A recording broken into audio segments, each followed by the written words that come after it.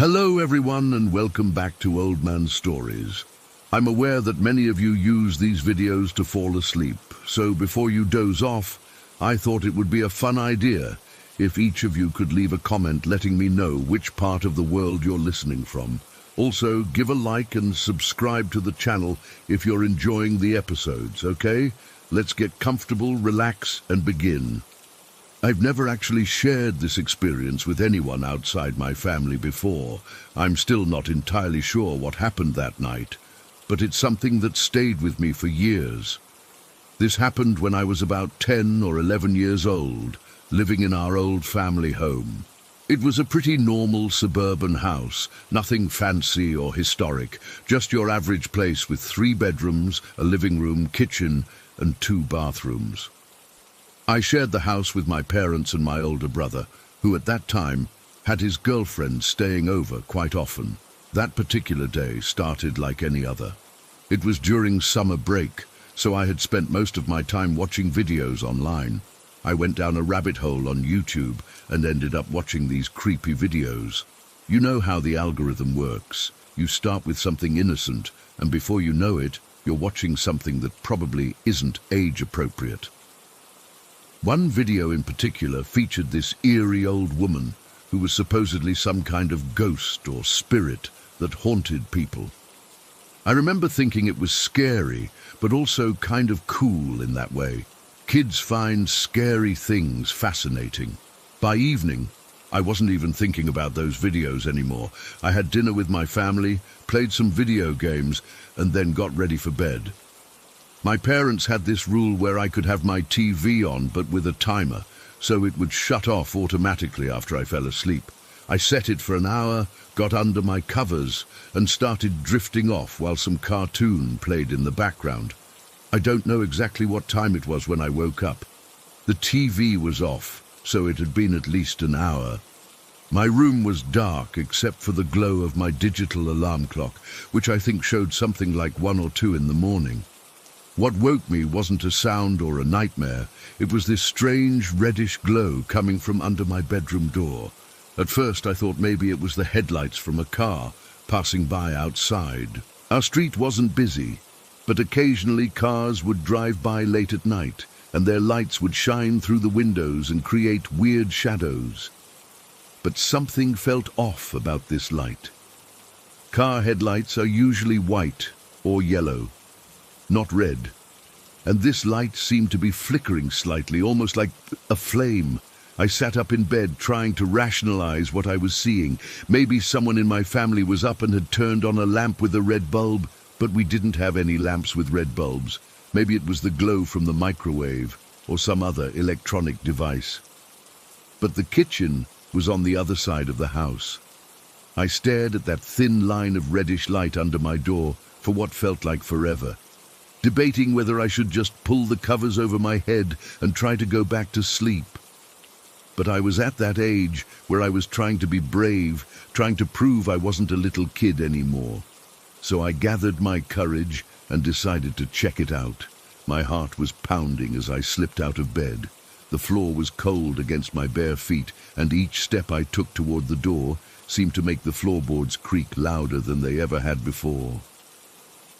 When I reached my door, I hesitated with my hand on the knob. The red light was definitely coming from the hallway, and it was definitely flickering.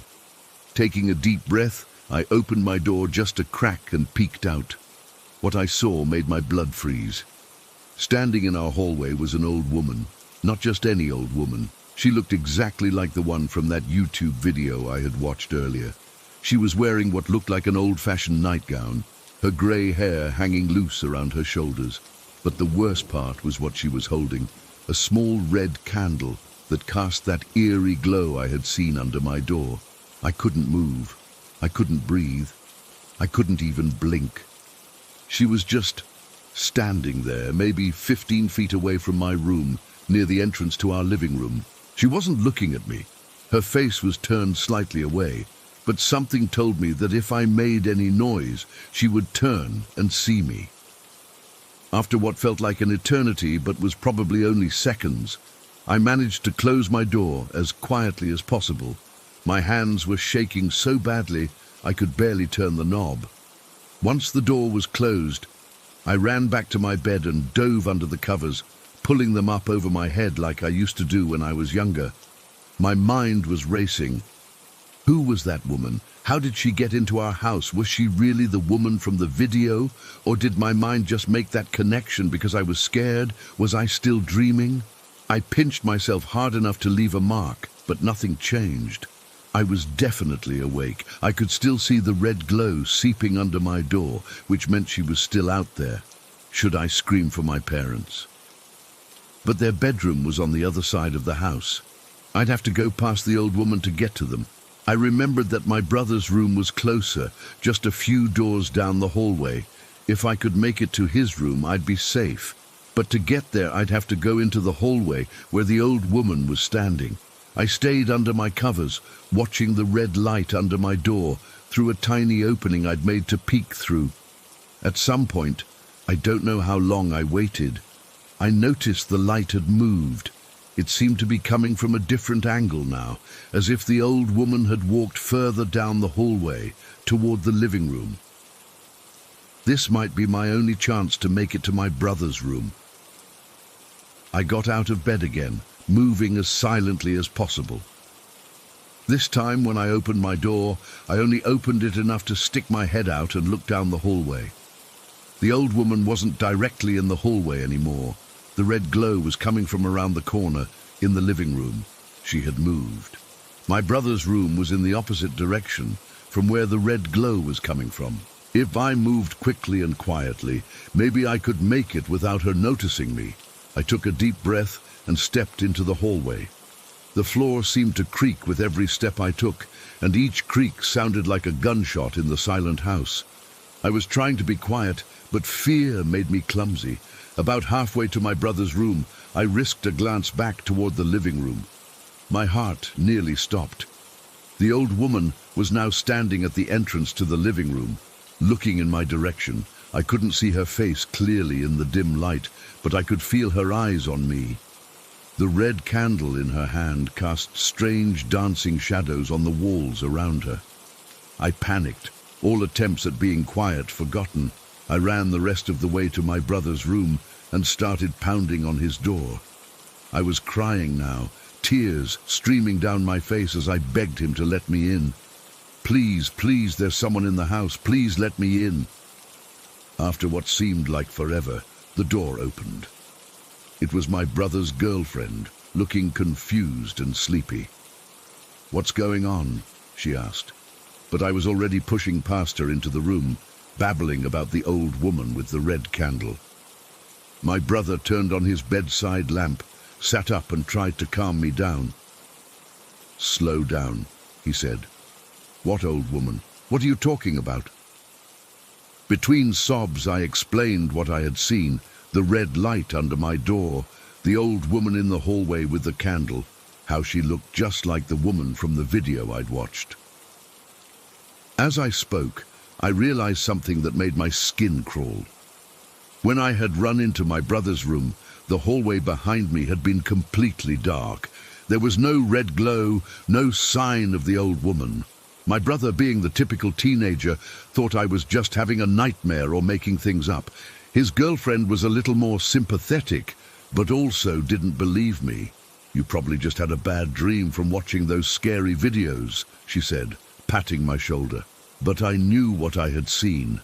It wasn't a dream. I had been wide awake, and that woman had been in our hallway, as real as anything.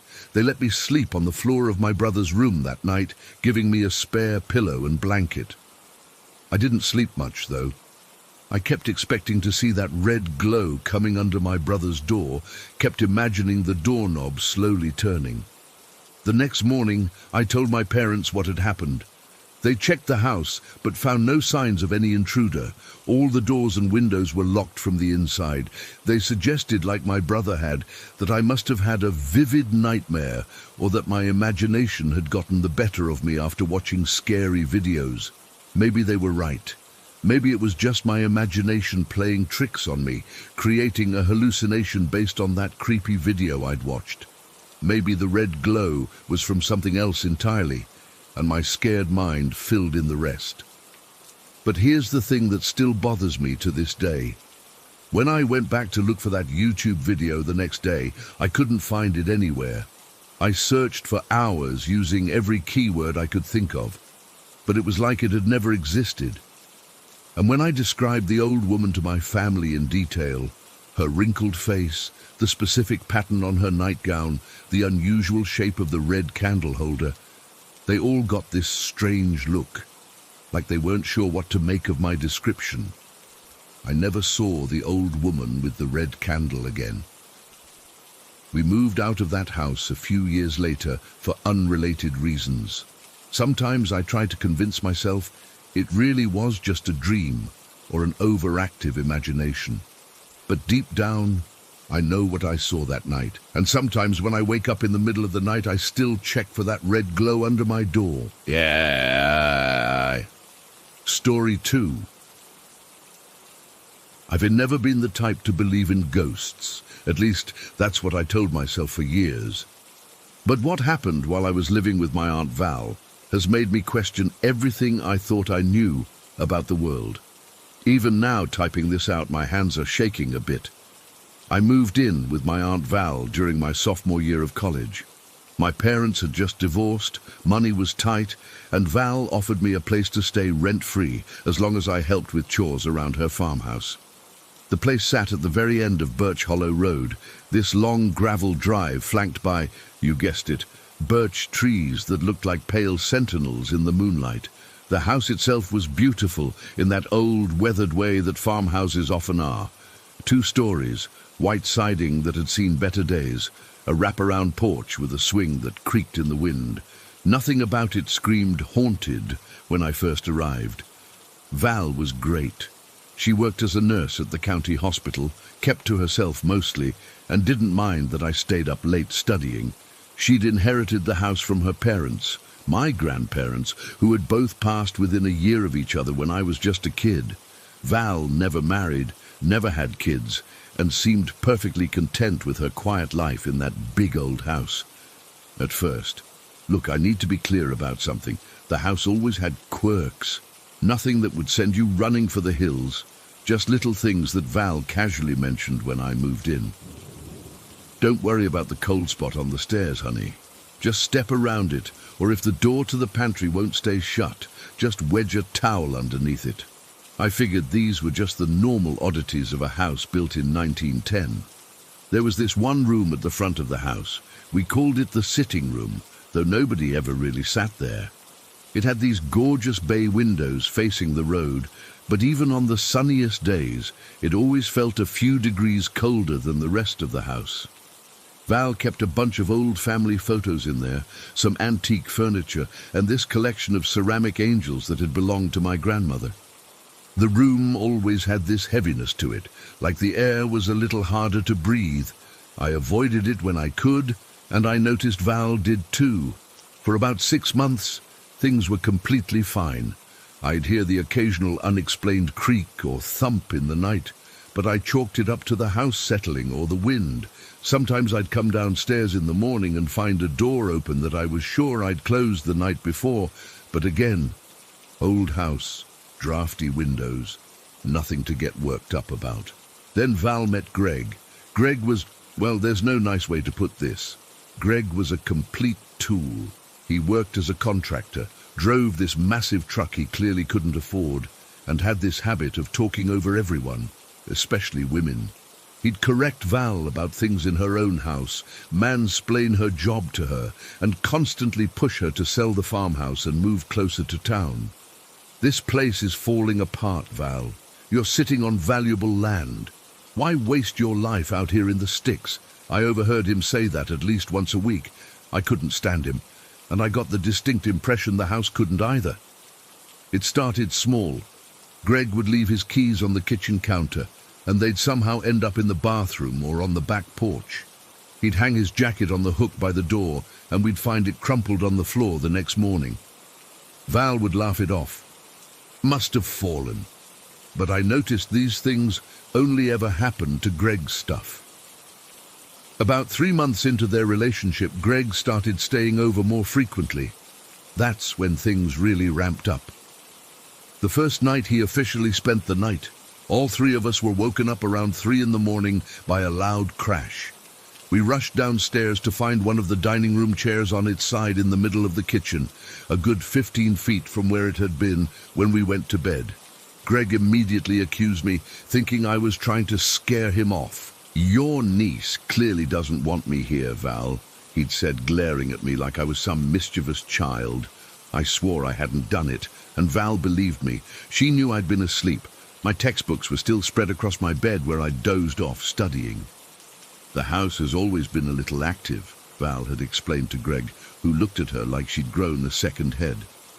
"You're not seriously suggesting a ghost moved the chair?" He'd scoffed. Val just shrugged. "I'm just saying weird things happen here sometimes, has since I was a kid." Greg didn't like that answer, but he dropped it. We all went back to bed, but I couldn't sleep. I kept thinking about that chair, trying to figure out how it could have moved so far without any of us hearing it until it fell. There were no marks on the floor, no sign it had been dragged. It was like it had just traveled there on its own. The next night, it was 2 chairs. The night after that, 3.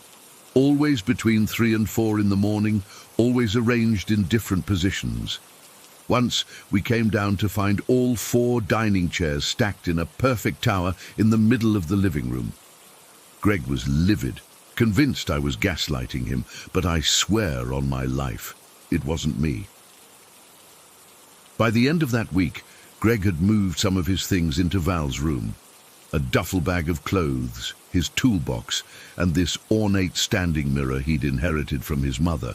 It was honestly a beautiful piece. Mahogany frame, carved with roses, slightly tarnished silver backing.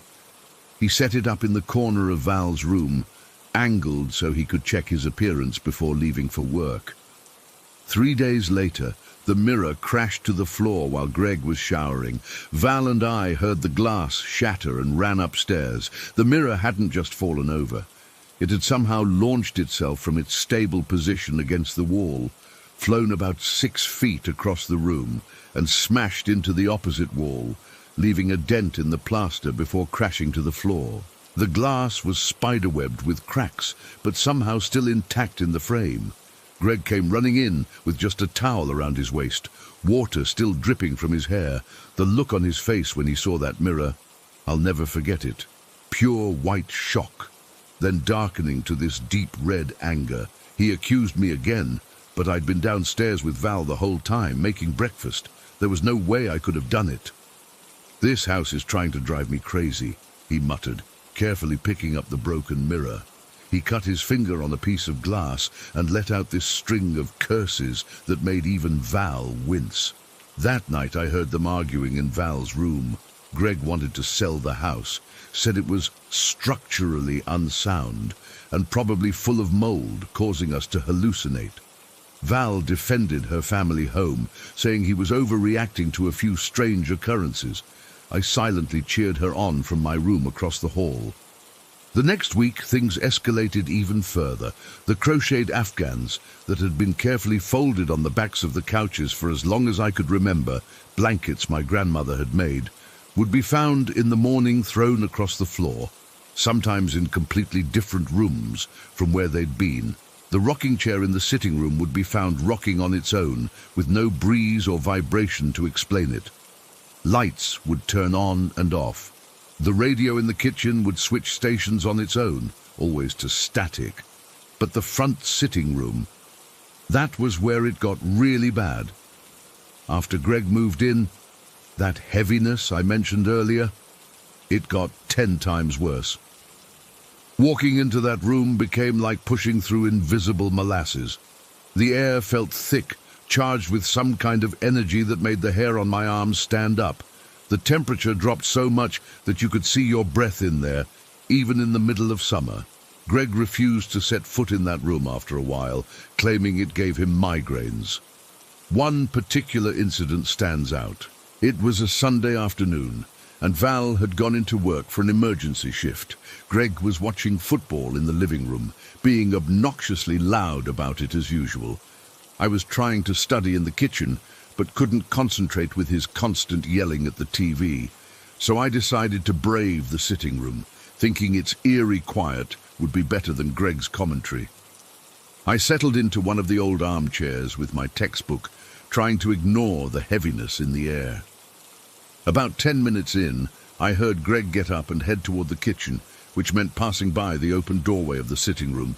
Just as he walked past, every single framed photo in that room, and there were at least 20 of them, crashed to the floor simultaneously. Not fell, crashed like they'd been thrown with force. Greg froze in the doorway, his face a mask of terror. I was equally shocked, still holding my book, unable to move. We stared at each other for a long moment before he finally spoke. "Did you do that?" His voice was barely above a whisper. I shook my head, my mouth too dry to form words. There was absolutely no way I could have caused every picture to fall at once. I hadn't moved from my chair. Greg took a step into the room, and the temperature plummeted so suddenly that I gasped. The air around him seemed to visibly darken, like a shadow had passed over just his body. He must have felt it too, because he stumbled backward, nearly falling in his haste to get out of that room. "This house is fucking haunted," he hissed, grabbing his keys. "Your aunt is crazy for staying here." He left and didn't come back for 3 days. When he did return, he refused to enter the sitting room ever again, and would take the long way around the house to avoid even passing by its doorway. The most terrifying incident happened about 2 months after Greg moved in. It was a Thursday night in October, and a storm had knocked out the power. Val was working the night shift, so it was just me and Greg in the dark house. I was in my room with a flashlight, trying to finish an assignment due the next day. Greg was downstairs, probably drinking beer in the dark like the charmer he was. Around midnight, I heard him yell my name, not just call, yell, with genuine fear in his voice. I grabbed my flashlight and hurried downstairs to find him standing in the kitchen, pointing toward the sitting room, his face pale in the beam of his own flashlight. "Listen," he whispered. I went quiet and strained my ears. At first, I heard nothing but the rain against the windows and the wind howling around the eaves of the old house. Then I heard it. A soft, rhythmic creaking coming from the sitting room, the sound of the rocking chair moving back and forth at a steady pace. "There's someone in there," Greg said, gripping a baseball bat I didn't even know we had. "Stay behind me." For once, I didn't argue with him. We crept toward the sitting room, our flashlights creating bobbing circles of light in the darkness. The creaking continued, unchanging in its steady rhythm. When we reached the doorway, Greg hesitated, then steeled himself and swung his flashlight beam into the room. The rocking chair was moving all right, back and forth, at a perfectly even pace, but there was nobody sitting in it. As we stood there, frozen, the chair began to rock faster, then faster still. Soon it was slamming back and forth so violently that it should have tipped over, but somehow it maintained its balance, rocking with impossible speed and force. Greg let out a string of curses and backed away. I couldn't move, transfixed by the sight of that empty chair thrashing like it was possessed. Then, as suddenly as it had started, the chair stopped, dead still. The silence that followed was somehow worse than the noise had been. And then, I still get chills thinking about this, every door in the house slammed shut simultaneously, every single one. The sound was like a gunshot multiplied by 12, echoing through the old farmhouse. Greg dropped his flashlight and I screamed. We both ran for the front door, but when Greg tried to open it, the knob wouldn't turn. It was like it was locked from the outside, though there was no key in the lock. We tried the back door, the side door, even the cellar entrance, all locked, all immovable. We were trapped inside while the storm raged on outside. Greg was beside himself, alternating between rage and terror, pounding on the doors and trying to force the windows open. Nothing budged. For 3 hours, we sat in the kitchen, as far from the sitting room as possible, waiting for something else to happen. The temperature in the house kept dropping until I could see my breath in the beam of my flashlight. Around 3 in the morning, that same time the chairs had moved before, we heard footsteps upstairs. Heavy, deliberate steps moving from room to room, though there was nobody up there but us. Greg had had enough. He took the baseball bat and smashed one of the kitchen windows, glass flying everywhere. The moment the window broke, all the doors in the house unlocked with audible clicks. Greg didn't even grab his jacket. He just climbed through that broken window, cutting his arm in the process, ran to his truck and drove away, spraying gravel in his wake. I was too terrified to stay, but too scared to leave in the middle of the storm. I huddled on the kitchen floor until sunrise, listening to those footsteps move around upstairs, coming down the stairs, circling the first floor, then going back up again. They never entered the kitchen where I was. It was like whatever it was knew exactly where I was and was deliberately avoiding me while making sure I knew it was there. When Val came home the next morning, she found me still sitting on the kitchen floor, surrounded by broken glass, barely able to speak. I told her everything, expecting her not to believe me, but she just nodded with this sad, knowing look. "It's never been this aggressive before," she said quietly. "It's Greg. The house doesn't want him here. Greg never came back after that night. He sent Val a text saying he was done with her psycho-haunted house and that she needed professional help. Val seemed more relieved than upset by his departure. Within a week of Greg leaving, the house calmed down. The chairs stayed put. The temperature in the sitting room, while still cool, returned to a normal level of coolness. The doors stayed shut or open as we left them. It was like the house had accomplished its mission and could rest again. I stayed with Val until I graduated, and in that time, we only experienced the minor paranormal activity that had been happening before Greg.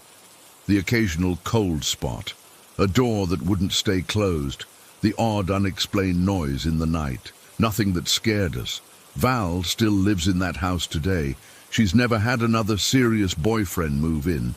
Though she's dated here and there, she says the house is protective, not malevolent, that it's looking out for the women of our family, as it has for generations.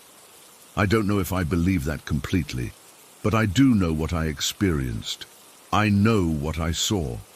And sometimes when I visit Val, I swear I can feel the house recognizing me, welcoming me back, like an old friend who's happy to see me again. Story 3. I've never really talked about this with anyone outside my family before. It's hard to even put it into words, because I'm still trying to make sense of it all.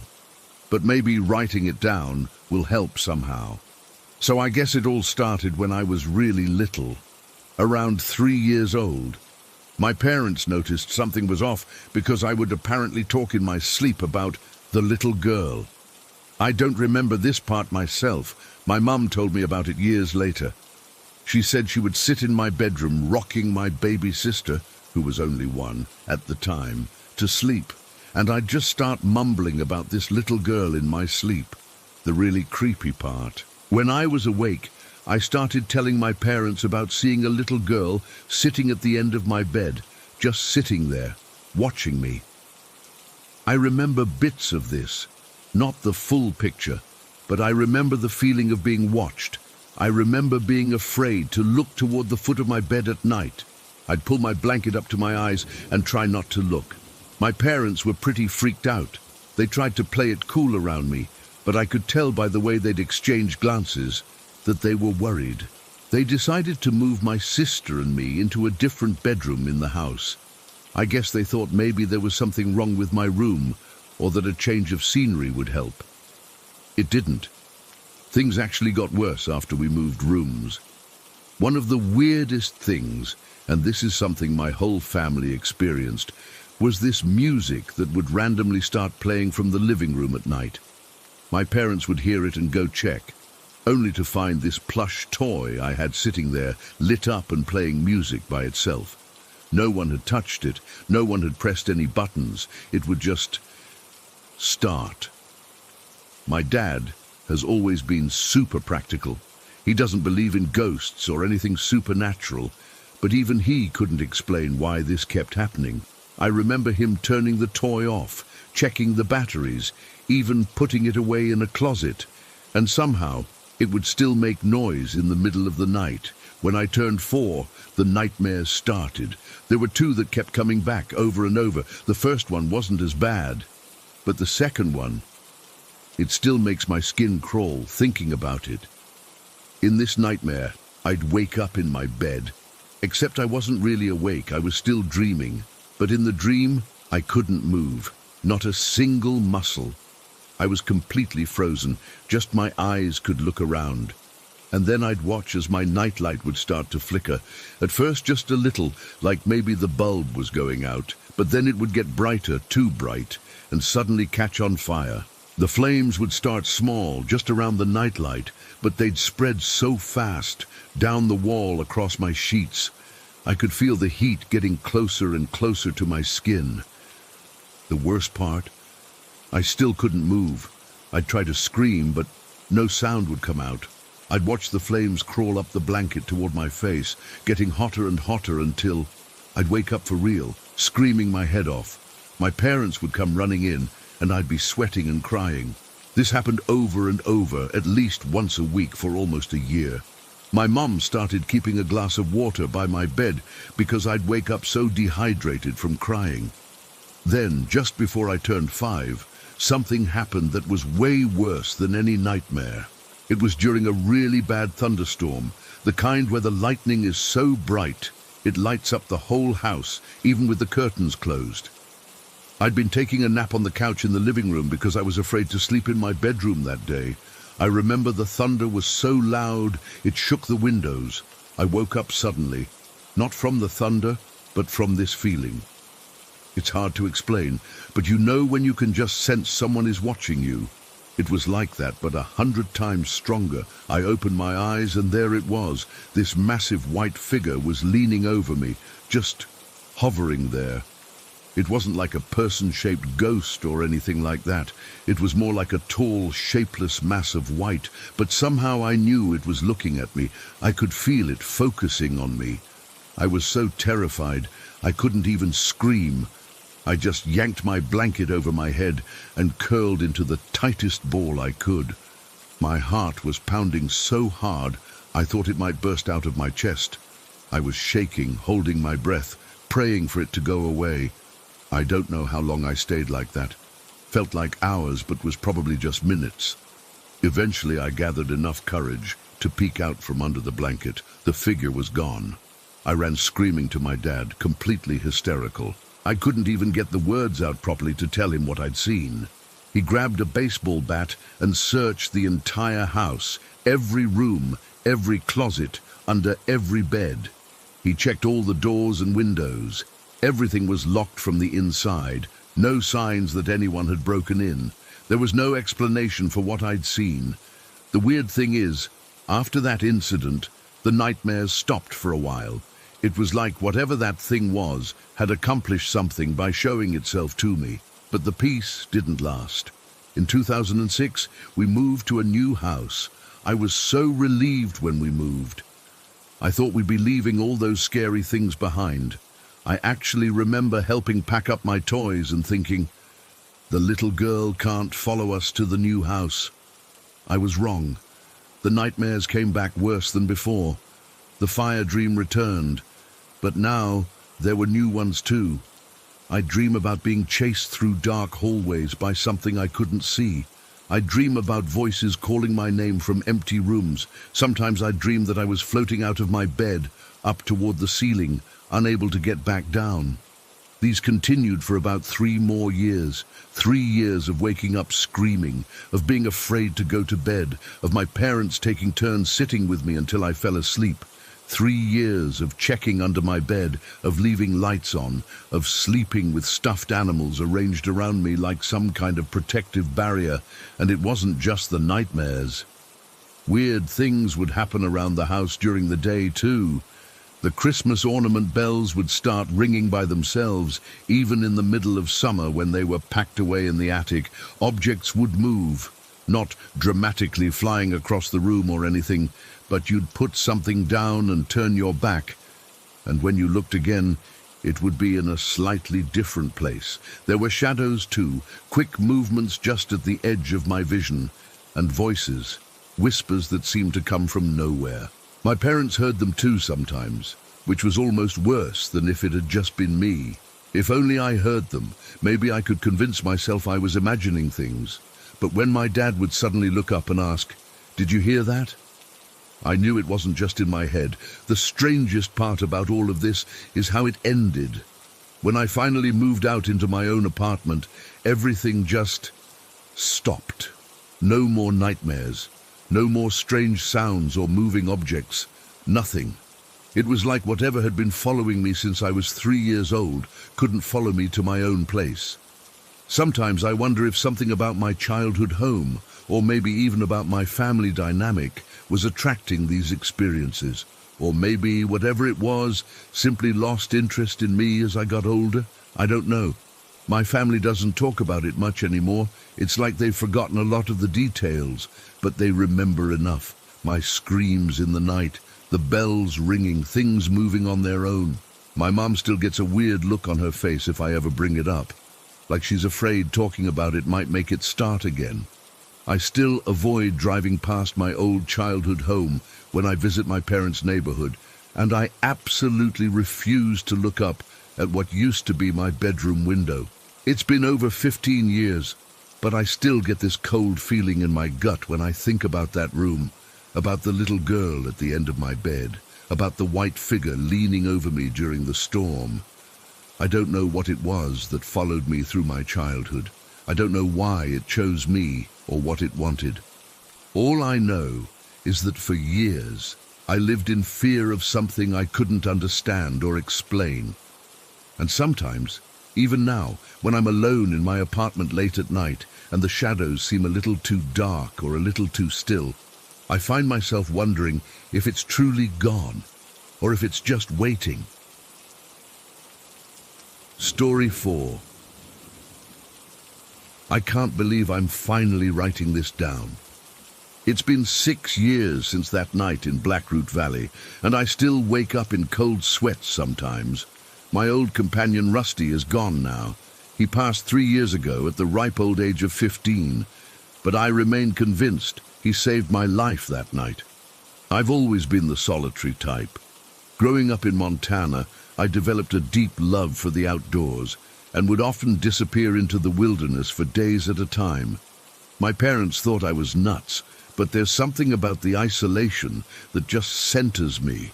When I hit my 30s, these solo trips became my therapy. That particular trip was in late September, when the tourists had cleared out but before the real cold set in. I chose Blackroot Valley specifically because it was off the beaten path. No designated campgrounds, no ranger stations nearby, just pure wilderness. It's grizzly country up there in the northern part of the state, which most people would consider a deterrent. I wasn't completely reckless though. I always brought bear spray, stored my food properly, and had Rusty with me. Rusty was a mutt, part German shepherd, part who knows what, and he was getting on in years. His muzzle had gone grey, and he moved a little slower than he used to, but his senses were still sharp. He'd been my camping buddy for over a decade at that point. We understood each other. The first 2 days of the trip were exactly what I needed. I hiked during the day, set up camp in the evenings, and spent my nights stargazing with Rusty curled up beside me. The autumn colors were incredible that year, vibrant reds and golds against the dark green pines. I remember feeling so at peace. On the third night, I made a mistake that still makes me shudder.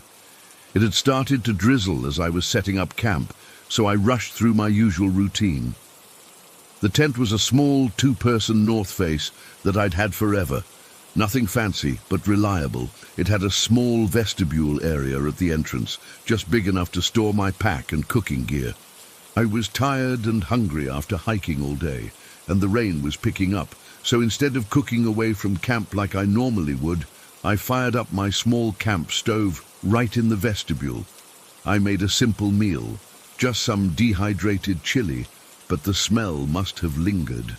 At the time, I didn't think much of it. I cleaned up, secured my food in a bare canister about 100 yards from the tent, and crawled into my sleeping bag around 10 o'clock. Rusty settled in beside me, and I drifted off almost immediately. I'm not sure exactly what time it was when I woke up. The rain had stopped, and the night was perfectly still. No wind, no sounds of nocturnal animals moving about, just absolute silence, which is actually pretty unusual in the wilderness. The first thing I noticed was Rusty. He was awake and rigid beside me, his body tense in a way I'd rarely seen. He was making this low, continuous growl that seemed to come from deep in his chest. Not his normal, there's a squirrel growl. This was different. Primal. "What is it, boy?" I whispered, reaching out to touch his fur. It was standing on end all along his back. My heart immediately started hammering in my chest. That's when Rusty did something that still gives me chills to recall. He carefully positioned himself directly over my sleeping bag, standing with his legs straddling my body. It was like he was creating a shield between me and whatever was outside. Then he started barking, not his normal "someone's at the door" bark, but something I'd never heard from him before. It was aggressive, ferocious even, filled with a kind of desperate urgency that made my blood run cold, and then I smelled it. I've encountered a lot of foul odors in my time outdoors: dead animals, stagnant water, even the aftermath of a bear tearing apart a carcass. This was different. The only way I can describe it is death soaked in garbage and copper, like something had been rotting for weeks in summer heat, but with a metallic undertone that made my stomach lurch. It was so powerful that I could almost taste it at the back of my throat, making me gag. My first coherent thought was bear. We were in grizzly territory, after all. But even as the thought formed, I knew that wasn't right. I've encountered bears before. They don't smell like that. This was something else entirely. Every wilderness safety course tells you the same thing. If you encounter a predator, make yourself big, make noise, don't show fear. But in that moment, I couldn't move. It was like my body had shut down completely. I couldn't even reach for the zipper of my sleeping bag. I was trapped in fabric cocoon, aware that whatever was outside the thin nylon of my tent was just feet away. Rusty continued barking, his whole body vibrating with the effort. He never moved from his protective stance over me, not even an inch. His eyes were fixed on the wall of the tent closest to the entrance, tracking something I couldn't see. I remember thinking with perfect clarity, there's no one within miles of here. No one will hear me if I scream. No one will find me for days. The isolation that I'd always found so peaceful suddenly seemed like a death sentence. The minutes stretched on like hours. My throat was so dry, I couldn't have called out even if I'd found the courage. All I could do was lie there beneath my dog, listening to his desperate barking and feeling the vibration of his growls through my sleeping bag, and then I heard it, a sound I still can't properly explain. It wasn't a growl or a breathing sound like you'd expect from an animal. It was more like shuffling, heavy, deliberate movement just outside the tent. Not the sound of paws or claws, but something else, something wrong. The tent wall nearest the entrance suddenly dimmed, as if something large was blocking the faint moonlight that had been filtering through. The fabric didn't touch or move, but I could sense the pressure change, like when you know someone has entered a room even before you see them. Rusty's barking reached a fever pitch. He was no longer just warning, he was ready to fight. His teeth were bared, saliva dripping onto my sleeping bag. In all our years together, I'd never seen him like this, not even when we'd encountered a mountain lion on a trail the previous year. The smell intensified until I was breathing through my sleeve to keep from vomiting. My eyes watered and my lungs burned. Whatever was out there was moving around the perimeter of the tent, circling us. I could track its progress by the way Rusty pivoted, always keeping himself between me and the presence outside. I don't know how long this standoff lasted. It felt like hours, but was probably only minutes. Eventually, the shuffling sounds began to recede, and the oppressive sense of being watched gradually lifted. The smell lingered but became less intense. Rusty's barking slowly transitioned back to growling, then to alert watchfulness. His body remained tense, his gaze fixed on the tent wall, but I could tell the immediate threat had passed. I'd like to say I acted rationally at that point, that I grabbed my bear spray, made noise, or at least sat up. But the truth is, I lay there paralyzed until the first light of dawn began to filter through the trees. Rusty never settled down or went back to sleep. He maintained his protective stance over me until morning broke, his eyes never leaving that spot on the tent wall. When I finally found the courage to unzip my sleeping bag and then the tent, my hands were shaking so badly I could barely manage the zippers. The morning air felt unnaturally cold as I stepped outside, Rusty glued to my side.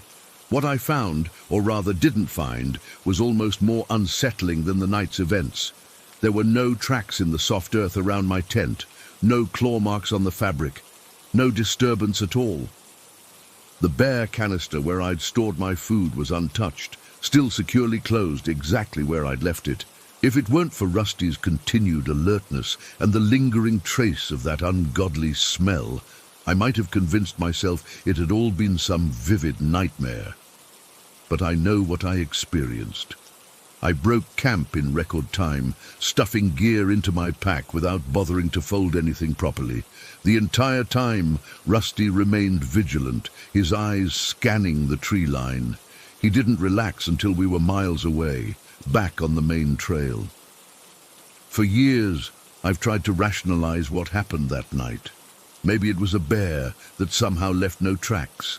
Maybe it was some other predator I'm not familiar with. I've read about encounters with mountain lions, wolves, and even wolverines. But nothing matches what I experienced. The only thing I know for certain is that Rusty put himself between me and whatever was out there.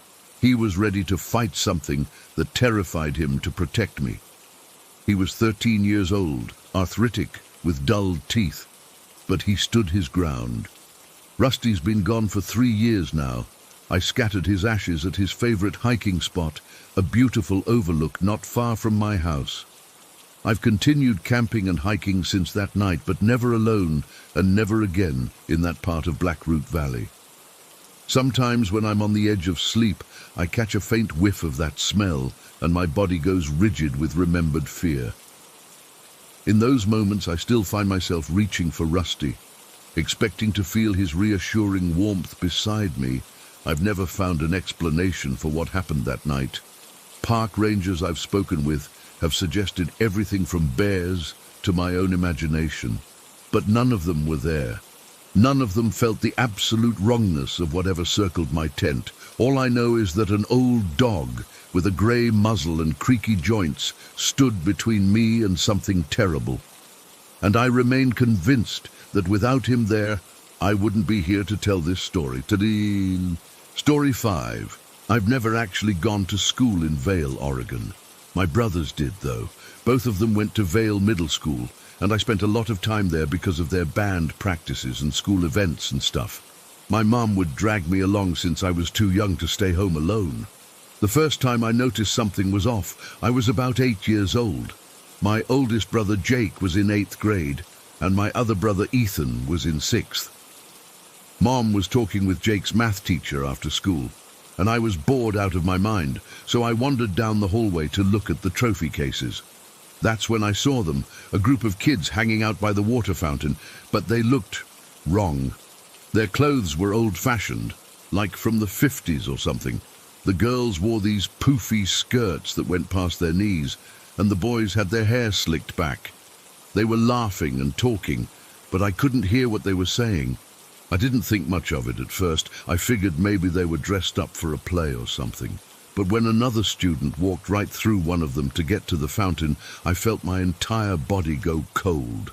The student didn't notice anything, just got their drink and walked away. The old-fashioned kids didn't even acknowledge the person who had just passed through them. I ran back to my mum so fast I nearly slipped on the freshly waxed floor. After that, I started noticing them everywhere in the school. At first I tried telling my mom, but she just said I had an active imagination. My brothers teased me relentlessly when I tried to tell them. Eventually, I stopped mentioning it, but I never stopped seeing them. The band room was the worst. My brothers were both in band, so I'd often sit in the back of the room during their after-school practices while Mom ran errands. She'd drop me off with them and come back an hour later. I hated those times. The band director, Mr. Peterson, was nice enough and would let me color or read in the corner, but I was always distracted by the extra band members. There were always more people playing instruments than were actually there. Some of them looked normal, just like regular kids, except no one else could see them. Others were disturbing. There was one boy who played the trumpet who looked like he'd been badly burned, his skin blistered and blackened on one side of his face. A girl with a flute was missing 3 fingers on her right hand, but somehow still played. I could see the instrument's keys moving, even though she couldn't possibly be pressing them.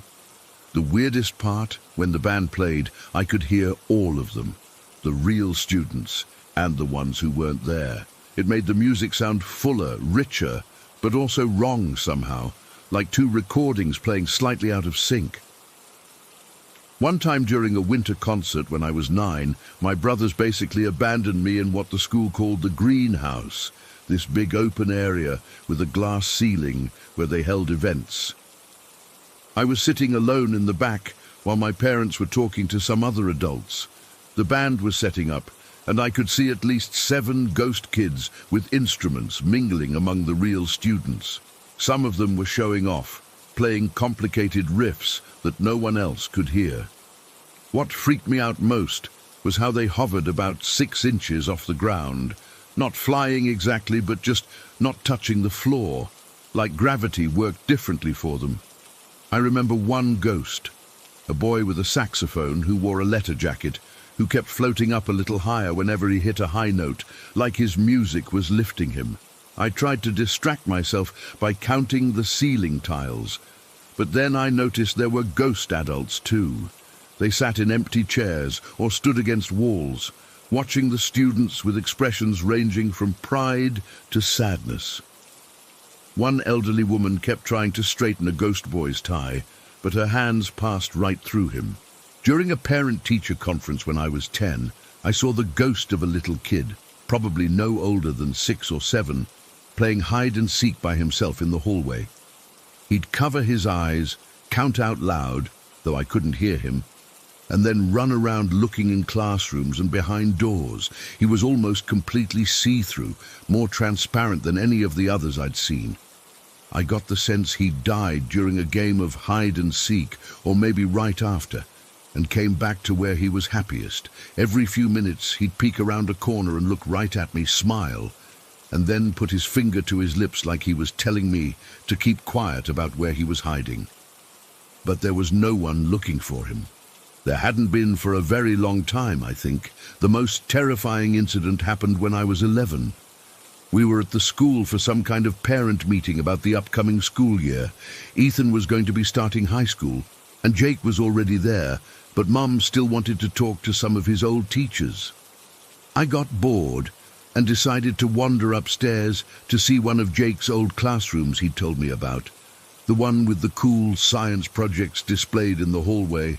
I was heading up the staircase when I saw what looked like someone hanging from the landing above. At first, I just saw feet dangling, and I thought maybe it was a student messing around hanging off the railing or something. But as I got closer, I realized it was the body of a teenage boy, suspended by a rope around his neck, swinging slightly even though there was no breeze. I freaked out. I screamed and ran back downstairs, grabbing my mom's arm and trying to pull her away from the teacher she was talking to. I was crying and pointing and babbling about the boy on the stairs. Mom got really upset with me for interrupting and making a scene. She said I was too old to be playing these kinds of games and that my ghost stories weren't funny anymore. My stepdad ended up taking me out to the car to calm down.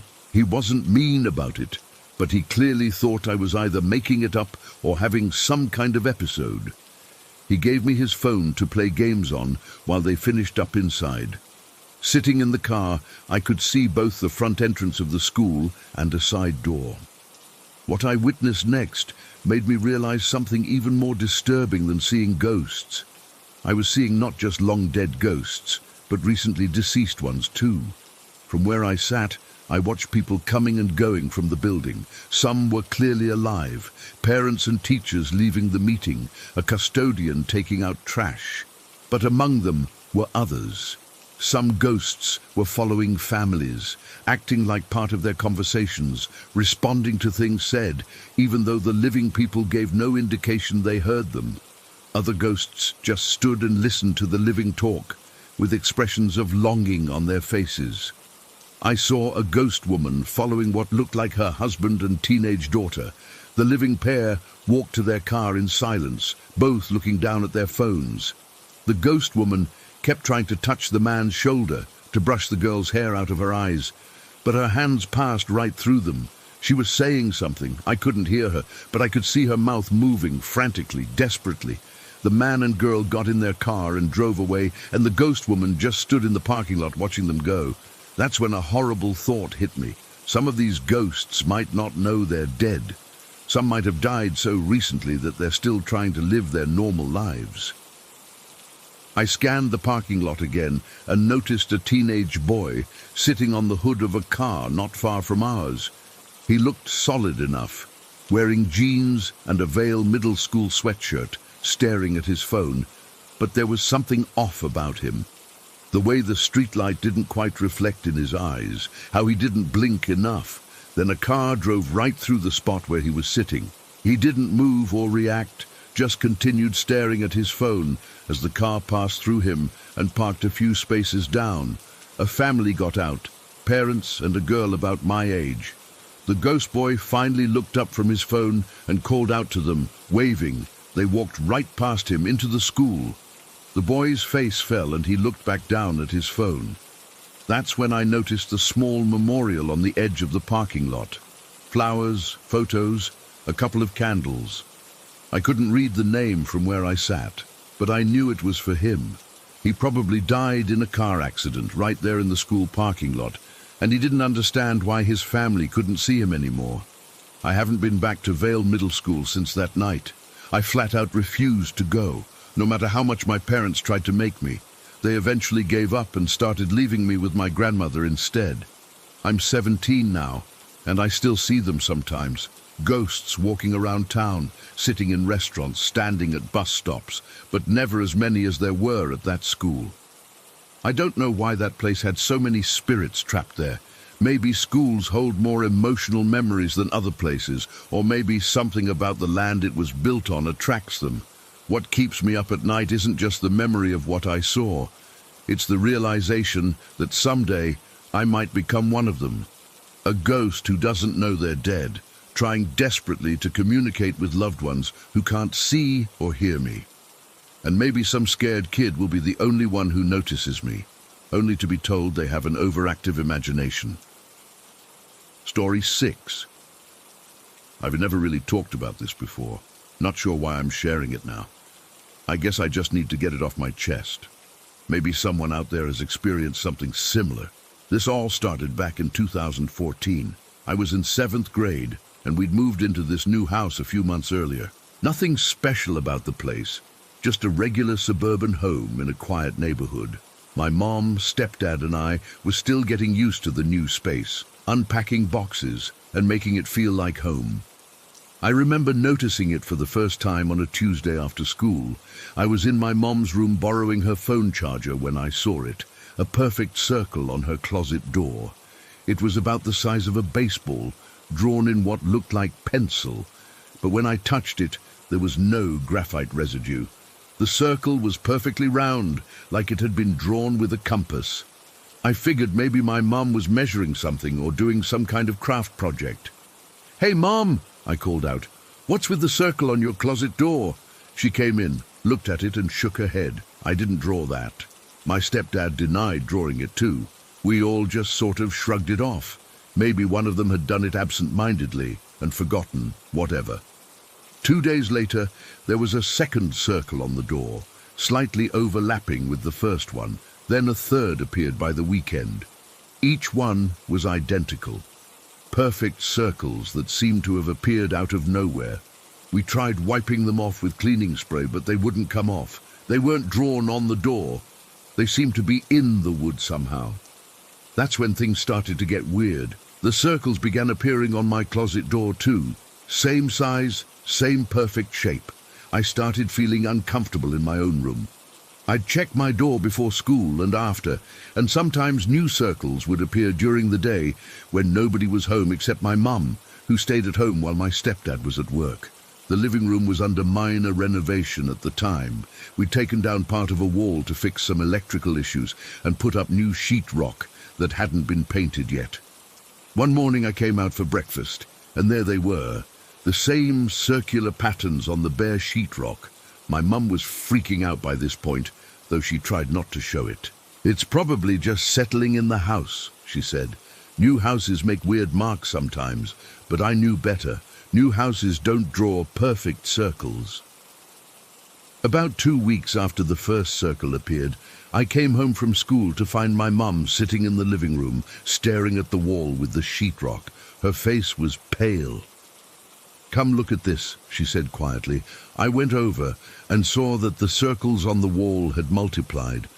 There were maybe 15 or 20 of them now, arranged in a pattern. "I noticed it this morning," she said. "The circles, they're making something." I stood back and looked at the arrangement. That's when my blood ran cold. The circles were forming letters, connecting like a child's dot-to-dot puzzle. They were spelling out my name, just my name, nothing else, just those letters, perfectly formed by connecting the circles. My stepdad came home and we showed him. He's usually the practical one, looking for logical explanations, but even he couldn't explain this away. He tried to say it was a prank, but who would break into our house just to draw circles that spelled my name? And how would they have done it when my mom was home all day? That night, I couldn't sleep. I kept staring at my closet door with its scattered circles, wondering if they would rearrange themselves into a message while I watched. I ended up sleeping in my mum's room that night. The next morning, more circles had appeared on the living room wall. The pattern was expanding, but it was still just my name. The circles now forming a border around the letters. My mum called a local paranormal investigation team that afternoon. I overheard her on the phone, explaining the situation in a hushed voice. They agreed to come check out the house that weekend, but my mum never followed through with it. She's a devout Christian, has been her whole life. That evening I found her praying in front of the wall, Bible in hand. When she finished, she told me she'd cancelled the paranormal team. "I don't think we need strangers poking around," she said. "I've been thinking about it, and I think it might be a message from your father." My biological dad had passed away when I was younger. I barely remembered him, just fragments of memories that might not even be real. "Why would Dad be drawing circles?" I asked. "I don't know, honey. But who else would know your name? Who else would care enough to reach out to you like this?" I didn't believe her explanation. It felt like she was grasping at straws, trying to find comfort in the idea that this was something familiar rather than something unknown and terrifying. But I went along with it because it seemed to calm her down. The circles continued to appear for another week or so.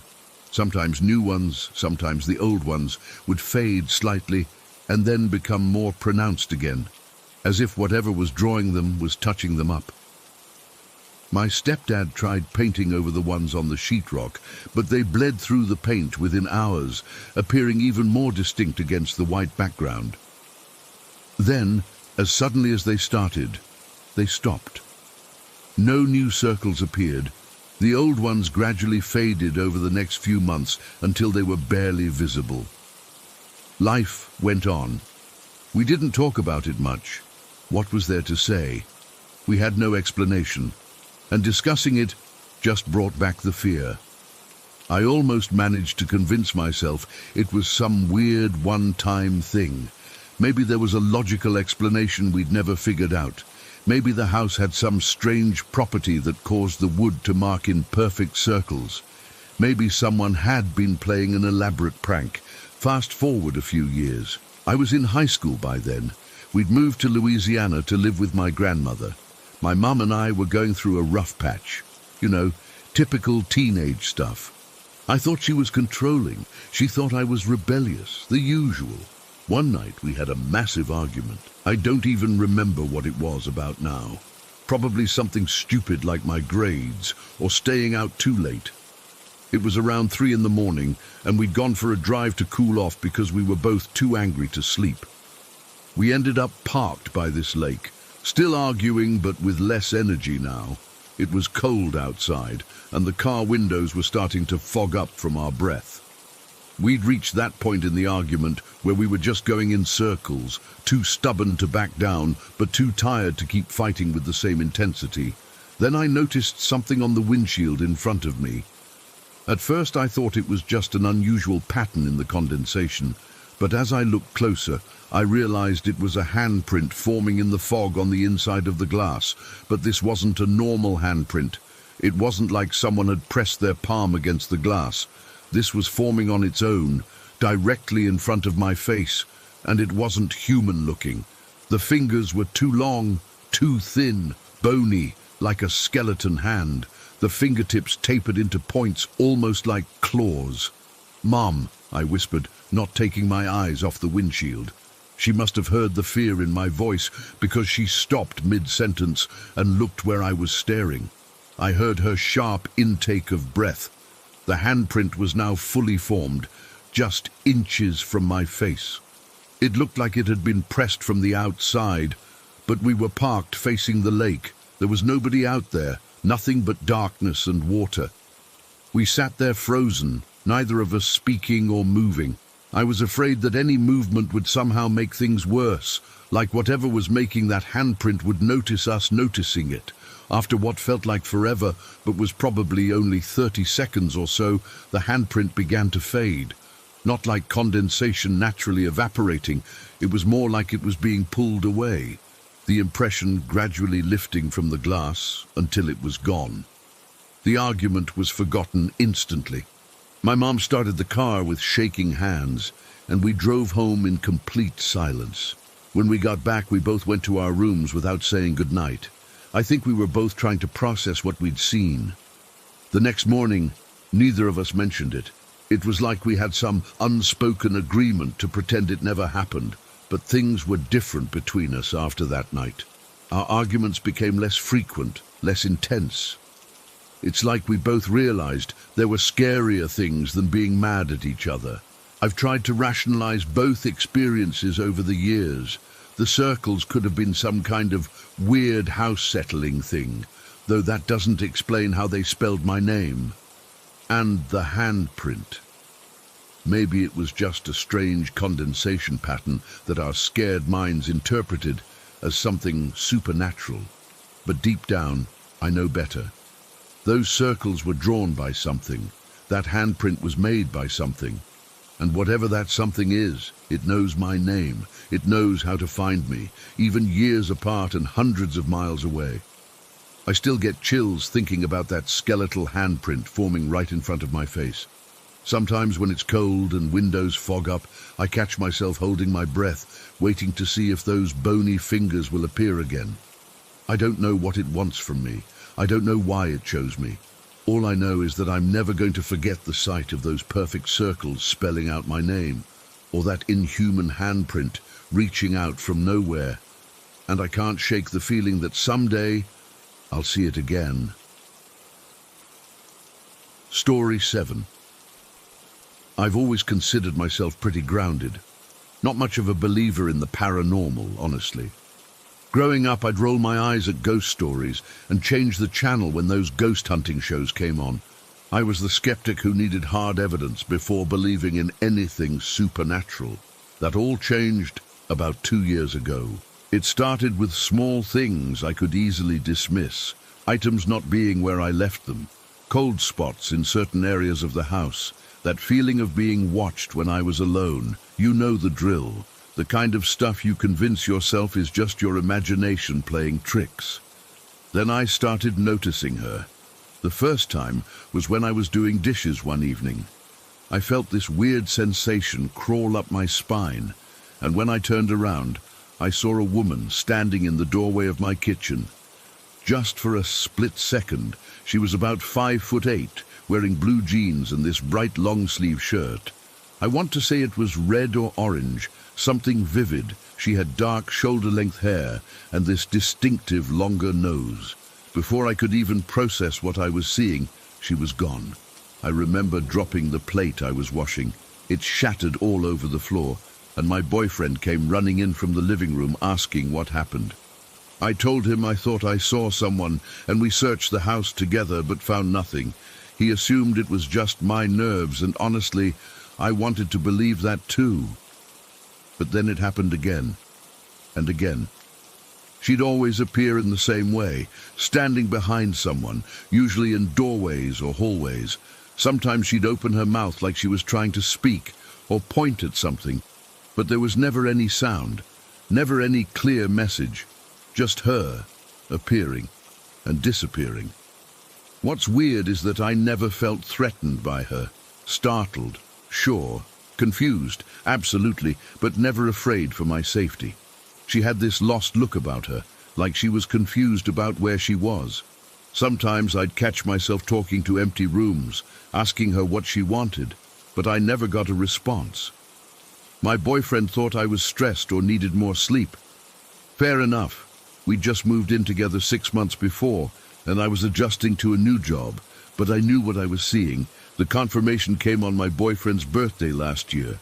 He's into spiritual stuff, and his sister hired this medium to come do readings for everyone at his party.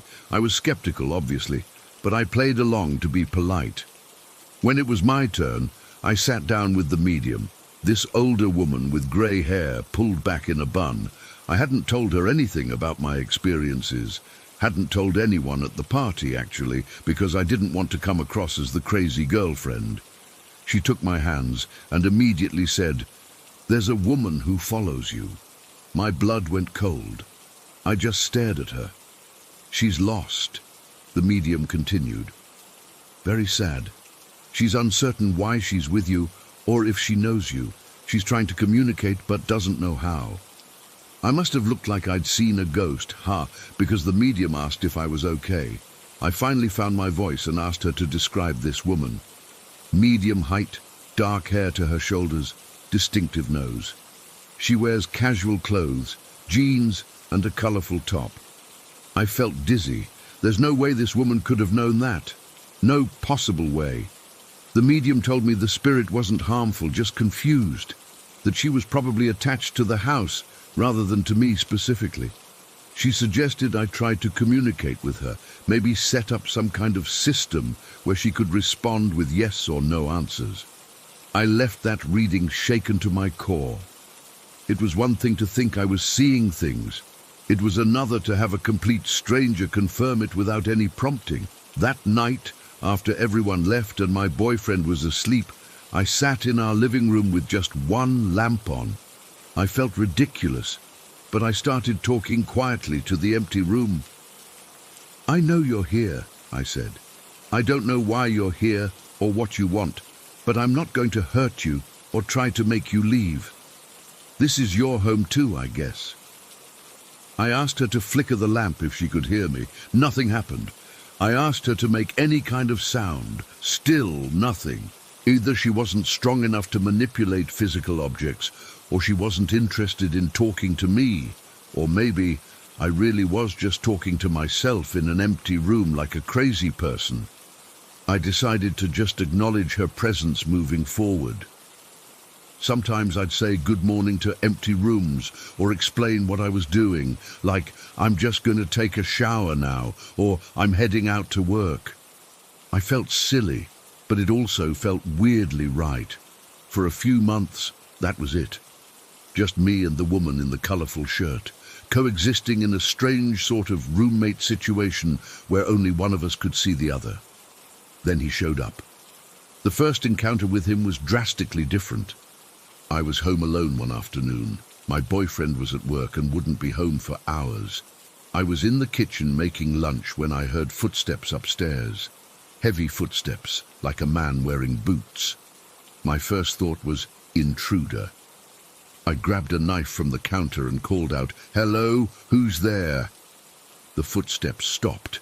Then they started again, coming down the stairs. I stood there, knife raised, heart pounding as the steps got closer, but nobody appeared. The footsteps reached the bottom of the stairs and then stopped. I was frozen in place, waiting. Then the temperature in the room dropped so suddenly I could see my breath.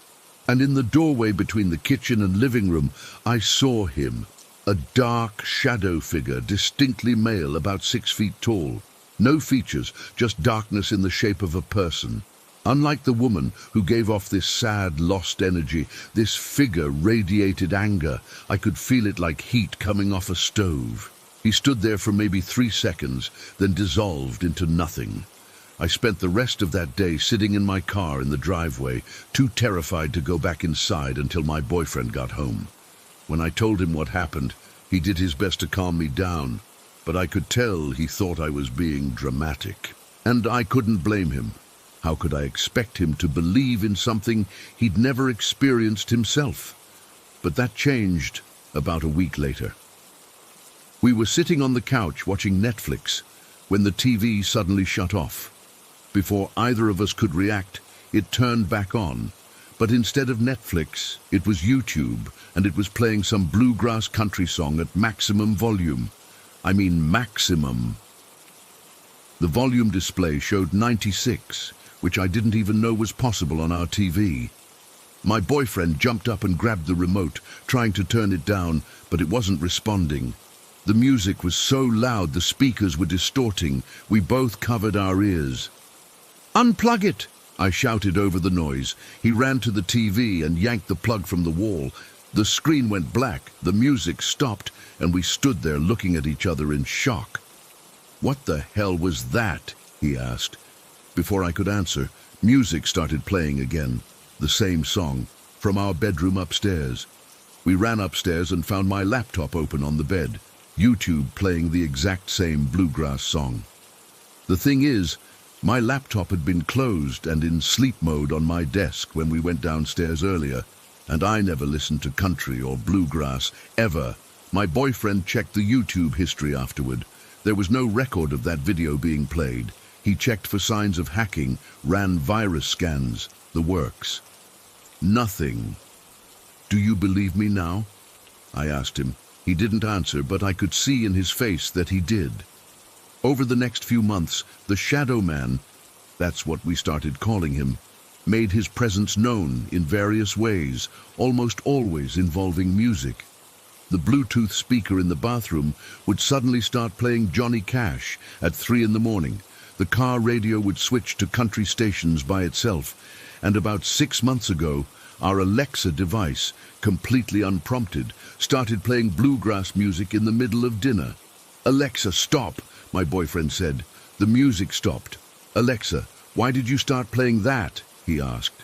"I'm sorry, I don't know what went wrong," Alexa replied in that calm robot voice that suddenly seemed creepy as hell. "We've learned to live with our two spirits. The woman still appears occasionally, still seems to be trying to communicate something. The Shadow Man still messes with our electronics and apparently has strong opinions about music genres. We've established a weird sort of peace with them. But I still wonder why they're here. What connects them to our house? What are they trying to tell us? The woman especially seems like she's desperate to communicate something specific, but doesn't have the strength or knowledge to do it effectively. Sometimes I think about hiring a proper paranormal investigator, but part of me is afraid of what they might find. Or worse, what if they try to make our spirits leave and something worse comes in their place?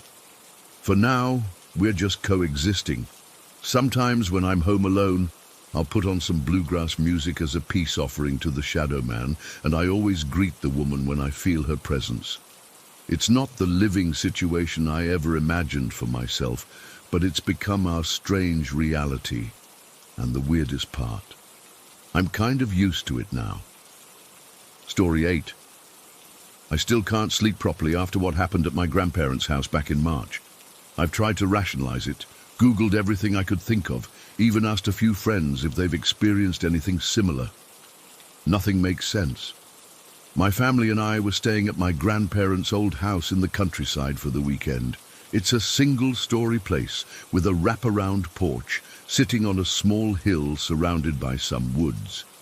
My grandparents passed away a few years ago, but we still keep the place and visit occasionally. That night, we were all sleeping in the living room, my parents, my sister and I. We'd laid out mattresses on the floor, something we do when we visit because it feels cozier than splitting up into different bedrooms. I remember waking up around 4 in the morning. The digital clock on the DVD player was showing 3:58 a.m. in bright red numbers. At first I wasn't sure what woke me, just had that feeling of suddenly being alert. Then I noticed my parents were both sitting up, swatting at the air. "Damn mosquitoes," my dad whispered when he saw I was awake. "They're eating us alive." My mom nodded, scratching her arm. "I can't sleep with these things buzzing in my ears." Dad got up and walked to the front door. "I'm going to leave this open for a bit. Maybe they'll be attracted to the porch light instead of us."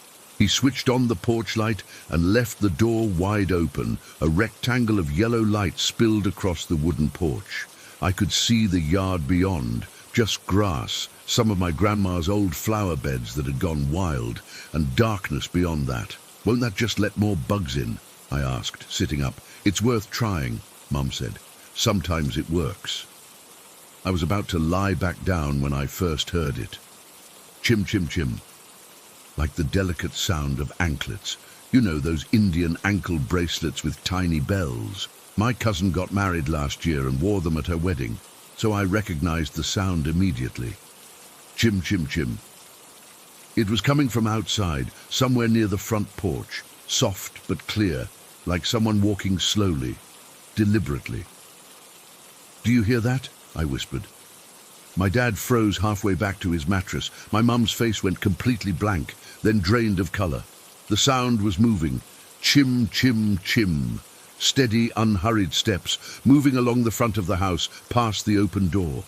We could see the porch through the doorway, illuminated by the yellow light. But there was nobody there, just the empty porch and the sound of anklets passing by. I felt goosebumps rising on my arms as the sound continued around the corner of the house. It was circling us. "Dad?" I whispered, my voice cracking. He held up his hand, signaling for silence. We all sat perfectly still, listening as the sound moved along the side of the house. It kept the same pace, not rushing, not slowing down, just a steady chim, chim, chim, moving through the darkness. My sister was still asleep somehow, but I couldn't take my eyes off the open doorway. The sound completed its journey around the back of the house and was now approaching from the other side. Mom suddenly grabbed my arm. "Get back on the couch," she hissed. "Now!" The urgency in her voice scared me more than the sound. I scrambled back onto the couch as the jingling grew louder, approaching the front of the house again. Chim, chim, chim. It passed directly in front of the open door. The porch was empty. There was nothing there, nothing visible anyway, just the sound of anklets, clear as day, moving past the door without pausing. "What is that?" I whispered, my heart hammering so hard I could feel it in my throat. Mum's grip on my arm tightened. "I've heard it before," she said quietly. "Many times over the years. My parents heard it too." That's when it hit me. Mom wasn't surprised, scared, yes, but not surprised. "Why didn't you ever tell us?" I asked. "Because I hoped you'd never have to hear it," she replied, her eyes fixed on the doorway. The sound started another circuit of the house, same pace, same rhythm. Chim, chim, chim. I realized something else. While the sound circled the house, the night had gone completely silent.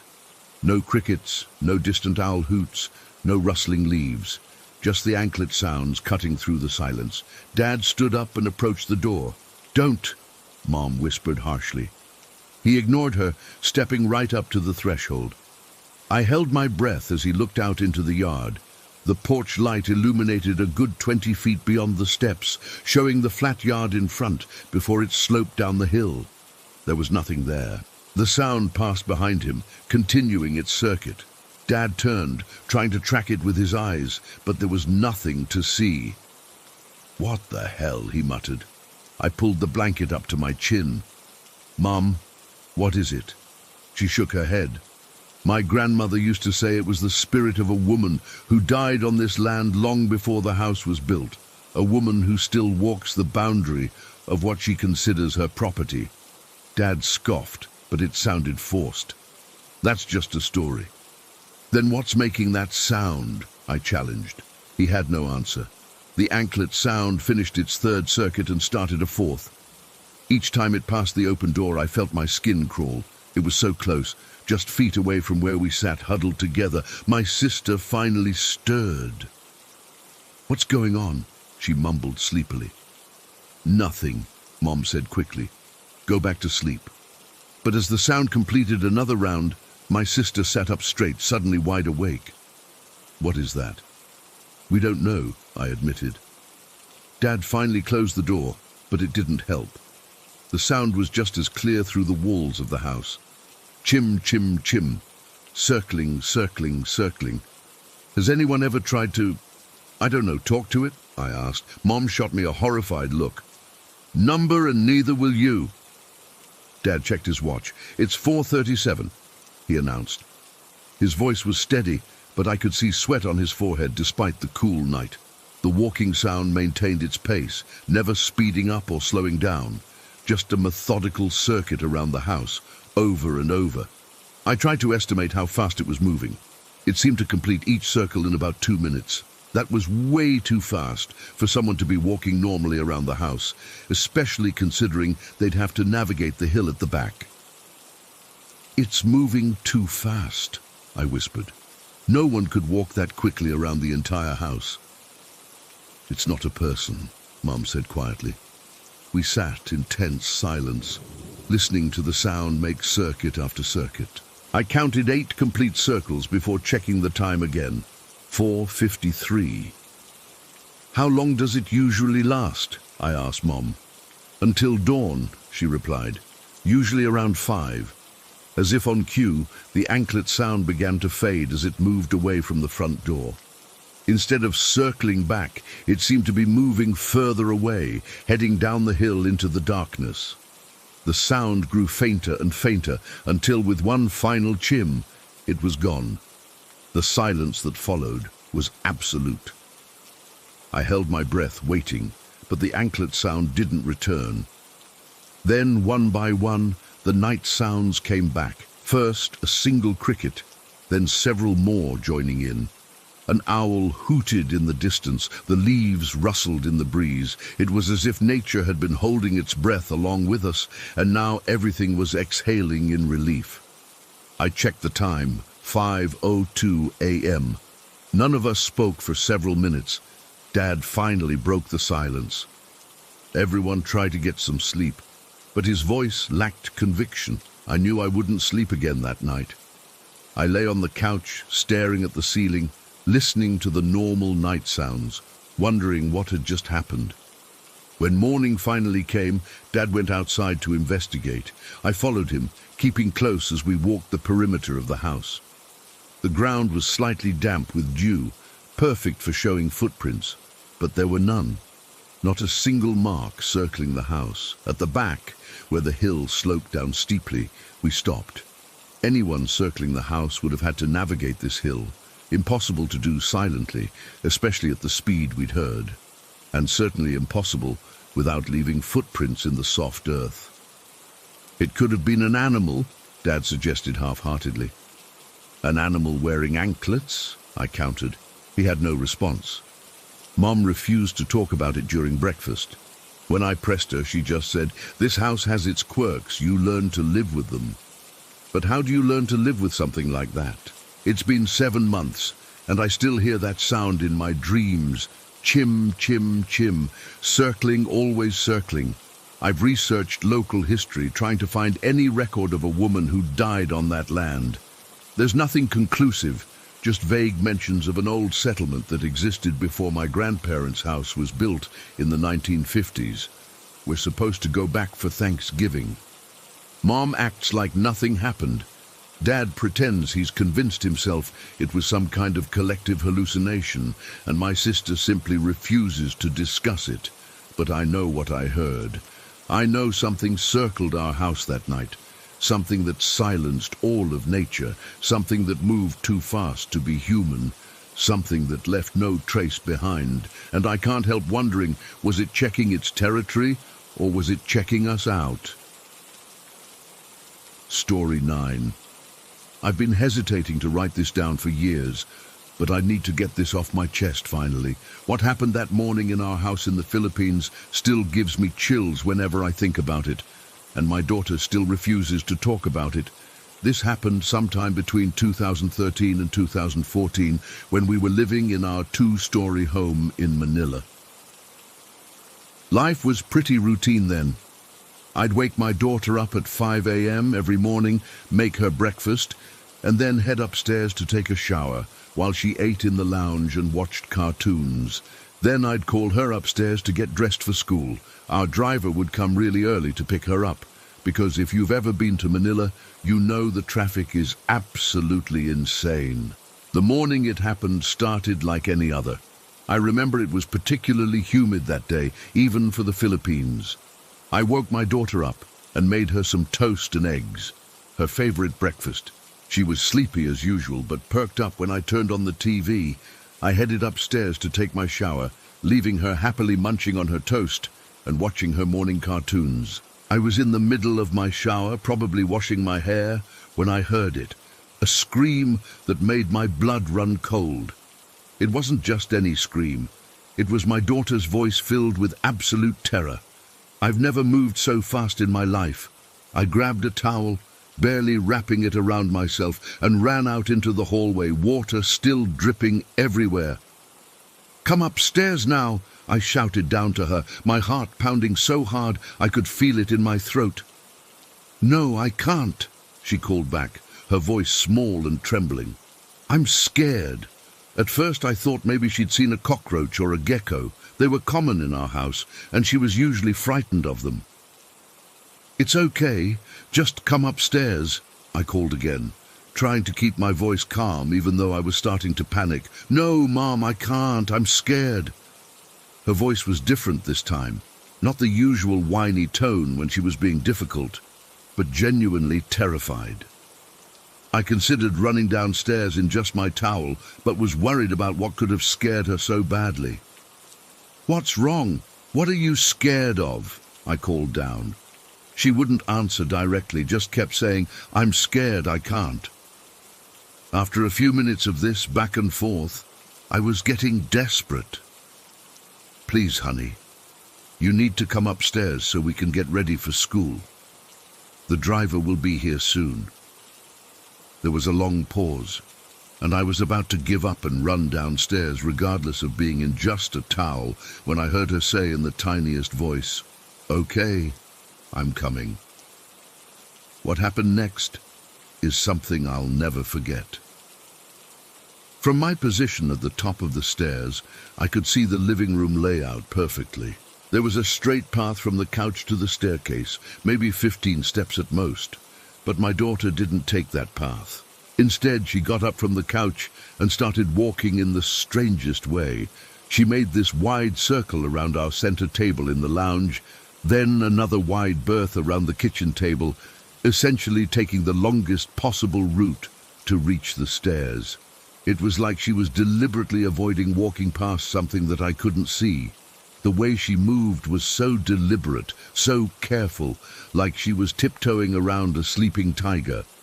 Her eyes were fixed on something in the living room the entire time, never once looking away until she reached the bottom of the stairs. Then she bolted up the steps, taking them 2 at a time, which she never did because she was always afraid of falling. When she reached me, she threw her arms around my legs and started sobbing. Her whole body was shaking. I picked her up. She was only 7 at the time. and carried her to her bedroom, stroking her hair and telling her everything was okay. While helping her get dressed for school, I tried asking her what had happened. "What scared you downstairs, sweetheart? Was it a big bug?" But she just shook her head and cried harder. I didn't push it. She was already late for school, and I figured whatever it was, she'd tell me when she felt ready. I walked her to the car when our driver arrived, and I could see how reluctant she was to let go of my hand. All day at work, I couldn't concentrate. My mind kept replaying her scream, that careful path she took around the furniture, the terror in her eyes. It wasn't like her to be so frightened. She was usually a brave kid who handled the occasional house lizard or power outage without much fuss.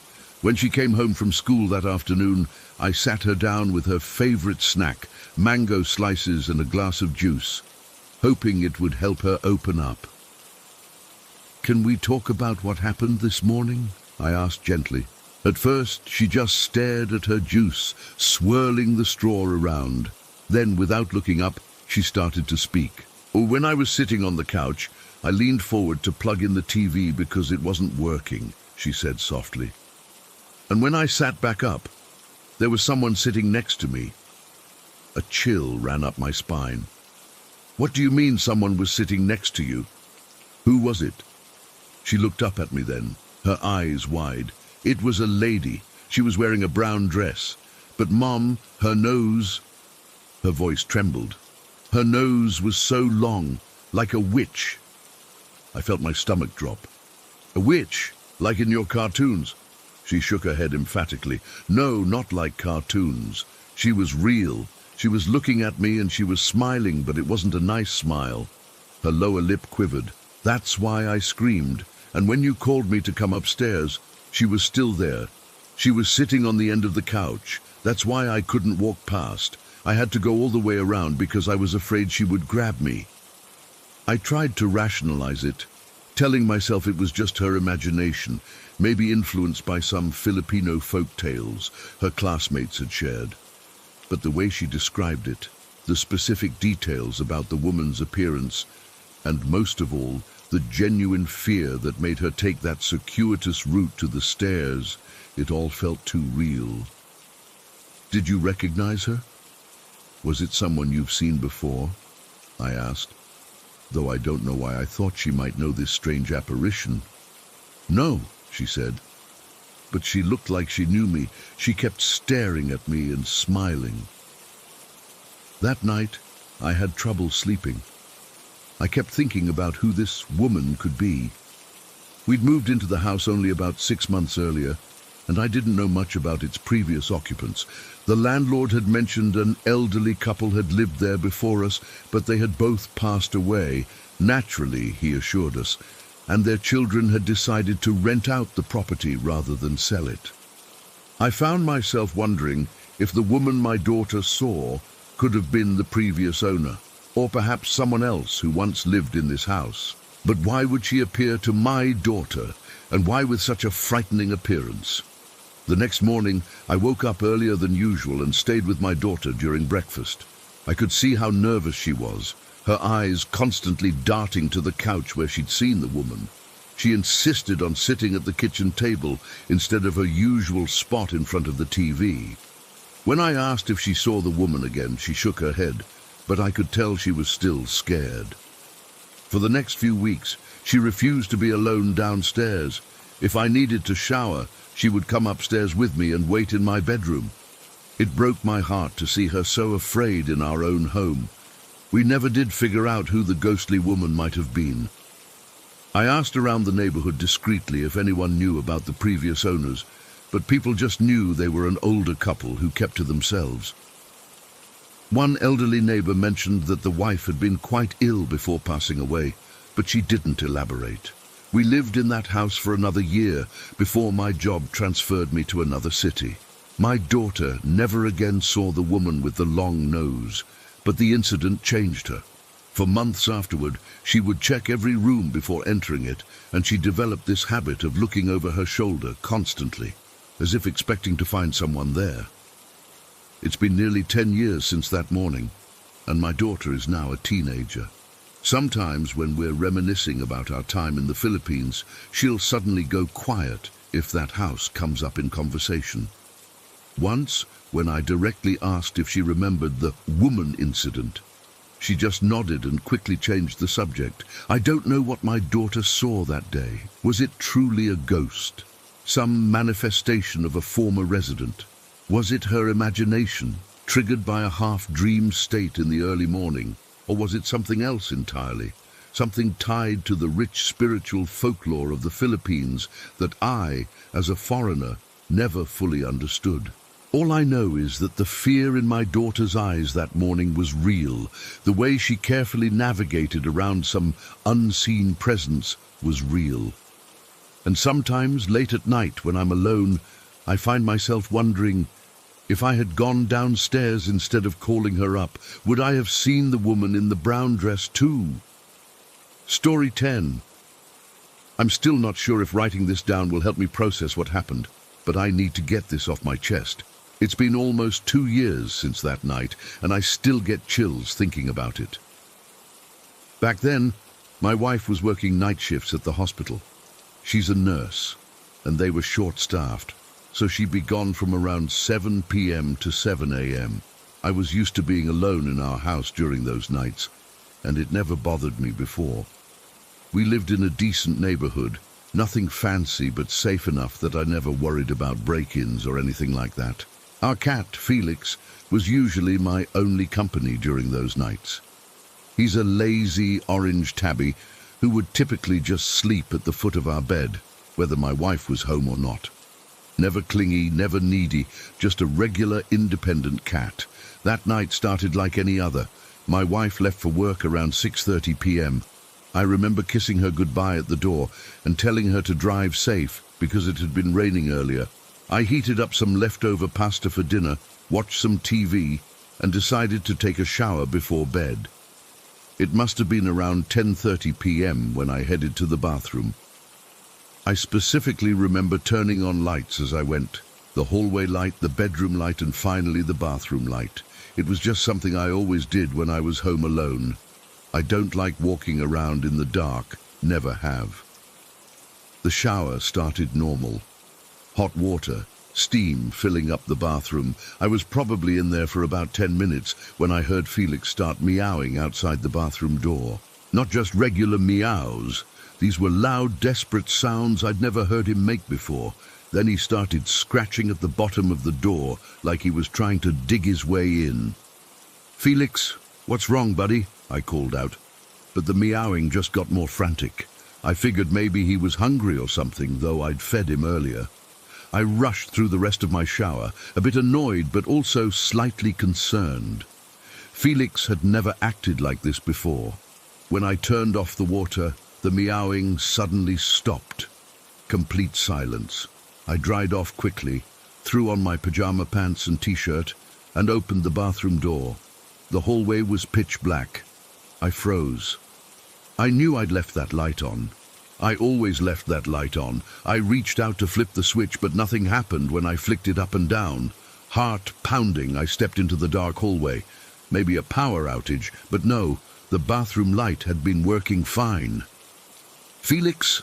I called out. No response, no meowing, no sound of paws on the hardwood floor. I made my way down the hall, feeling along the wall, toward the bedroom. The bedroom light was off too. I tried that switch. Nothing. My phone was on the nightstand, and I used its flashlight to look around. No sign of Felix. The living room was dark too. Every single light in the house was off, but the microwave clock was still on, glowing green in the kitchen, so the power was working. Someone, or something, had turned off all the lights. My heart was hammering in my chest now. I called out for Felix again, but the house remained silent. I checked the front and back doors, both locked from the inside, just as I'd left them, windows all closed and locked too. I sat on the couch, clutching my phone, trying to make sense of what was happening. Maybe there was a power surge that tripped some circuits but not others, but that wouldn't explain Felix's behavior. After a few minutes of sitting there in the dark, too scared to move, I decided to call my buddy Mike, who lived about 15 minutes away. It was late, but I needed someone else here. "Hey, sorry to call so late," I said when he answered, trying to keep my voice steady. "No problem. What's up?" he asked, sounding half asleep. "This is going to sound weird, but could you come over? My wife's at work and something strange is happening here. All the lights went out while I was in the shower and I can't find my cat." There was a pause. "Are you serious right now?" "Dead serious. I wouldn't call if it wasn't important." "All right, give me 10 minutes. Those were the longest 10 minutes of my life. I stayed on the couch, phone in hand, flashlight on, scanning the room every few seconds. I tried turning on the TV. Nothing. I tried lamps, overhead lights. Nothing worked. But the microwave and digital clock on the stove still showed the time. When Mike's car finally pulled up outside, I practically ran to the door. As I stepped onto the porch, a movement in my peripheral vision caught my attention. I looked up at my bedroom window on the second floor. Felix was sitting in the window, staring down at me. I froze, confusion washing over me. Then I felt something brush against my leg. I looked down. Felix was rubbing against my ankle, purring. My blood went cold. I looked back up at the window and the cat, or whatever looked like my cat, was still there, staring down. I grabbed Felix, ran to Mike's car, and jumped in. "Drive," I said, my voice shaking. "What's going on?" Mike asked, concerned. "Just drive, please, I'll explain." As we pulled away, I looked back at my house. All the windows were dark, but I could still see the silhouette of what looked like Felix in my bedroom window, watching us leave. I told Mike everything as we drove around the neighborhood. He thought I was overreacting at first, suggested it was just a reflection or a shadow I'd seen. But the genuine fear in my voice must have convinced him something was wrong. "We should call the police," he finally said. I agreed, and we drove back near my house, but stayed in the car while waiting for them to arrive. 2 officers showed up about 20 minutes later. They took my statement, though I could tell they were skeptical. Who wouldn't be? It sounded crazy, even as I said it out loud. They searched the house while I waited outside with Mike and Felix, who hadn't left my side since I'd grabbed him. The officers found nothing unusual, except all the lights were indeed off, and none of them would turn on. They checked the breaker box and found nothing wrong there either. No signs of forced entry, nothing missing, nothing out of place. "Probably just the electrical problem," one officer suggested. "You should get an electrician to look at it tomorrow." I thanked them, but I knew it wasn't just an electrical problem. Something had been in my house, something that could look like Felix. I stayed at Mike's place that night. My wife was concerned when I called her, but I downplayed it, saying there was an electrical issue and I'd get it fixed tomorrow. I didn't want to worry her while she was at work. The next day, an electrician came to check the house. Strangely, all the lights were working perfectly. He couldn't find any issues with the wiring or breakers. It was as if nothing had happened, but that was just the beginning. Over the next few weeks, things started changing in my family. It began with my stepfather, who lived about a mile away from us. He'd always been a stable, reliable guy. Worked the same job for 15 years, never drank much, generally easygoing. About a week after that night, he started acting different. At first it was small things. He'd forget conversations we'd just had. He'd stare off into space during family dinners. Then it escalated. He called in sick to work repeatedly, something he'd never done before. When my mom tried to talk to him about it, he'd get irrationally angry. It was like he was possessed by something. He started staying out late without explanation. Lost his job after missing too many days. His personality completely changed. He became cold, distant, sometimes even cruel to my mother, who he'd always treated with nothing but respect and love. My mum finally left him after 3 months of this behavior. She moved to another city to stay with her sister, about 200 miles away. The strange thing, as soon as she left, our family's luck immediately improved. My wife got a promotion at work. I finally sold a screenplay I'd been working on for years. Even Felix seemed healthier and more playful. But my stepfather got worse. He claimed he was seeing someone new, though whenever my mom asked who it was, he'd deny ever saying that. Then, 5 months after that night at my house, a woman was found murdered in an apartment complex near where my stepfather lived. I only found out later that it was the same complex where he'd been staying sometimes, presumably with this mystery person he wouldn't talk about. The police investigated everyone in the building, including my stepfather, but he was cleared as a suspect. They eventually arrested someone else for the crime. But the timing, the location, it all felt connected somehow to what had started that night in my house. I've avoided going back to our old neighborhood ever since we moved away 4 months ago. Once, I had to drive past our old house to pick something up from a friend who lives nearby, and the instant I turned onto that street, I felt it. This immediate, overwhelming sensation of dread that spread through my entire body, like something was watching me, waiting for me to come back. I still don't know what was in my house that night. I don't know if it somehow attached itself to my stepfather, or if the whole thing is just a series of terrible coincidences. All I know is that something changed that night. Something that can't be explained by power outages or tricks of the light. And sometimes, when I'm home alone and Felix starts acting strange, I still find myself checking all the windows, making sure there's not another Felix staring back at me from the darkness. Story 11. I still get sick to my stomach when I think about what happened last month. I've been driving trucks for almost 20 years now, and you get used to certain things on the road. The long stretches of nothing, the way your back aches after 8 hours behind the wheel, how your eyes play tricks on you sometimes when you've been staring at the same highway lines for too long. I haul goods across the Midwest, usually taking the same routes through rural areas where you can drive for an hour without seeing another car. I've always been comfortable with the solitude. It's peaceful compared to city driving, where you're constantly on edge about some idiot cutting you off. When you drive these back roads as much as I do, you get used to debris. It's just part of the job. Farm equipment falls off tractors. People's unsecured loads blow out of their pickups. Sometimes it's just garbage that assholes throw out their windows. I've driven over so many things: flattened cardboard boxes, plastic bags, newspapers, once even a whole damn recliner someone dumped in the middle of the road. With a rig this size, you don't feel much when you roll over something light. It's not worth breaking or swerving for every piece of trash. That Tuesday started like any other. I picked up my load in Cedar Rapids at 4 in the morning and was making good time on Highway 17. It was early May and the sun was just coming up around 5:30. That golden hour when everything looks hazy and still. Not much traffic that early, just me and my thoughts and a thermos of coffee that tasted like motor oil. About 50 miles into my drive, I came around a bend and spotted something in my lane maybe 100 yards ahead. Just a cardboard box. Nothing special. Looked like your standard moving box, medium-sized, kind of beat up. The type of thing I've driven over 1,000 times without a second thought. I remember checking my side mirror to see if I could safely move over.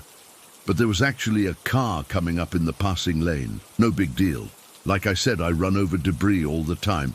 I didn't even ease off the gas. That box weighed nothing compared to my 18-wheeler, but then something happened. I still don't know how to explain it. When I was maybe 50 feet from the box, this feeling washed over me. Not a voice or anything crazy like that. Just this sudden, overwhelming certainty that I needed to avoid that box. It wasn't rational. It wasn't based on anything I could see. My hands actually got clammy on the wheel. My heart started racing. I've never experienced anything like it before or since. It was like someone injected pure adrenaline straight into my bloodstream.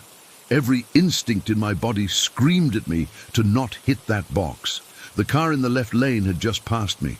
Without even thinking it through, I swerved slightly to the left, just enough that my tires would miss the box without taking me into the other lane. It was stupid and dangerous. You're never supposed to make sudden moves in a truck this size. But that feeling was so powerful that I wasn't even consciously making the decision. My body just did it. My trailer wheels cleared the box by inches. I felt a wave of relief wash over me, though I had no idea why I'd been so worked up about a damn cardboard box. I figured I'd just gotten spooked for no reason and was already mentally kicking myself for the risky maneuver. Then I glanced in my side mirror to look back at the box, half expecting to see it flatten in my wake from the air pressure of the truck passing so close. What I saw instead will haunt me until the day I die. The box moved, not like it was caught in a breeze. It moved deliberately. One side lifted up and a small arm emerged, then a leg. And then a whole kid crawled out from under it. A child, a fucking child, had been hiding under that box in the middle of the highway. My brain couldn't process what I was seeing. The kid looked so small in my mirror, couldn't have been more than 5 or 6 years old. They were wearing what looked like pajamas, something dark with some kind of print on it. They stood up right there in the road, casual as can be, like they were getting up from a nap. I hit the brakes so hard I'm surprised I didn't jackknife. My load shifted, and I heard things crashing around in the trailer. The truck screeched to a halt on the shoulder, and I was already fumbling with my seatbelt, my hands shaking so bad I could barely get it unbuckled. By the time I got the door open and jumped down from the cab, the kid was already walking away from the road, just strolling along like nothing happened, headed toward a farmhouse, maybe 100 yards back from the highway. I stood there watching, unable to make my legs move. The child never looked back, never ran, just walked steadily away. I was in shock, complete, utter shock. My brain kept replaying what would have happened if I'd driven over that box. 80,000 pounds of truck and cargo. There would have been nothing left. I don't remember getting back in my truck. I don't remember pulling back onto the highway.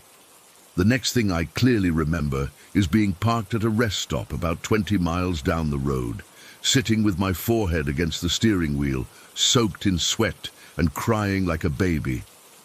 Once I pulled myself together enough to function, I called the sheriff's department for that county. I told the dispatcher what happened, and they sent a deputy out to take my statement. I could tell from his face that he thought I was either crazy or had been hallucinating from fatigue. He wrote everything down, said they'd check it out, and that was that. They called me the next day. They'd gone to the farmhouse I described. The family there had a 5-year-old son who was safe and sound. They said he had been home all morning getting ready for school. There was no way he could have been on the highway. The deputy told me kids that age don't typically play with boxes on highways, and they certainly don't walk away calmly after nearly being hit by a semi. He suggested maybe I'd seen something else, a small animal or maybe just the wind moving the box. Said I'd been driving a long time and my mind filled in the blanks. He was trying to be nice, but I could hear what he really thought, that I was some sleep-deprived trucker who'd had a waking dream or something. But I know what I saw, clear as day. I saw that child get up from under that box and walk away. I've gone back and forth 100 times trying to make sense of it. Was it a runaway? Was it a kid playing some insanely dangerous game? Was the family lying to the police? None of the explanations make sense. Sometimes I wonder if it was even real. Maybe the deputy was right. Maybe my brain conjured up a child, because that was the worst thing I could imagine being under that box. But then why did I have that feeling before I saw anything? Why was I compelled to avoid that specific box when I've driven over countless others? I've started seeing a therapist. I told her everything, and she says trauma can manifest in strange ways. That maybe I had a close call with a child years ago that I don't consciously remember, and something about this box triggered that memory. That makes a certain kind of sense, I guess, but it doesn't feel right. What keeps me up at night isn't just what I saw, it's the certainty I felt before I saw anything, that absolute conviction that I needed to avoid that box at all costs. I've started taking different routes now. I requested a schedule change so I don't drive that stretch of Highway 17 anymore. My dispatcher thinks I'm being ridiculous, but he doesn't argue. Good drivers are hard to find. I drive more cautiously these days. I don't run over anything anymore, not even scraps of paper. I brake for everything. The guys at the loading docks have started calling me Grandma because I drive so slow now, I don't care. Sometimes when I'm alone in my cab at night, I find myself thinking about that child, where they came from, where they went, if they're safe, if they were even real. But mostly I think about what would have happened if I hadn't listened to that feeling. If I had just driven over that box like I'd done with 1,000 others. I imagine the sound it would have made, the jolt. Looking in my mirror and seeing, I can't finish that thought. I never can. I still don't know what happened on Highway 17 that morning. I don't know if I ever will, but I know that something made me swerve around that box. Something warned me, and whatever it was, it saved that child's life. And maybe mine too. Because I don't think I could have lived with what would have happened if I hadn't listened. Story 12. I still get chills thinking about what happened last Thursday night. My boyfriend and I have this routine of taking our dogs out for a late-night walk when there are fewer people around. Our older dog, Milo, has some trauma issues and gets really anxious around other dogs. So these late walks usually work better for everyone. That night, we decided to take a different route through town that passes by this old cemetery. It was around 1:15 in the morning, which sounds crazy, but we're both night owls and the dogs needed exercise. The cemetery has always felt peaceful to me, not scary. I actually like reading the gravestones and thinking about the lives those people lived. I always silently wish them well when I visit. Just feels like the respectful thing to do, you know? After spending some time wandering through the cemetery, we headed down this long road that eventually dead ends. The street only had a few lamps spaced pretty far apart, creating these pools of yellow light with stretches of darkness between them. It was totally quiet except for our footsteps and the occasional jingling of the dogs' collars. That's when we saw him, this guy in a full suit just standing there under one of the street lamps at 1:15 in the freaking morning, in our small town where absolutely nothing happens after 10 p.m. He was humming to himself, not loudly but enough that we could hear it as we approached. Not a tune I recognized, just this weird, meandering melody that didn't seem to have any pattern. I immediately felt uncomfortable. Who wears a suit in the middle of the night? He wasn't coming home from work. Nobody works that late around here, especially not in formal business attire. There wasn't a car nearby, no indication of where he came from or why he was there. My boyfriend squeezed my hand as we got closer, his way of saying, "I see this too, it's weird." We decided to just keep walking, not make eye contact and pass by quickly. But then Milo, our rescue who only reacts to other dogs, never people, started acting strange.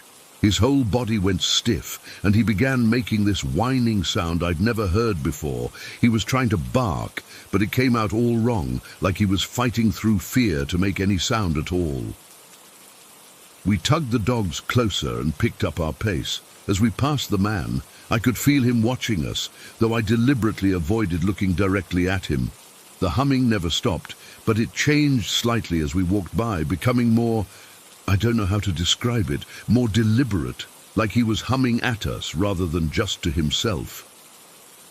About 50 yards past him, I noticed someone else walking toward us. What looked like a woman in really baggy clothes. Her silhouette was odd in the dim light, like her proportions weren't quite right.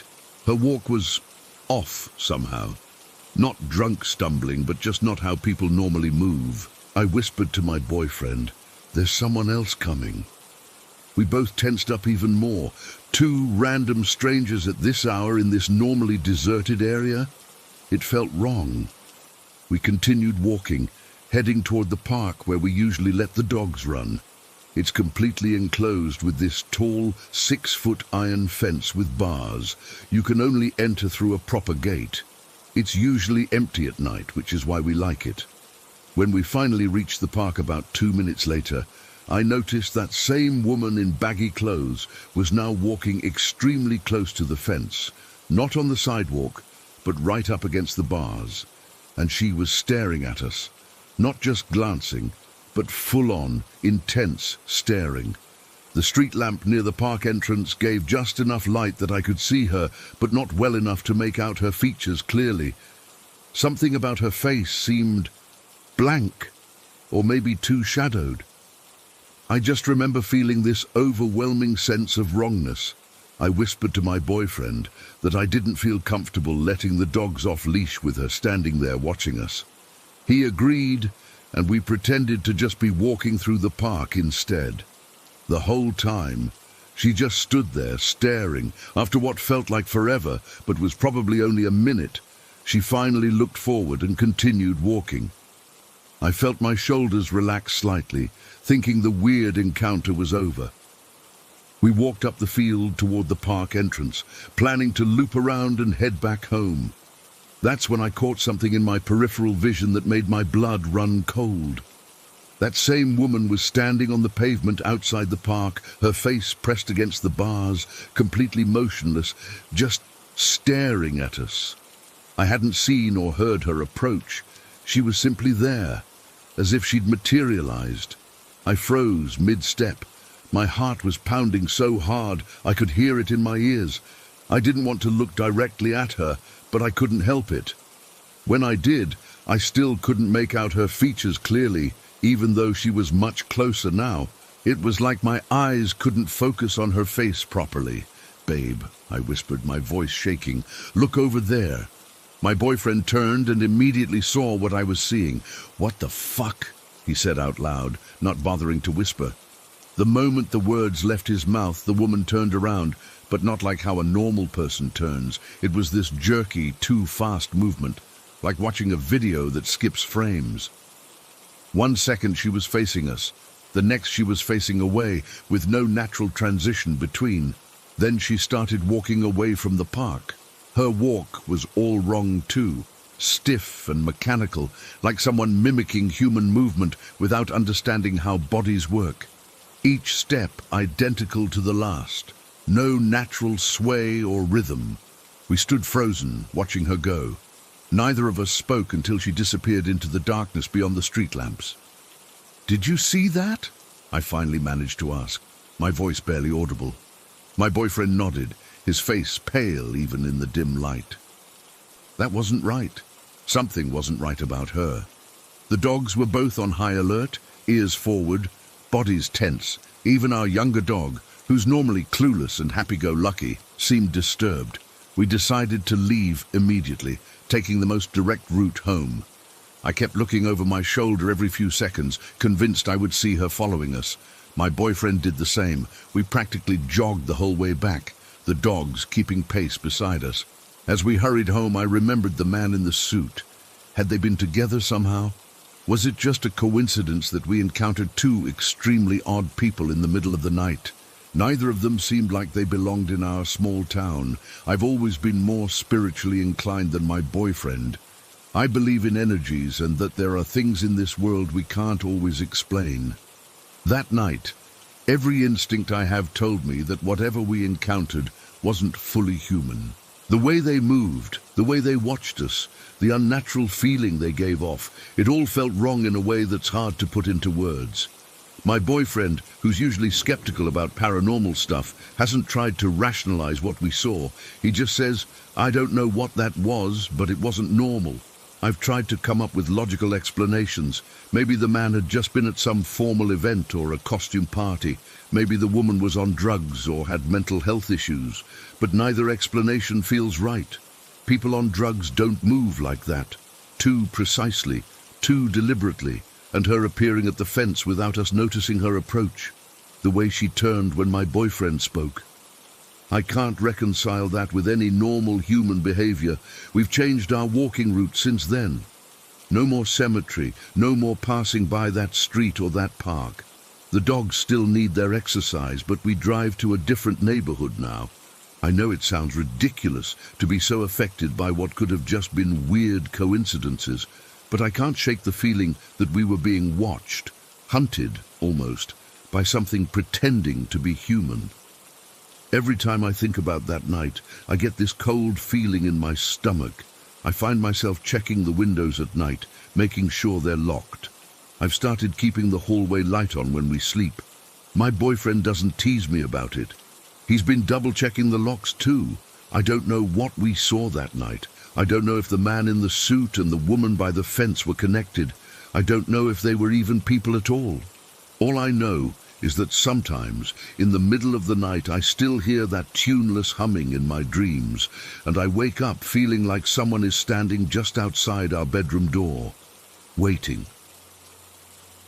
Story 13. I've never shared this with anyone before. Even typing this makes my hands shake, but I need to get this out. Maybe someone else has experienced something similar and can tell me I'm not crazy. When I was around 7 years old, I started having these episodes. I hesitate to call them dreams or nightmares because they felt more real than anything I've experienced in my waking life. They had a consistency to them that normal dreams don't have. Normal dreams are scattered, random, with details that shift and change. These weren't like that. These were like tuning into a television show that continued whether I wanted to watch it or not. The first time it happened was after a completely normal day. I'd gone to school, come home, eaten dinner with my parents, and gone to bed at my usual time. Nothing remarkable. I remember falling asleep quickly, exhausted from playing kickball at recess. When I woke up in this dream state, I was in my bedroom. Not some warped dream version of my bedroom, but my actual bedroom, with every tiny detail perfectly accurate. The glow-in-the-dark stars my dad had helped me stick to the ceiling, the Ninja Turtles poster with the curled corner that I could never get to stay flat. The scratch on my door from when I'd tried to teach my cat a trick with a laser pointer, even the slight indent in my carpet where I'd spilled apple juice the previous summer. Everything was exactly as it should be, except for one thing. The wall at the foot of my bed wasn't a wall anymore. Instead, there was this enormous glass pane that stretched from floor to ceiling.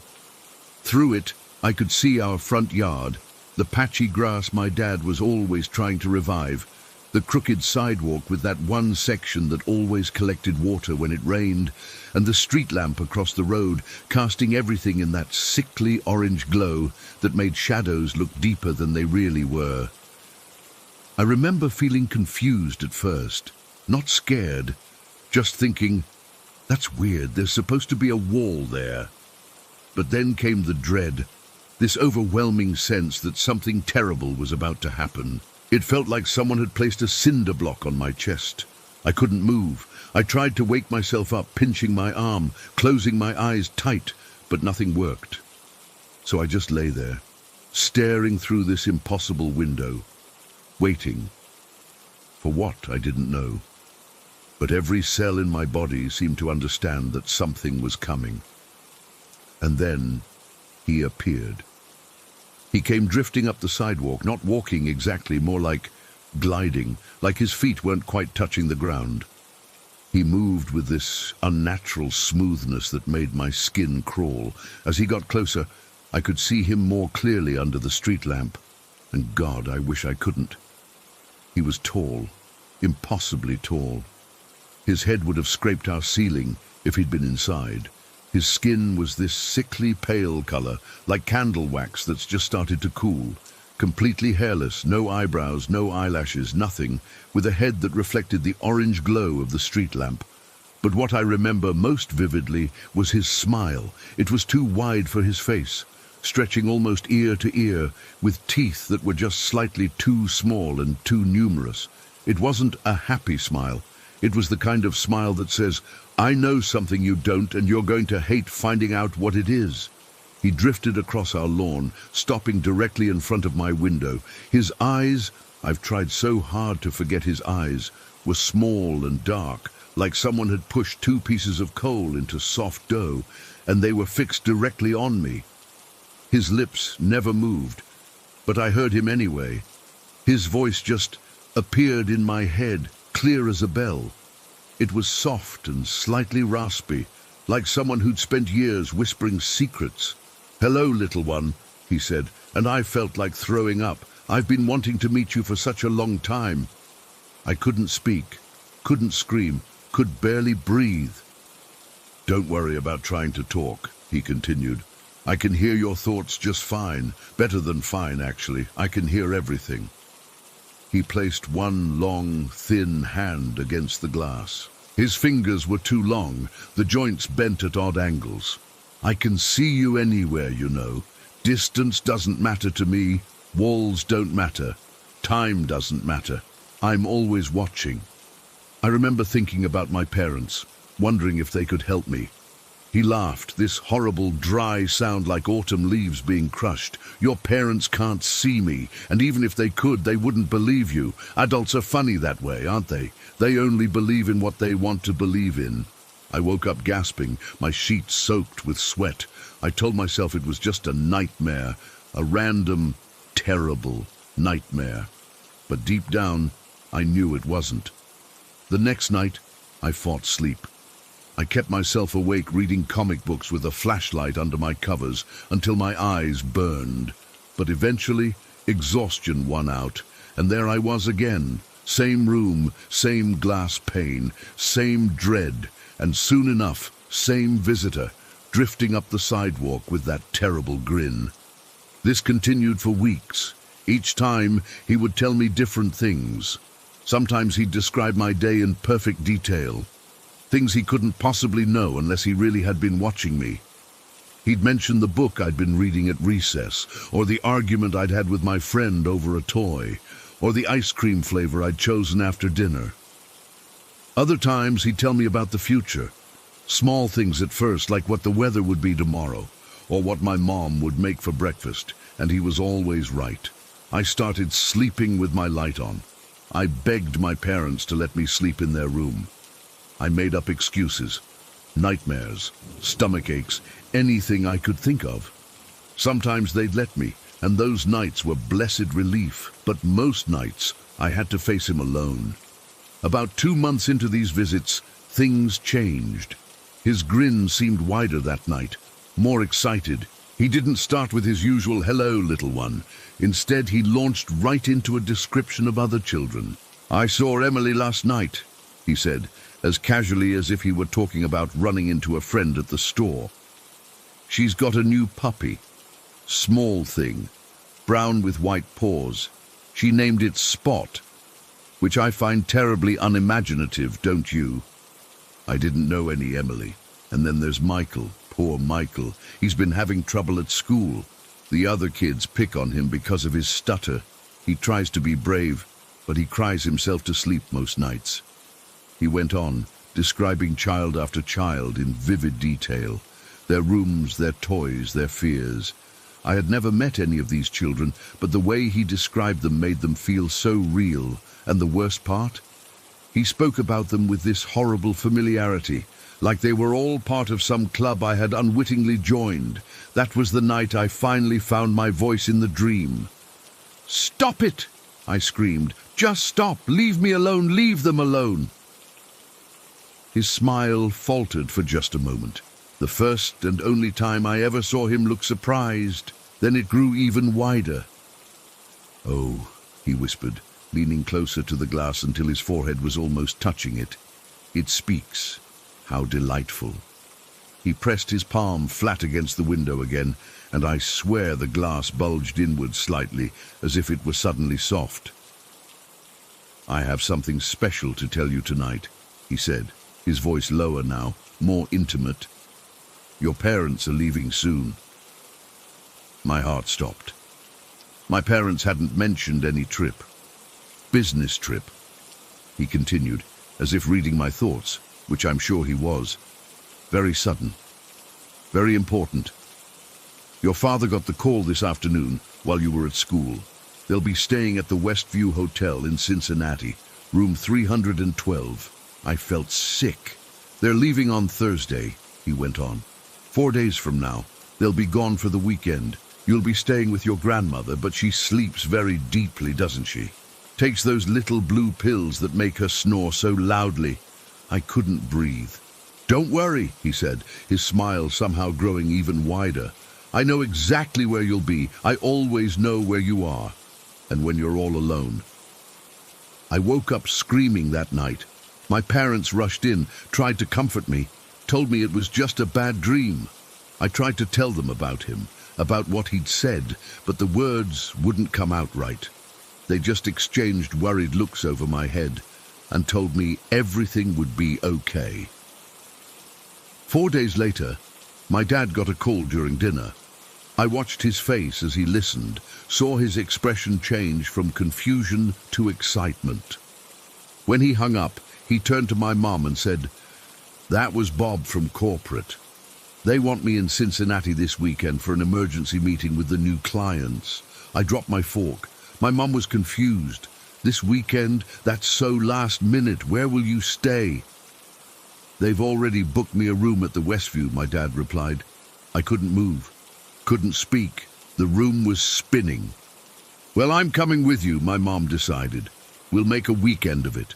We can see that art exhibit I've been wanting to check out."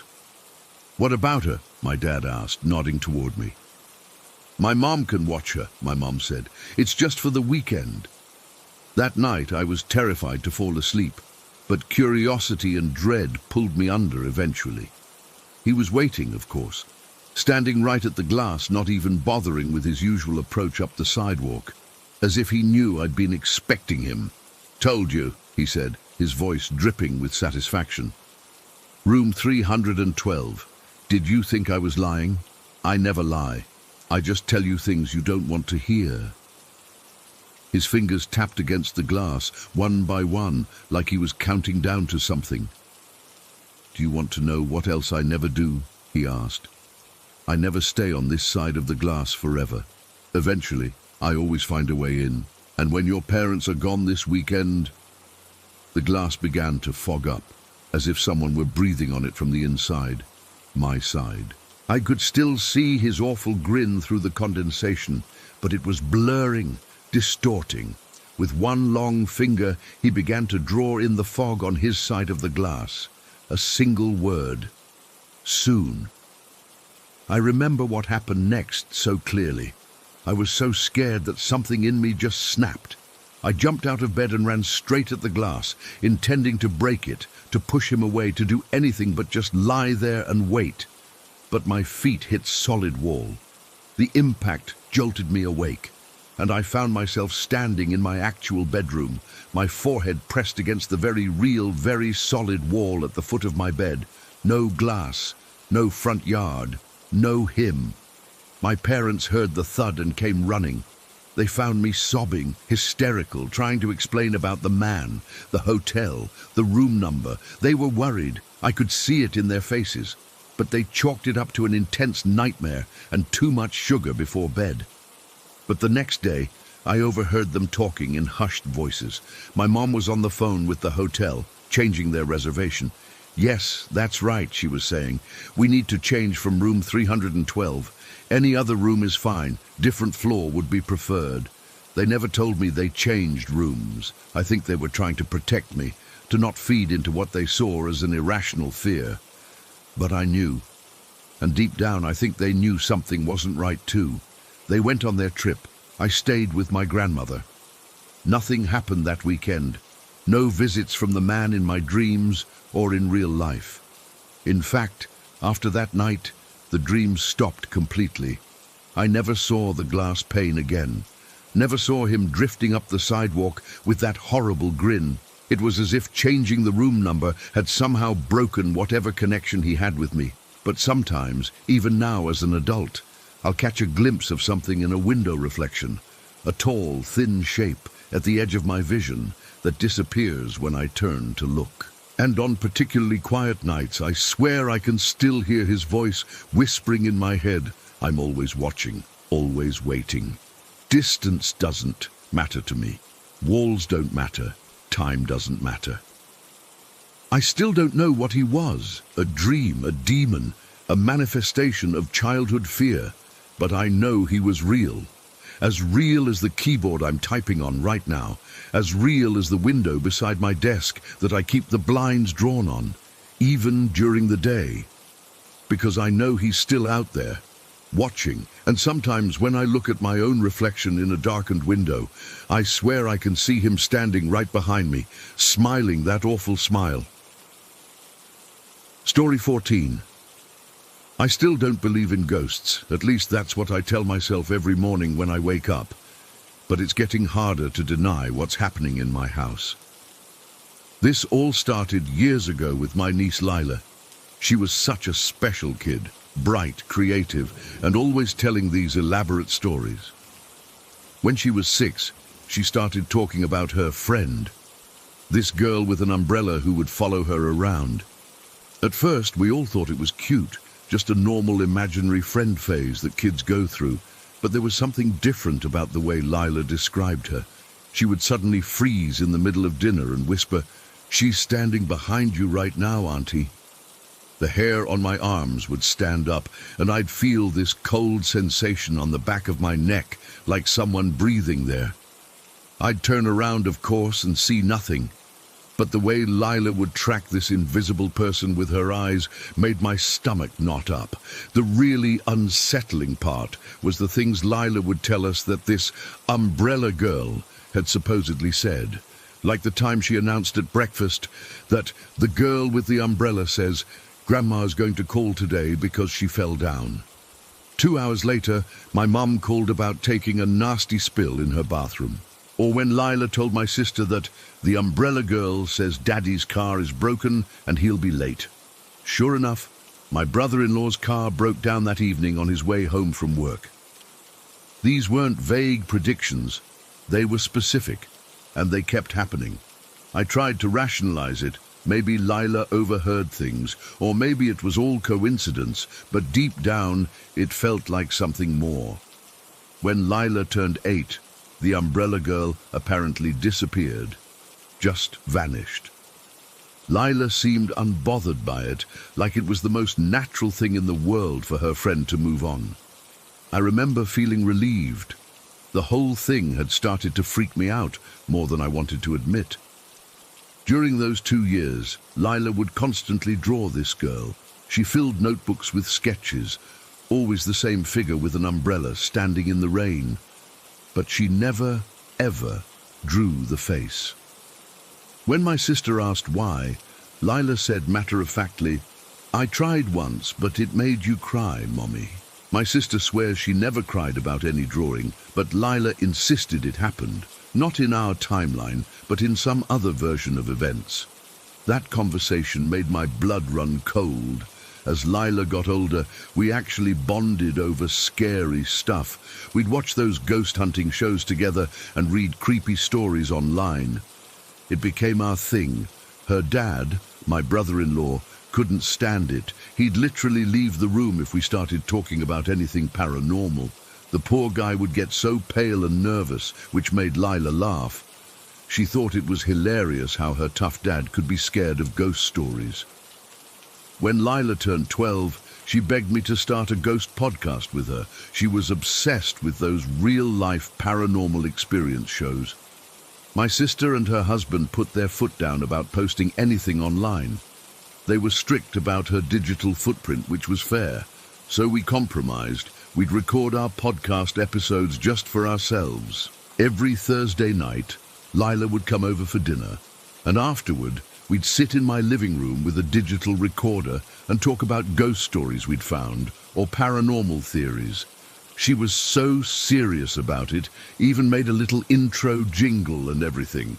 "Welcome to Spectral Secrets with Lila and Auntie," she'd say in her best radio voice. Those evenings were special, just the two of us laughing, getting creeped out and bonding. Then 6 months ago, everything fell apart.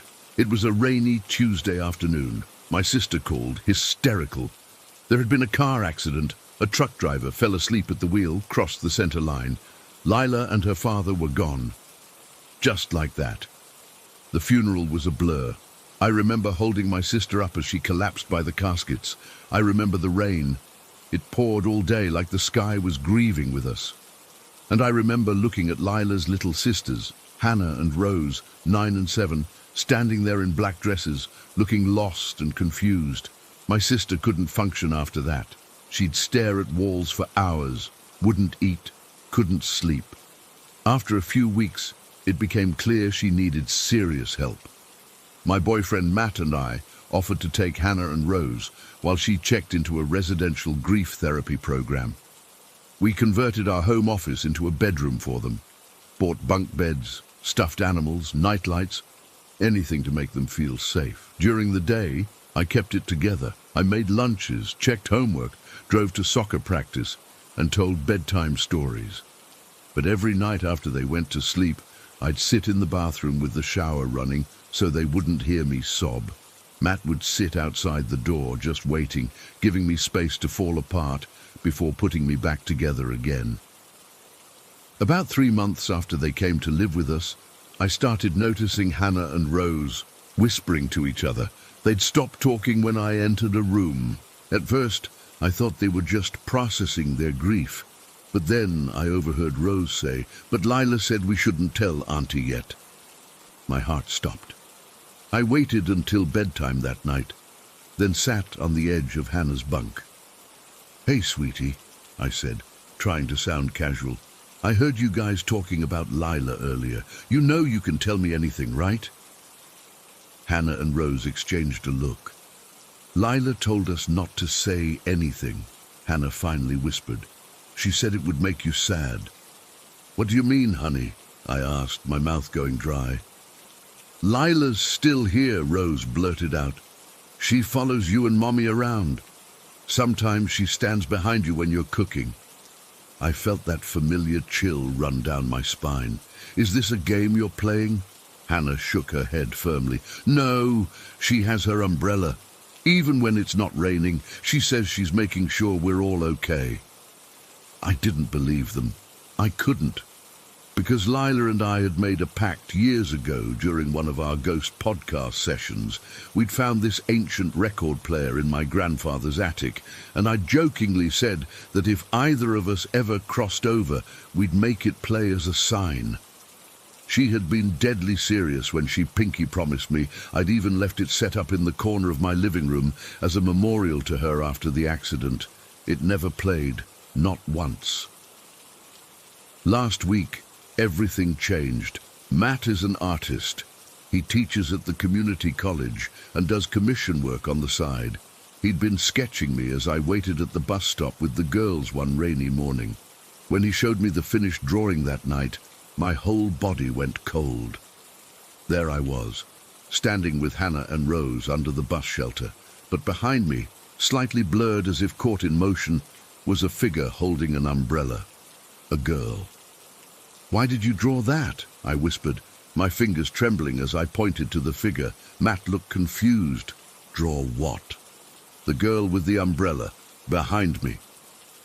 His face went pale. "You can see her?" We stayed up all night talking. It turns out that about 3 years ago, when Lila was 9, she had pulled Matt aside during a family barbecue and made him promise to keep a secret. She told him that the girl with the umbrella who used to visit her looked exactly like her, like Lila herself, but older. She made him swear never to tell anyone, especially her parents. He'd forgotten all about it until Hannah and Rose started living with us. They began describing seeing their sister carrying an umbrella, following me around the house. At first, he thought they were just processing their grief, but the details matched too perfectly with what Lila had told him years before. The drawing wasn't intentional. He swears he didn't consciously add the figure. His hand just drew what his subconscious had been seeing. When he showed the drawing to Hannah and Rose, they both nodded immediately. "That's Lila," Rose said simply. "But you didn't draw her face right," Hannah agreed. "Her face is sadder now." Yesterday I was going through some of Lila's things my sister had sent over for the girls. At the bottom of a box of notebooks, I found her final sketchbook, the one she'd been using right before the accident. I flipped through pages of the familiar umbrella girl drawings, still all faceless. But on the very last page, dated the day before she died, she'd finally drawn the face. It was her own. If the umbrella girl was Lila all along, if she was somehow seeing her future self as a child, then she's not gone. She's still here, watching over us. Last night, I swear I felt someone sit on the edge of my bed. The room got cold, and I heard the faintest humming, the tune of our podcast intro. The record player in my living room still hasn't moved, but this morning I found a small puddle of water by the front door. It hadn't rained for days, but there it was, as if someone had come inside and shaken out an umbrella. Story 15. I've been wanting to share this for a long time, but it's hard to put into words. Even typing this out, my hands are shaking. I guess I'm hoping someone else has experienced something similar and can help me make sense of it, because I sure as hell can't. When I was 19, I was living at home with my parents and brother during a break from college. My bedroom was in the attic, which I thought was pretty cool growing up. It was spacious, private, and felt like my own little apartment. My brother's room was across the narrow hallway, and my parents slept downstairs. I never felt uncomfortable in that room before that night. Never. It was a Wednesday in late October. I remember because I had an early class the next day and was annoyed about having to wake up at 6. Nothing unusual happened during the day. I had dinner with my family, watched some TV, then headed upstairs around 11. My routine was always the same: brush teeth, change into pajamas, check my phone one last time, turn off the lights, and go to sleep. Except that night, something weird happened. I got into bed, turned off my bedside lamp, and then I turned it back on. I still don't know why I did that. It wasn't a conscious decision. My hand just reached out and flipped the switch, almost like something was telling me, "Don't turn off the light." But I ignored that feeling, thinking I was being stupid, and turned it off again. I remember checking the time on my phone, 11:22. I put my phone on the nightstand, rolled over, and closed my eyes. That's when I felt it. You know that feeling when you're alone but suddenly sense you're being watched? It was like that, but 100 times stronger. The air in the room changed. It got heavier, colder. Not like when the temperature drops, but like something had sucked all the warmth out. I opened my eyes and looked at my bedroom door. It was closed just as I'd left it. But somehow I absolutely knew, that something had just come through it, not opened it, through it. I couldn't see anything unusual. The room looked exactly the same in the dim light coming through my window. But something was there. Something wrong. The feeling of evil was overwhelming. I'm not religious, never have been, but that's the only word that fits. Pure, concentrated evil. Not like a person who does bad things. This was something inhuman, ancient, something that had never been human. I tried to sit up, to reach for the light, to call out for my brother across the hall, but I couldn't move. Not an inch. Not a finger. It wasn't sleep paralysis. I was wide awake. This was different. This thing was holding me down without touching me. The presence moved closer to my bed. I could feel it approaching, step by step. The air got colder with each step. I tried to scream, but couldn't make a sound. My vocal cords were frozen just like the rest of me. All I could do was lie there, eyes open, completely helpless. Tears started rolling down my face. I could feel them, hot against my ice-cold skin, but couldn't wipe them away. Then it reached my bedside. I still couldn't see anything, but I could feel it leaning over me. The malevolence was suffocating, like being dunked in a pool of hatred.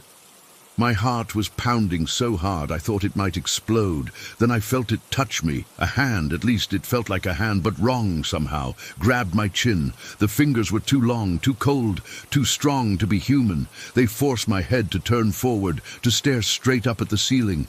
I couldn't close my eyes. I tried so hard, but they remained open, tears still flowing. Next, I felt pressure on my chest, pushing me down deeper into the mattress. It wasn't crushing me, but the message was clear. I was not going anywhere. What happened next? I still struggled to comprehend it. It's like trying to describe a color you've never seen. It felt like my mind was being peeled open. Layer by layer, this thing was stripping away everything that made me, me. My memories started disappearing. Recent ones first. What I had for dinner, conversations from earlier that day. Then deeper ones. My childhood, my first day of school, family vacations. Then my sense of self started dissolving. I forgot my name. I forgot who I was. I forgot that I was human, that I existed. It was like being unmade piece by piece. The terror was beyond anything imaginable. It wasn't just fear for my safety. It was existential horror. I was being erased, not killed, erased, as if I had never existed at all. I don't know how long this lasted. Time stopped making sense. It could have been minutes or hours. My next clear memory is sitting upright in my bed, rocking back and forth, staring at my window as the first grey light of dawn filtered through. My sheets were soaked with sweat. My throat felt raw, though I don't remember screaming. My body ached like I'd run a marathon. I could hear my parents moving around downstairs, getting ready for work, the normal sounds of a normal morning. But I couldn't move. I was frozen again, but differently, from shock, from trauma, from whatever had happened to me. I sat there for hours, just rocking, staring. I heard my brother leave for school. I heard my parents call up to me, asking if I was awake, telling me they were leaving for work. I couldn't answer. When my mom came home around 4 in the afternoon, I was still in the same position. I heard her footsteps on the stairs, heard her call my name. When she opened my door, something finally broke inside me. I practically fell out of bed, stumbled to her and collapsed at her feet. I was sobbing uncontrollably, trying to speak, but only making incoherent noises.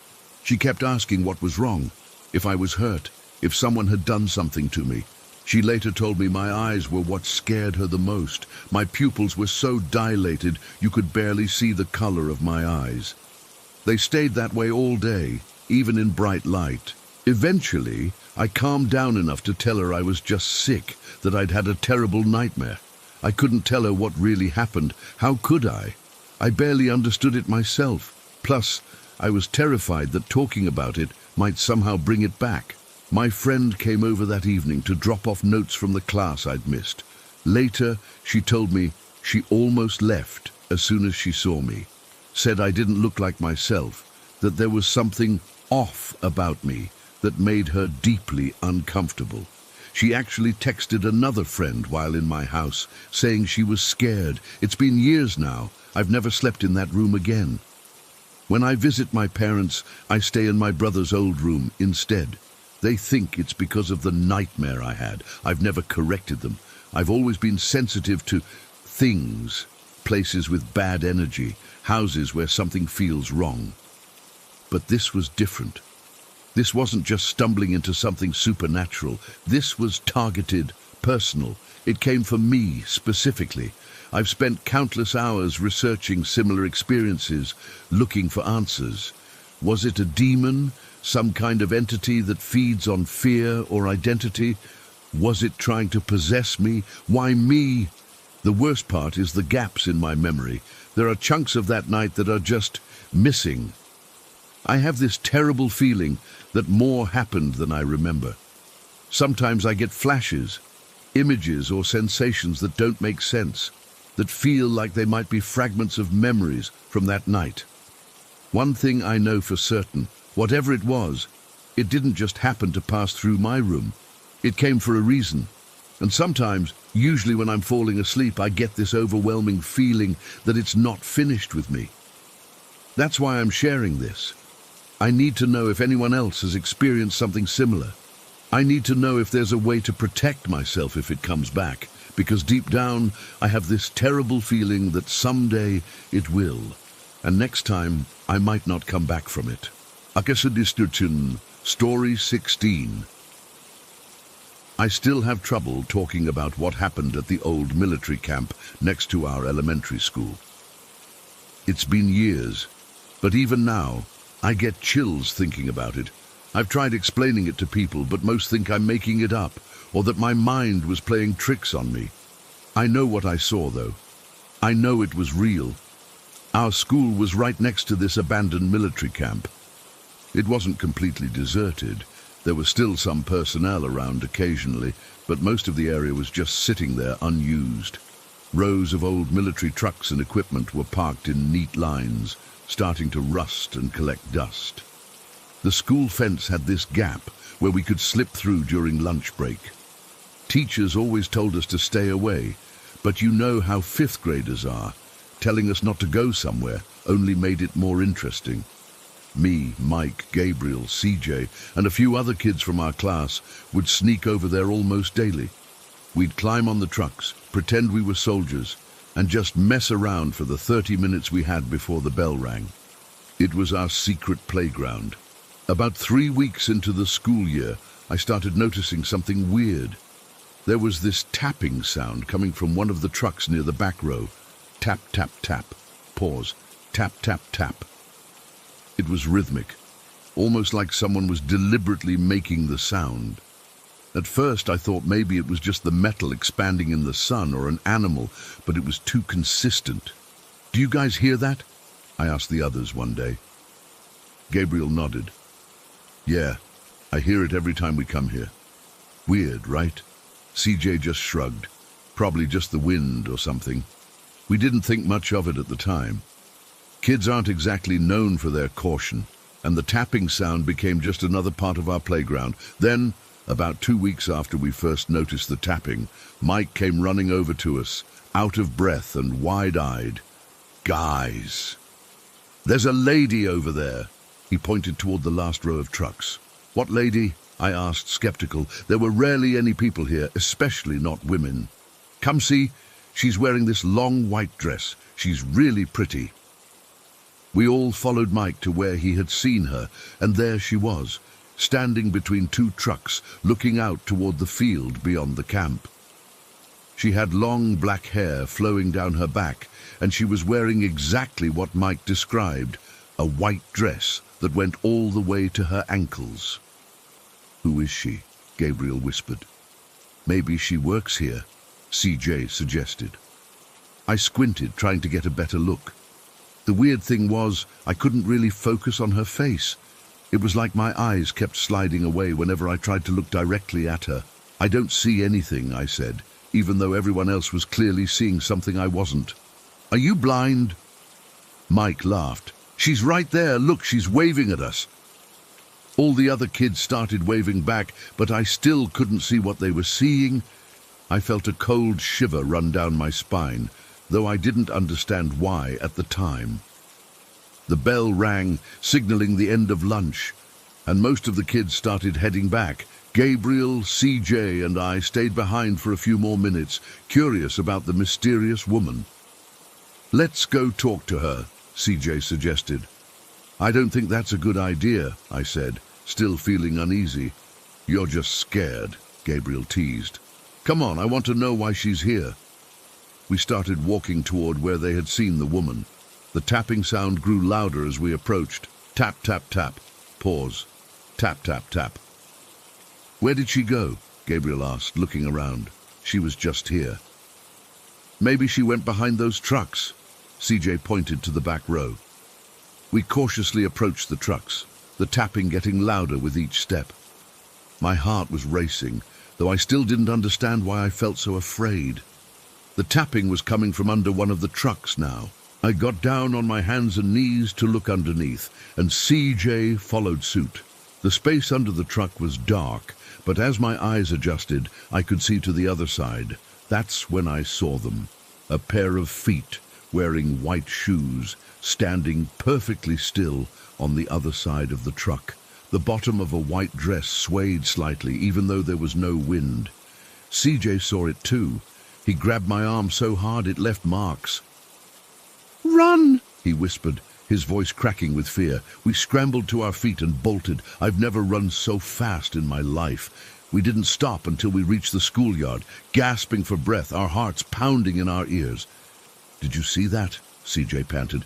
"The feet? Yeah," I nodded, still trying to catch my breath. No, man, her face. When I looked under the truck, she was lying on the ground on the other side, her face right there staring at me.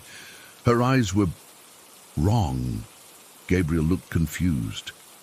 I didn't see anything like that.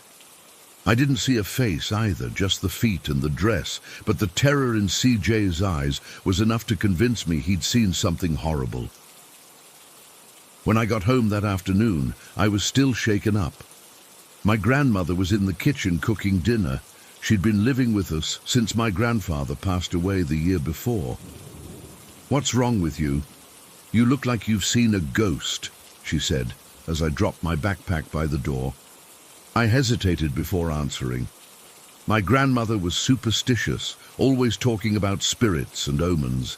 I normally dismissed her stories as old people stuff, but after what happened, I needed to tell someone who might actually believe me. "I think I might have," I admitted, "at the old military camp next to school." She stopped stirring the pot and turned to look at me, her expression suddenly serious. "What did you see?" I just told her about the military camp and that we thought we saw a ghost there. I didn't give any details about what the ghost looked like. I figured she'd just tell me I was being silly. Instead, she sat down at the table, her face pale. Was it a beautiful woman in a white dress, with long black hair? My blood ran cold. That was exactly what the others had described, and exactly what I had glimpsed the bottom of. I nodded slowly. "That's the White Lady," my grandmother said quietly. "She roams that old camp. They say she was the wife of a soldier who died there years ago. She appears beautiful during the day, but at night—" She trailed off, crossing herself. "At night what?" I pressed, both terrified and desperate to know. "At night her true form shows. They say her face becomes distorted, her eyes hollow, her mouth too wide with too many teeth." She looked out the window, though it was still daylight. "But she's not the only one there. There's another, a man in a black shirt. He hides in the shadows. He hates the daylight. They say he's the one who makes the tapping sounds to lure children." I never told her about the tapping sounds. How did she know? "Promise me you'll stay away from that place," she insisted, gripping my arm. I nodded, but I couldn't stop thinking about it all night. The tapping, the white dress, the feet under the truck, and now my grandmother's warnings about the man in black who made tapping sounds. The next day at school, I found Gabriel before class. "We need to go back," I told him. I asked my grandma about the camp, and she told me some creepy stuff. I need to know if it's true. "What about CJ?"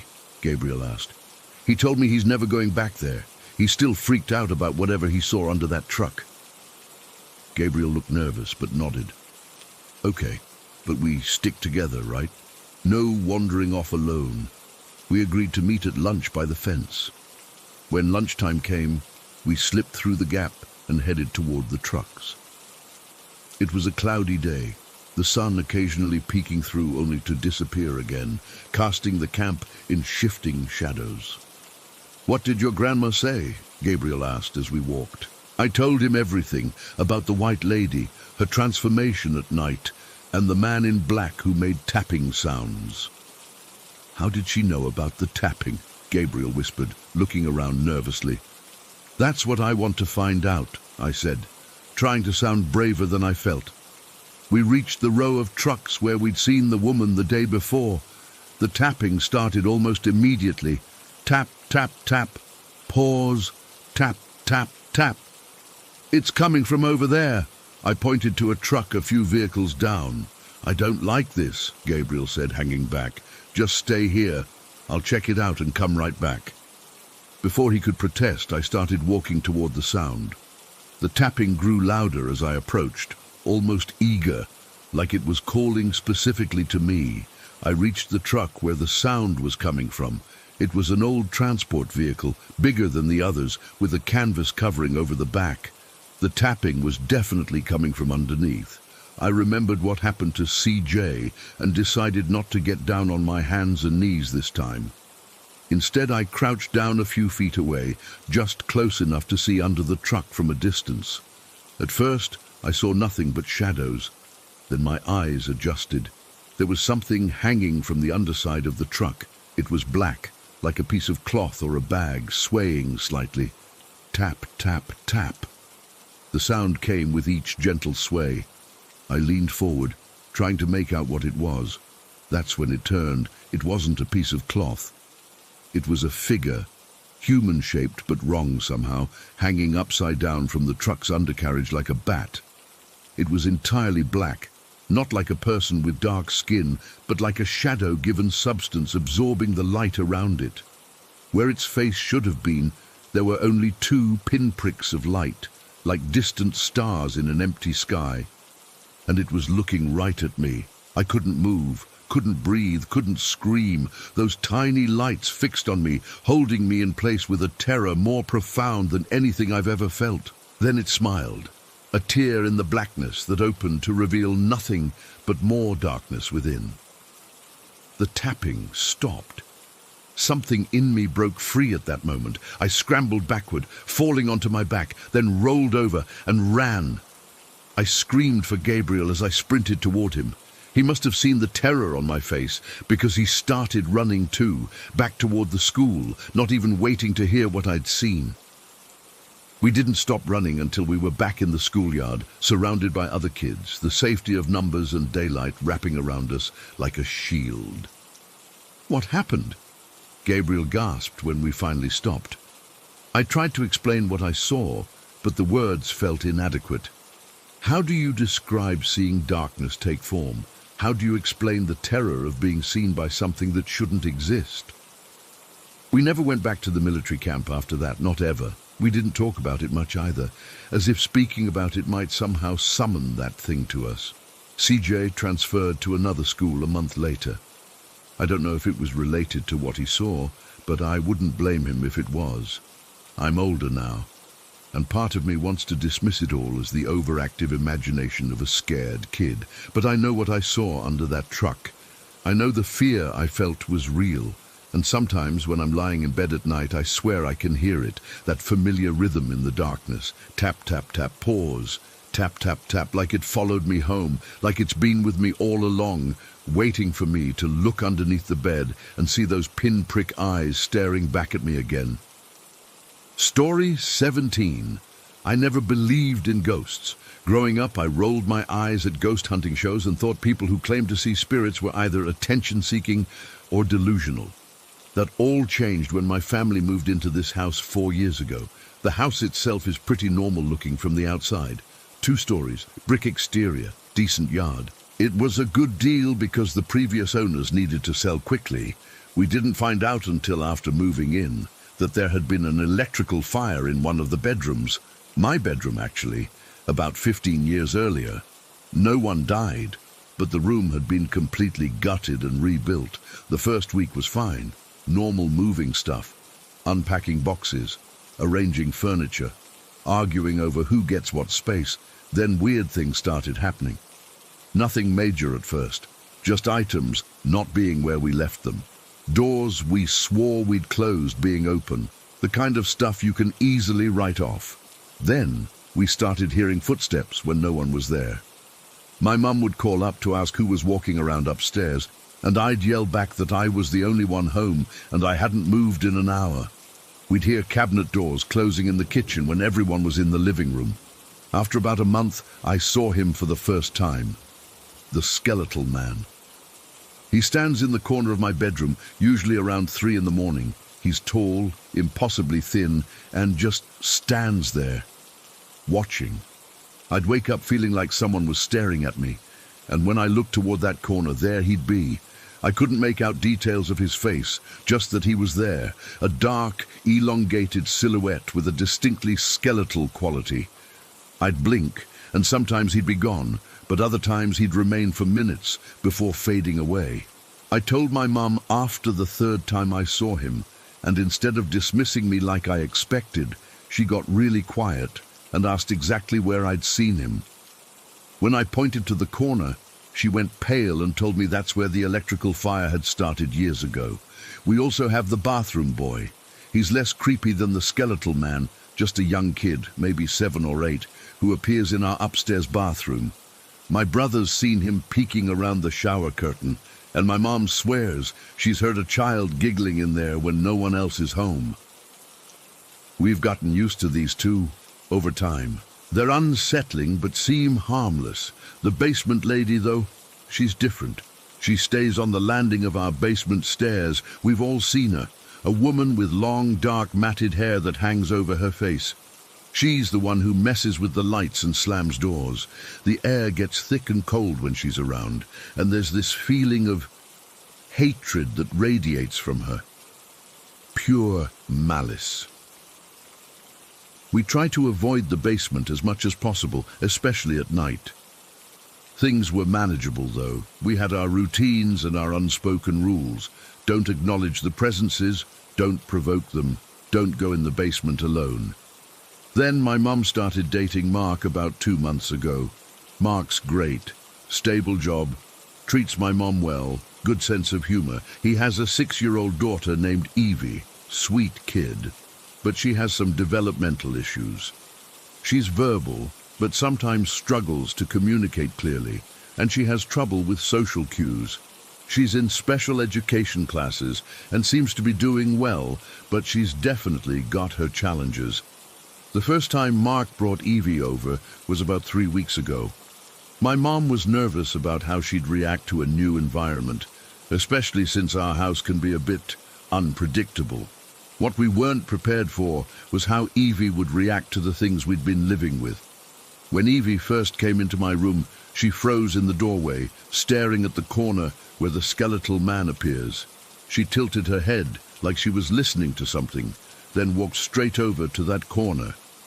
"This is where the fire happened," she said, running her hand along the wall. My blood went cold. There's no way she could have known that. The walls had been completely redone, no visible fire damage at all. Mark looked confused and asked her what she meant, but she just shrugged and moved on to looking at my bookshelf. Later that day, I pulled Mark aside and asked if he knew about the fire in our house. He had no idea. Said they'd never discussed our house's history, and Evie had never been here before. When I told him about the fire that had happened exactly where Evie had pointed, he got really uncomfortable. Over the next couple weeks, Evie and Mark visited several more times.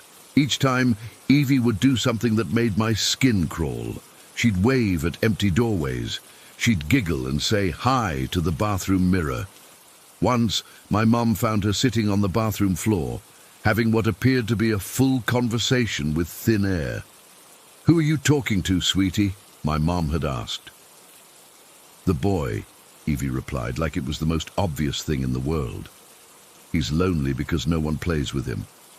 Last weekend, Mark and Evie stayed overnight for the first time. Everything was fine during the day. We had dinner, watched a movie, played board games, normal family stuff.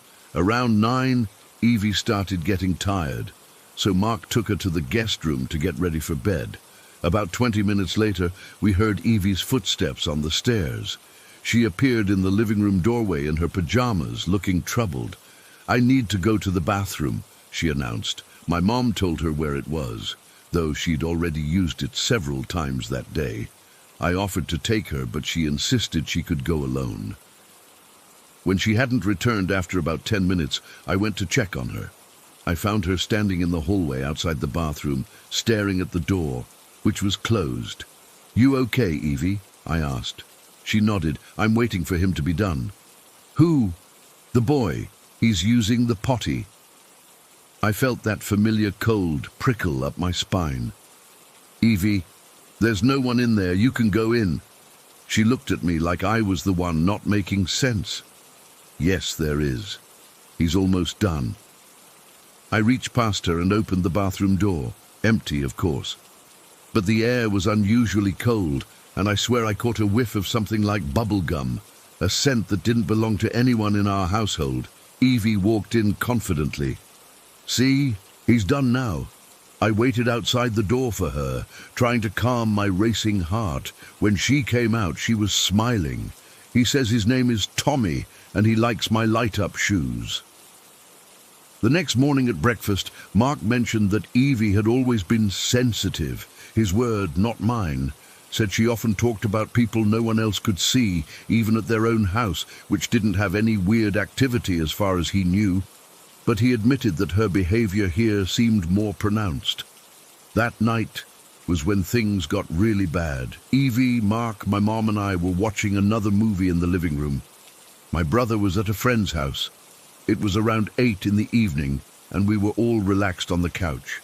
Evie was sitting next to me, coloring in a book Mark had brought for her. Suddenly, she went completely still. Her crayon stopped mid-stroke, and she slowly raised her head to look at the doorway leading to the hall. I followed her gaze, but saw nothing. The temperature in the room seemed to drop about 10 degrees in an instant. "What happened to her teeth?" Evie asked, her voice barely above a whisper. Mark leaned forward. "What's that, honey?" Evie didn't look at him. She kept staring at the empty doorway. Then her expression changed from curiosity to annoyance. "Hey, cut that out," she said firmly, like she was scolding someone. My mom and I exchanged looks. I could tell by her face that she knew exactly what was happening. The basement lady had never come upstairs before. "Evie, who are you talking to?" Mark asked, more concerned now. Before she could answer, the lights in the living room flickered, once, twice, then went out completely for about 3 seconds before coming back on. When they did, Evie was covering her eyes with her hands. "I don't want to see," she whimpered. "Make her stop showing me." Mark picked her up immediately, holding her close. "It's okay, sweetie, it was just a power flicker, but my mom and I knew better. The air had that heavy, oppressive quality it gets when the basement lady is active, and there was a smell, like damp earth and something rotting. Maybe we should call it a night," my mum suggested, trying to keep her voice steady. Mark nodded, clearly concerned about Evie's reaction, but not understanding what was really happening. He took her to the guest room, and my mum followed to help get her settled. I stayed in the living room, heart pounding. I could feel her, the basement lady, lingering. The doorway remained empty to my eyes, but I knew she was there, watching, waiting. For the first time since we'd moved in, I felt truly unsafe in our home. The next morning, we were all sitting at the breakfast table when Evie announced, "Candy needs to brush her teeth better." Mark looked puzzled. "Who's Candy, honey?" "The lady who was showing me her teeth last night," Evie said, taking a bite of cereal. "They're all broken and black." She kept opening her mouth really wide to show me. My mom nearly choked on her coffee. Did this lady tell you her name was Candy?" Evie nodded. "She said people called her Candy because she was sweet. But she's not sweet at all. She's mean." Mark looked between us, clearly noticing our reactions. "Is this another imaginary friend?" he asked, trying to sound casual. Neither my mom nor I knew how to respond. How do you tell someone that his 6-year-old daughter is communicating with a malevolent entity that's been haunting your basement for years? After breakfast, while Evie was watching cartoons, my mom pulled Mark aside to try to explain our situation. I could tell from his expression that he was struggling to believe it, but he couldn't deny Evie's behavior or the lights going out. That afternoon, before they left, my mum called my uncle, her brother, who used to be a pastor and now belongs to some kind of demonology research group. He's helped people with house cleansings before. My mum put the call on speaker so Mark could hear. My uncle took it seriously. He asked specific questions about the entities, especially the basement lady. When my mum mentioned what Evie had called her, Candy, he went quiet for a moment. "That's concerning," he finally said. "Children often perceive things more clearly than adults. If this entity is revealing its name to the child, it's forming a connection. That's dangerous." He explained that he could come investigate, maybe perform a cleansing ritual, but he couldn't do it for at least 2 weeks due to prior commitments. My mom tried to emphasize the urgency, especially with Evie's involvement now, but he couldn't move his schedule around. That was 3 days ago. Mark has been hesitant to bring Evie back, which I completely understand, but she's been asking to visit. She says Tommy, the bathroom boy, is her friend, and she promised to play with him again. Last night, I woke up around 3 in the morning. The usual time the skeletal man appears, but my corner was empty. Instead, my bedroom door was wide open, though I distinctly remembered closing it before bed. From somewhere downstairs, I heard what sounded like a child giggling, followed by a woman's voice, too muffled to make out words, but distinctly female, a voice I'd never heard before. I haven't told my mum yet. I don't want to scare her more than she already is. But I think the basement lady, Candy, is getting bolder, and I think she has plans for Evie. I've lived with ghosts for 4 years now. I've gotten used to the skeletal man watching me sleep and the bathroom boy's antics. But what's happening now feels different. It feels like pure evil, plain and simple, and I don't know how to protect ourselves, or Evie, from something we can't see or touch or reason with. My uncle can't come soon enough. I just hope by then it's not too late. Story 18. I still can't explain what happened that night at my grandmother's house. It's been months, but every time I think about it, my skin crawls, and I get this weird feeling in my stomach. I'm not the type of person who believes in ghosts or anything supernatural, but what happened that evening changed something in me. This all happened just 3 days after my brother passed away. He had been struggling with alcohol abuse for years, and despite all our attempts to help him, his liver finally gave out. The doctors said it was inevitable given how much he drank. His death hit our family hard, especially my grandmother, who always had a soft spot for him. He was her first grandchild, and they had this special bond that none of us could really understand. After the funeral, we all gathered at my grandmother's house. It's this old place that's been in our family for decades. It's not fancy or anything, just a simple 2-story house with peeling paint and creaky floorboards. My grandma has lived there alone since my grandfather passed away 5 years ago. The night it happened, there were 6 of us in the living room. Me, my mom, my dad, my aunt, my uncle, and my grandmother. We were all just sitting around, not really talking much. Everyone was exhausted from the funeral and the emotional toll of the past few days.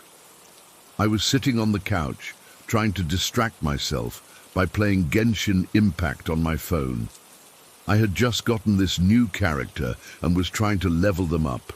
Looking back, it seems so trivial now, but at the time, it was helping me cope with everything.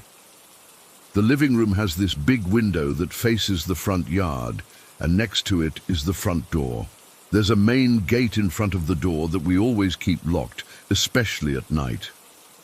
My grandmother lives in an area where there are monkeys that sometimes come into the yard and make a mess, so the gate is mainly to keep them out.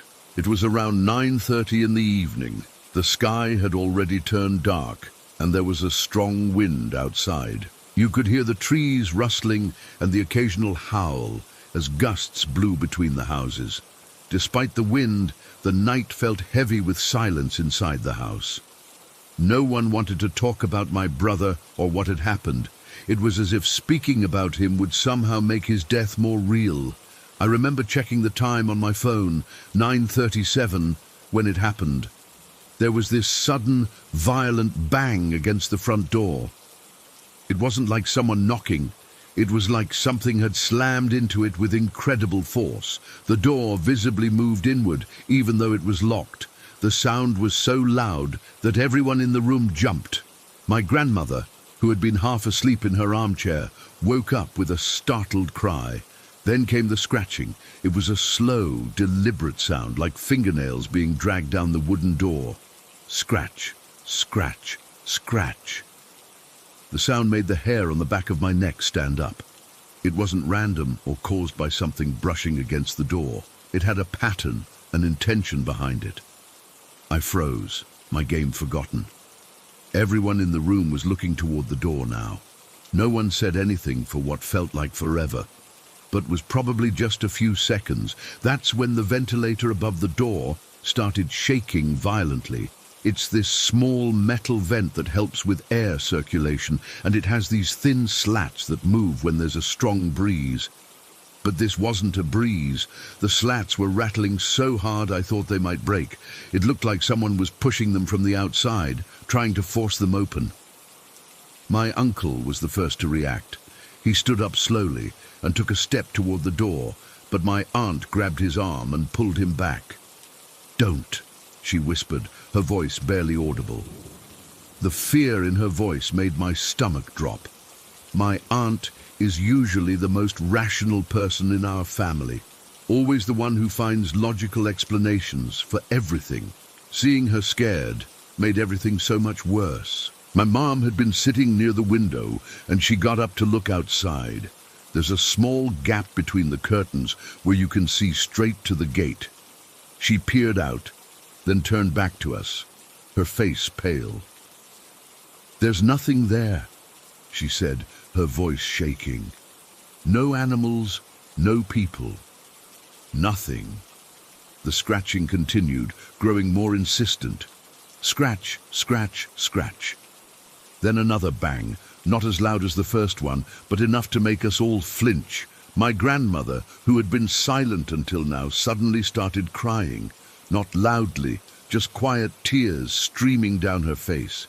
She was staring at the door with this look of, I don't know, recognition, like she knew what was on the other side. "It's him," she said softly. "He's come to say goodbye." I felt a chill run through my entire body. I wanted to dismiss what she said as the grief talking, but something about the certainty in her voice made me pause. Could it be? Was it somehow my brother trying to communicate with us? The rational part of my brain immediately rejected the idea. People don't come back after they die. There had to be a logical explanation. "It's just the wind," my dad said, but his voice lacked conviction.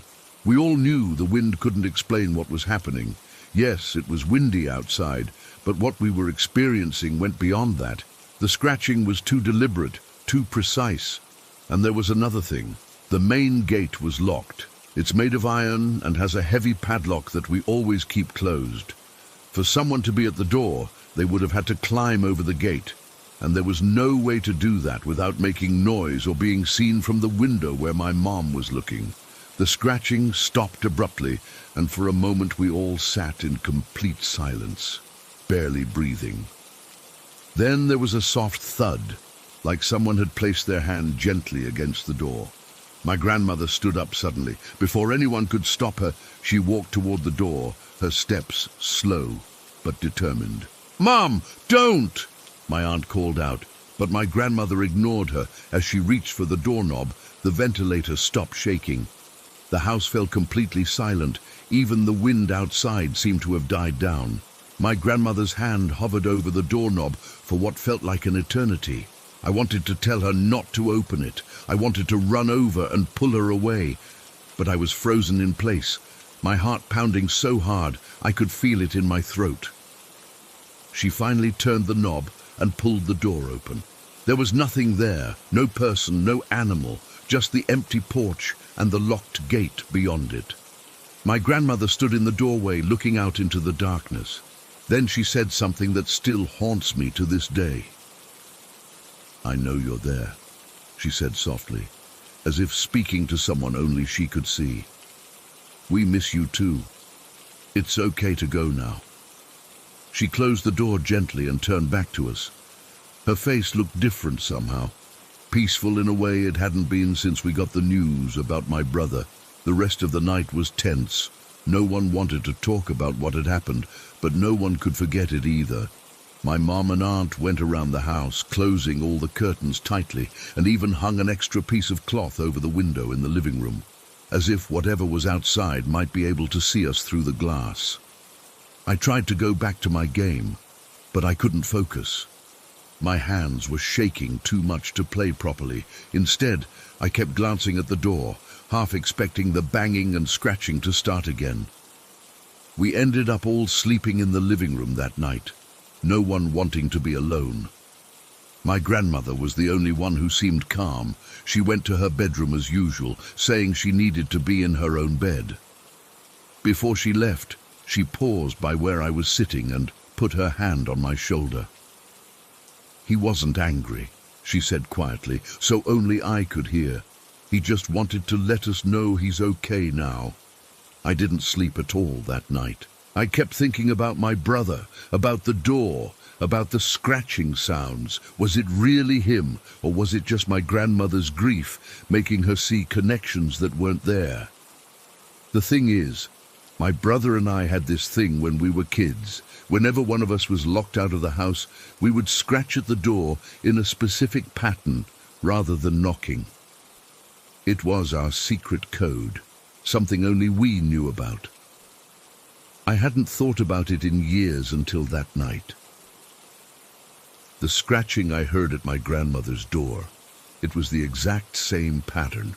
I've tried to rationalize what happened that night. Maybe it was an animal we couldn't see from the window. Maybe the wind really was strong enough to make those noises and shake the ventilator that way. Maybe my grief-stricken mind was playing tricks on me, making me hear patterns in random noises. But deep down, I know what I heard. I know what I felt. It's been months now, and nothing like that has happened again. My grandmother says she sometimes feels my brother's presence in the house, but in a comforting way, not frightening like that night. As for me, I still can't explain it.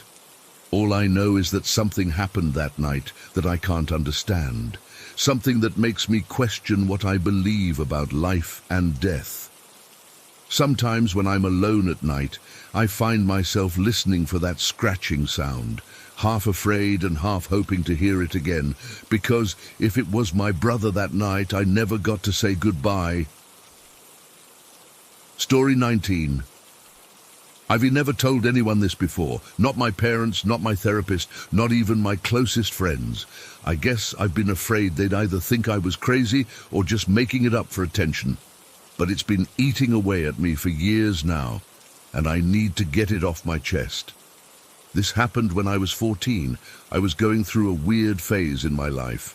Freshman year of high school, hormones all over the place, the usual teenage stuff. But there was something else happening too, something I couldn't explain to anyone. I started having these dreams, not normal dreams where things are hazy and disconnected and you forget most of it when you wake up. These felt like I was living a whole second life somewhere else, somewhere darker, somewhere that felt parallel to our world, but wrong, like everything was shifted slightly out of place. In these dreams, I could feel pain. I could read text. I could remember previous dreams. Everything that usually doesn't work in dreams was working perfectly in these, and I was always lucid, always aware I was dreaming, but completely unable to wake myself up until the dream decided it was over.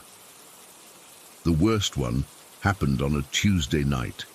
I remember because I had a math test the next day that I hadn't studied for. I went to bed feeling anxious, and when I fell asleep, it started right away. I found myself walking through a city I'd never seen before. It was raining, not just raining, but pouring, the kind of rain that feels like it's trying to drown the world. I was completely soaked within seconds, but for some reason, I didn't bother looking for shelter. I just kept walking. The streets were narrow and winding, with tall, grey apartment buildings on either side. They weren't just tall. They seemed to lean inward, like they were bending over the street, blocking out what little light might have been in the sky. Everything was grey, the buildings, the sky, the rain, the sidewalk under my feet. The only colour came from occasional yellow windows, but they looked more like jaundiced eyes watching me than sources of comfort. There was nobody else around, no cars, no people hurrying through the rain with umbrellas, just me, walking through this dead city. The rain was so loud that it drowned out even my footsteps, creating this constant white noise that made me feel even more isolated. I remember thinking, this is just a dream, I'll wake up soon. But I didn't wake up. Instead, I kept walking until I reached a neighborhood that felt even more desolate than the rest of the city. The buildings here were shorter, but somehow more oppressive. There were no lit windows, just blank walls and closed shutters. I couldn't even tell if anyone lived there. It felt abandoned, but not in the way a ghost town feels abandoned. More like everything was hiding. I sat down on a curb, my clothes completely soaked through. I wasn't even feeling cold or uncomfortable. Another reminder that this was just a dream. I decided to wait there until I woke up. There wasn't anything else to do. That's when I heard it. Footsteps, running footsteps, splashing through puddles, getting closer and closer. I looked up, and that's when I saw her for the first time. She came around the corner at full sprint, a girl about my age, 14 or 15 maybe, with black hair plastered to her face from the rain. She was wearing this bright violet raincoat that stood out against the grayscale world around us like a neon sign. It was the most vivid color I'd seen in any of these dreams. Her face is something I'll never forget. She was crying, her eyes wide with terror, her mouth open and gasping for breath. She looked like someone running from a nightmare, and she was running straight toward me. Before I could even stand up, she reached me. She grabbed my arm with both hands, her fingers digging into my skin hard enough that I could feel her fingernails. Up close, I could see that her eyes were hazel, with flecks of gold that caught what little light there was. "Please," she gasped, her voice breaking. "Please help me, he's coming, please." I was stunned. No one in these dreams had ever spoken to me before. No one had even acknowledged my existence. But this girl was looking right at me, her eyes locked on mine, pleading. Then I heard more footsteps, heavier ones, coming from the direction she'd run from. Someone was chasing her. I don't know why, but I didn't hesitate. I grabbed her hand and started running, pulling her along with me. I had no idea where we were going or where safety might be in this place, but I knew we needed to get away from whoever was following her. We ran through the rain, turning corners randomly, splashing through puddles deep enough to soak my shoes. The girl kept pace with me, her breathing ragged and punctuated by sobs. I could feel her trembling through our joined hands. After what felt like forever, we found a small bookstore with a cloth awning extending over the sidewalk. The store was closed, shutters pulled down over the windows, but the awning provided some shelter from the rain. I pulled her underneath it, both of us collapsing against the wall, breathing hard. "I think we lost them," I said, peering out at the empty street. The rain had, if anything, gotten even heavier, creating a curtain of water that limited visibility to just a few feet. The girl was still crying. Quieter now, but with a steady stream of tears mixing with the rainwater on her face. She was looking at me with this expression that I still can't fully describe. Relief, fear, and something else. Something that made no sense. "You came back," she whispered, her voice barely audible over the rain. "I didn't think you would come back. I was confused. What do you mean? I've never seen you before." She shook her head, more tears spilling. "Don't leave me again, please, not again." That's when I noticed the bruises. They were all over her arms, where the sleeves of her raincoat had ridden up. Dark purple marks, some fresh, some fading to yellow. And there were other marks too.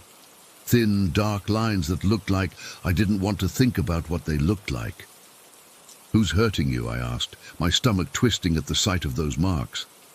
She just shook her head again, closing her eyes tightly. "Please don't leave me again," she repeated. I didn't know what else to say, so I said the only thing I could think of. "I won't. I promise." She moved closer to me then, clinging to my soaked shirt with both hands. Her fingers were ice cold, and she was shivering violently.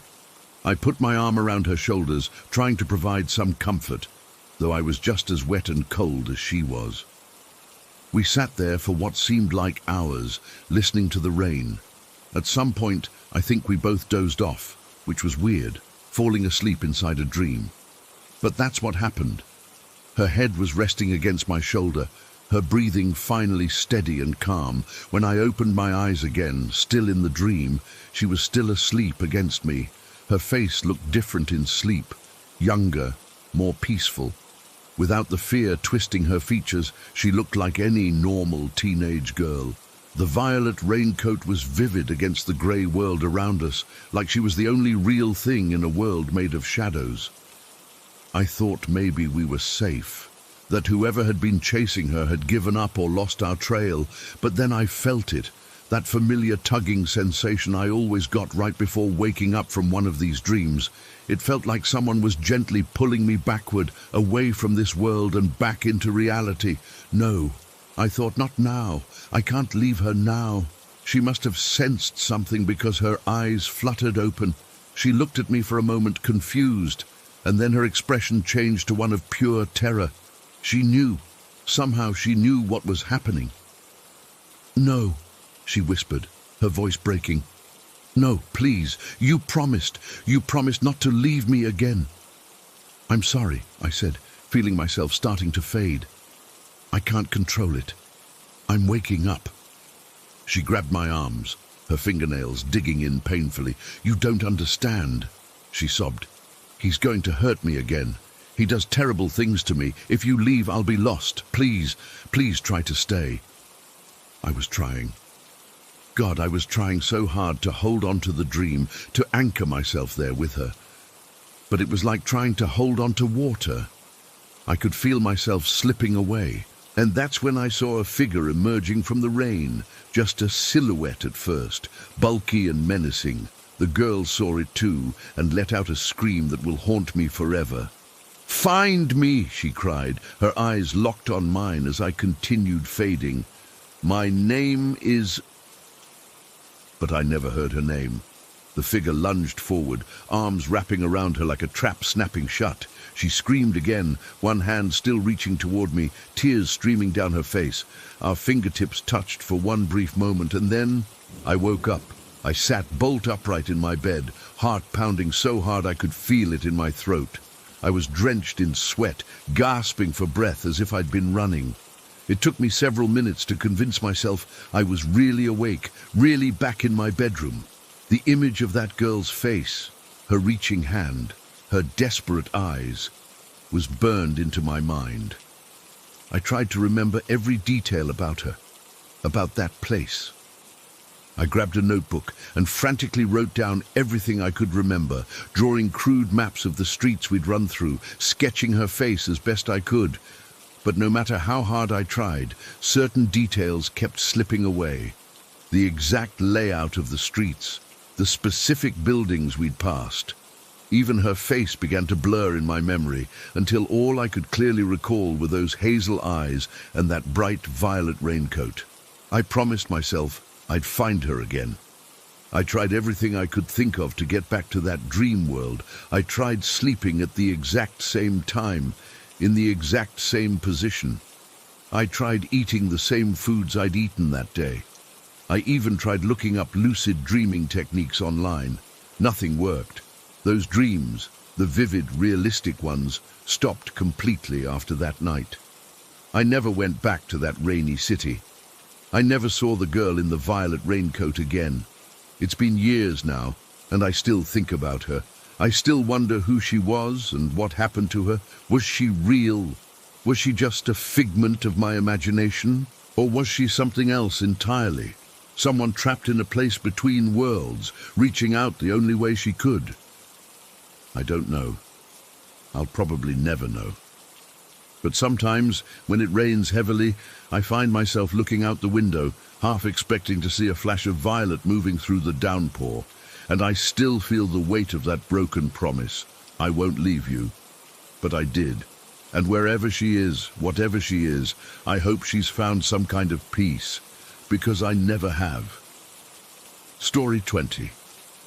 I've never been a superstitious person, but growing up in our house changed that forever. Our family home in a small village outside Manchester has been in our family for generations. It's this big Victorian thing built sometime in the 1800s, all high ceilings, creaking floorboards, and drafty windows that rattle when the wind picks up. Beautiful in the daytime, but at night, well, that's a different story. The first incident happened when I was just a baby. I only know about it because my parents finally told me the full story last month after what happened at Christmas. Dad was alone with me and my sister one night while Mum was at her book club. He'd put us both to bed. I was just 1 at the time, my sister was 4, and had fallen asleep watching telly downstairs. Around 3 in the morning, he woke up on the sofa feeling something wasn't right. Parents have that weird sixth sense, I guess. He went upstairs to check on us, and that's when he saw it. Standing in the corner of my bedroom was an old man, just watching me sleep. Dad said he was wearing old-fashioned clothes, not like a costume, but like someone from another time. The man was just standing there, completely still, staring at my crib. Dad said his blood turned to ice. He screamed, actually screamed, and rushed to grab me from my crib, and then ran to get my sister from her room. He took us both downstairs and locked us all in the living room. When he finally got the courage to go back upstairs with a cricket bat he kept by the front door, there was no one there. All the windows were locked from the inside, all the doors still locked. Nowhere for anyone to have gone. He checked every inch of that house, cupboards, underbeds, the loft, the cellar. Nothing. Dad convinced himself it was just his tired mind playing tricks on him. He never told Mum because he didn't want to scare her, but 3 months later, it happened again. Dad was away on a business trip to Glasgow. Mum was alone with us kids. She woke up around 2 in the morning feeling like someone was watching her. When she opened her eyes, there was an old man leaning over her bed, his face just inches from hers. She said his eyes were hollow-looking, like he was there, but not really there. Mum absolutely lost it. She screamed so loud that I started crying in my room. The figure backed away into the corner, just watching her. She grabbed her mobile from the nightstand and ran to get us kids. She didn't even pack a bag, just bundled us into the car in our pajamas and drove to her sister's house 20 minutes away. When she called Dad, hysterical, he finally admitted what he'd seen months earlier. They were describing the exact same person, same clothes, same gaunt face, same hollow eyes. After that, they had the vicar come and bless the house. They even had some paranormal investigators check it out, but nothing showed up on their equipment. The activity stopped, and my parents eventually convinced themselves it was just stress or something. For years, nothing happened. I grew up hearing these stories like they were just family ghost tales, not something real. I never felt scared in our house. I loved it. All the little nooks and crannies, the garden with the massive oak tree, my bedroom with the window seat where I'd read for hours. It was just home. Then last Christmas, when I was 15, it started again. We were decorating the tree, the whole family tradition thing, Christmas music playing, hot chocolate, the works. Dad was up in the loft bringing down the boxes of decorations. Everything was normal. We had the tree up, lights on, and were hanging ornaments when it happened. The tree just fell. No one was near it. The cat wasn't even in the room. It just toppled over like someone had pushed it. We set it back up, blamed it on the uneven floorboards, and carried on. An hour later, it happened again. This time, several ornaments flew off the tree before it fell. Not dropped, flew, like they were thrown. My little brother, Mum, and my stepdad's kid started crying. We set everything up a third time, and Dad secured the tree to the wall with some fishing wire. That night, we were all watching a Christmas film when we heard this massive bang from upstairs. We all froze. Dad went up to check and found the loft hatch wide open, the ladder down. He swears he'd closed it properly earlier. We all slept in the living room that night. The next morning, everything seemed fine. We convinced ourselves it was just the old house settling or something. But over the next few weeks, little things kept happening. Items would disappear and reappear in weird places. We'd hear footsteps upstairs when everyone was downstairs. The loft hatch opened by itself twice more. Then in January, things got really weird. Mum came downstairs one morning looking confused. She asked if anyone had been in her bedroom. On her dresser, she keeps this framed photo of her and my stepdad from their wedding. Someone had turned it upside down. We all denied touching it. A week later, my sister came out of her room looking proper freaked out. All 6 of her vinyl album covers on her wall were turned upside down. These weren't just posters, they were in heavy frames screwed into the wall. Someone would have needed a screwdriver to take them down, flip them, and put them back up. But the screws hadn't been touched. It was like the images inside the frames had just flipped. The worst part, they were all love song albums. Her Taylor Swift Red album, Adele's 21, all breakup and heartbreak albums. Then last month I found a book of poetry in our front room flipped upside down on the coffee table. I wouldn't have thought anything of it, except it was open to a page with a love poem. I remember the title clearly, When Love Dies. I showed Mum, and she went white as a sheet. That's when they finally told me the full stories from when I was a baby. I started researching our house's history after that. Turns out, the man who built it in 1878 lost his wife in childbirth. According to local records, he never recovered from her death and became a recluse living alone in the house until he died in 1904. There was a small note in the parish records that mentioned he was found in his bedroom, but his body was upside down on the bed, like he'd been sleeping with his head at the foot of the bed. Last week, I was home alone doing homework in my room. It was about 7 in the evening, already dark outside. I had my music playing through my headphones when I felt this cold draft. I looked up and my bedroom door was open. I always keep it closed. As I got up to close it, I noticed something on my wall. The corkboard, where I keep photos of my friends and family, all the pictures were upside down, every single one, but only the photos that showed couples or people hugging. The group shots and solo pictures were untouched. My hands were shaking as I went to fix them, but as I touched the first photo, I felt this icy cold grip on my wrist, not like someone grabbing me, but like walking through a freezing cold patch of air that somehow had substance to it. I couldn't move my hand. Then I heard this whispering, not words exactly, more like the sound of whispering but muffled, like hearing someone talk through a wall. The grip released, and I backed away from the corkboard. That's when I saw him, just for a split second, reflected in my bedroom window, the old man standing behind me. I spun around, but there was nothing there. When I looked back at the window, I could still see him, but only in the reflection. He looked so sad, not angry or scary, just devastated. His eyes were fixed on a photo of me and my first boyfriend from the school dance last year. We broke up a month after that picture was taken. I couldn't move. I couldn't scream. We just stared at each other in the reflection until he slowly faded away. Before he disappeared completely, he reached out toward the photos and whispered something that sounded like wrong side up. Since then, more photos have been turned upside down. Books about love or relationships appear in random places throughout the house, always upside down.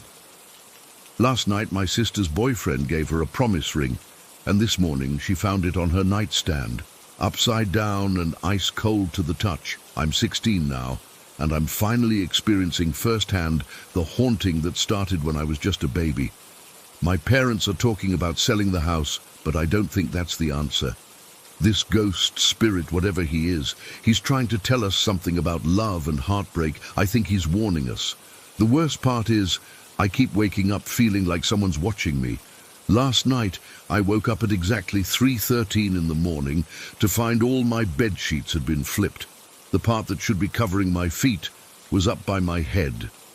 And written in the condensation on my bedroom window were 2 words: Love fails. I don't know what he wants or what these signs mean, but I know he's getting more desperate to communicate. The activity is increasing every day. Last night I heard my name being whispered over and over as I tried to sleep. I'm writing this now because I need to tell someone, anyone, what's happening. My parents don't want to talk about it anymore, but I can't ignore it. He's here right now. I can feel the cold spot next to me as I'm typing this. My screen keeps flickering, and I know it's not technical issues.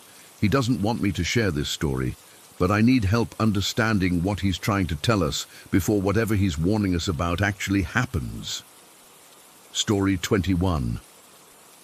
I never thought I'd still get goosebumps talking about this, but the memories feel as fresh as if it all happened yesterday instead of 20 years ago. We moved to Las Vegas when I was around 7, not the glitzy strip part everyone thinks of, but way out on the edge of the city where development was just starting to creep into the desert. Our house backed up against the mountains. Beautiful views during the day, but at night, those mountains were just a wall of darkness. The problem started almost immediately after we moved in. The first few nights were fine. Normal new house jitters, getting used to different settling sounds, all that stuff. But within a week, the nightmares began. Not your regular kid nightmares about monsters or falling. These were different. I'd dream about being watched, about something standing over my bed, about hands reaching for me from dark corners. I'd wake up screaming, drenched in sweat. My parents tried everything. Night lights, leaving the door open, checking under the bed with me before sleep. Nothing helped. I started sleeping in their room more often than not, which obviously wasn't sustainable. After about 3 months of this, my mom suggested we move my bedroom to the spare room across the hall. My dad got this strange look on his face when she suggested it, but he didn't say anything right away. Later that night, I overheard them talking in the kitchen. "Moving rooms won't help," my dad said quietly. "It'll follow."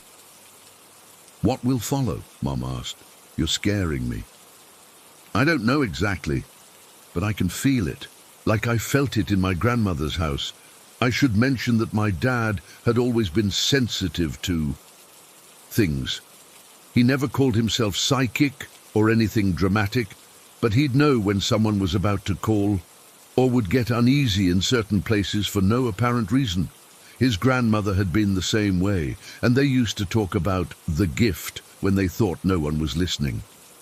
Despite my dad's concerns, we tried moving my bedroom anyway. The first week in the new room was amazing. I slept through the night without a single nightmare. I remember feeling so proud, telling my parents at breakfast that nothing had bothered me. Then it changed. Not with nightmares this time, but something worse. I started waking up in the middle of the night with the overwhelming sense that something was standing outside my bedroom door. I'd stare at that door, heart pounding so hard I thought it would burst, knowing with absolute certainty that if it opened, something terrible would be there. Some nights I swear I could see the doorknob turning slightly, like something was testing to see if it was locked. After a particularly bad night where I didn't sleep at all, just stared at that door until sunrise, my parents moved me to a third bedroom, the smallest one, which had been used for storage. We painted it bright yellow, got new furniture, and made it as cheerful as possible. For years after that, things were relatively normal.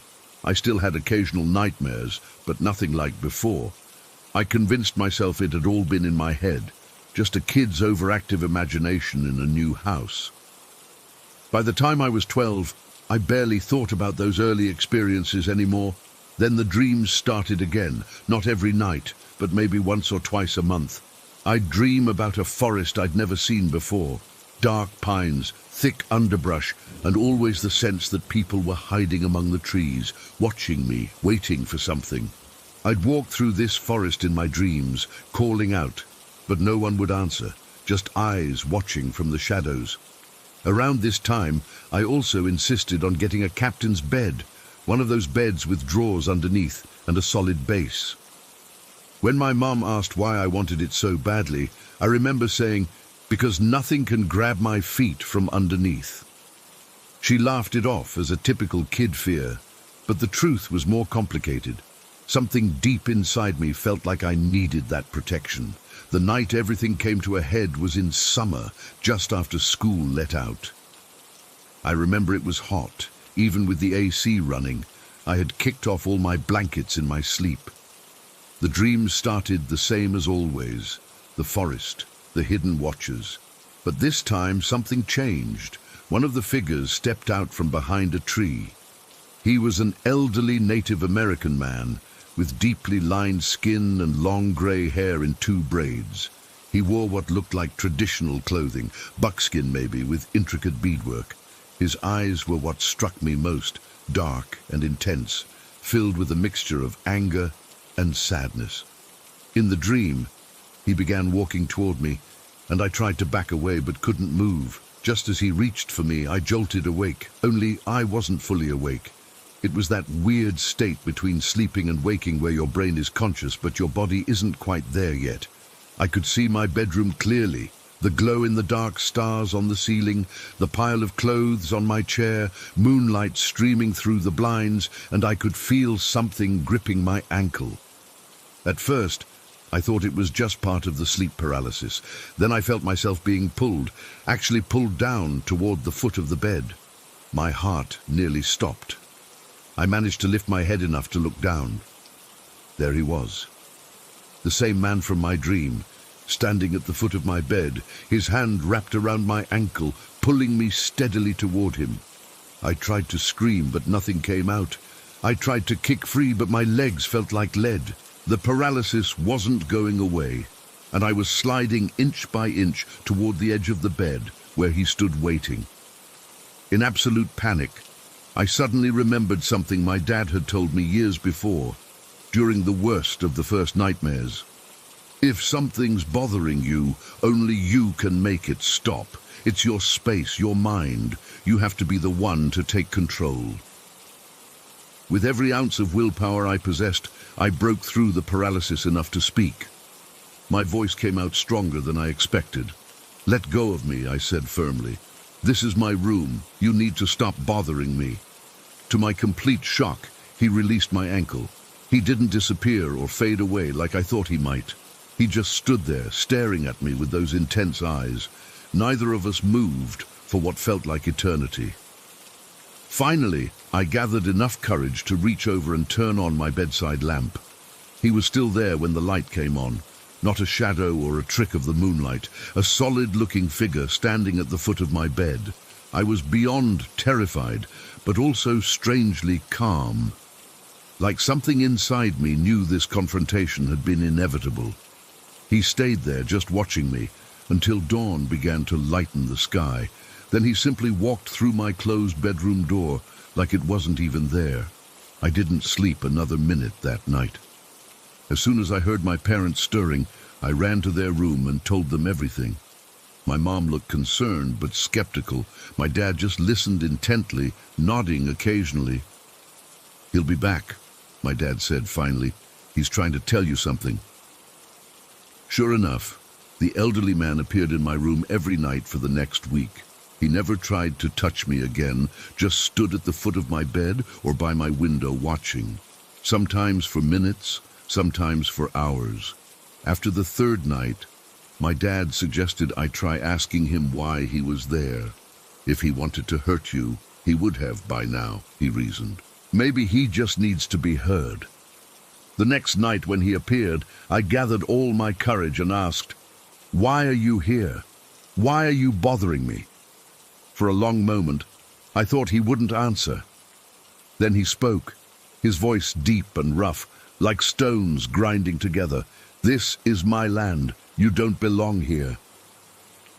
Over the next few nights, through brief, halting conversations, I learned more. He claimed his people had lived on this land for generations. The mountains had been sacred to them. He was angry that houses now stood where his people had once lived. Out of curiosity, my dad researched the history of the area. According to official records, no indigenous tribes had permanently settled in our specific area for hundreds of years before development began.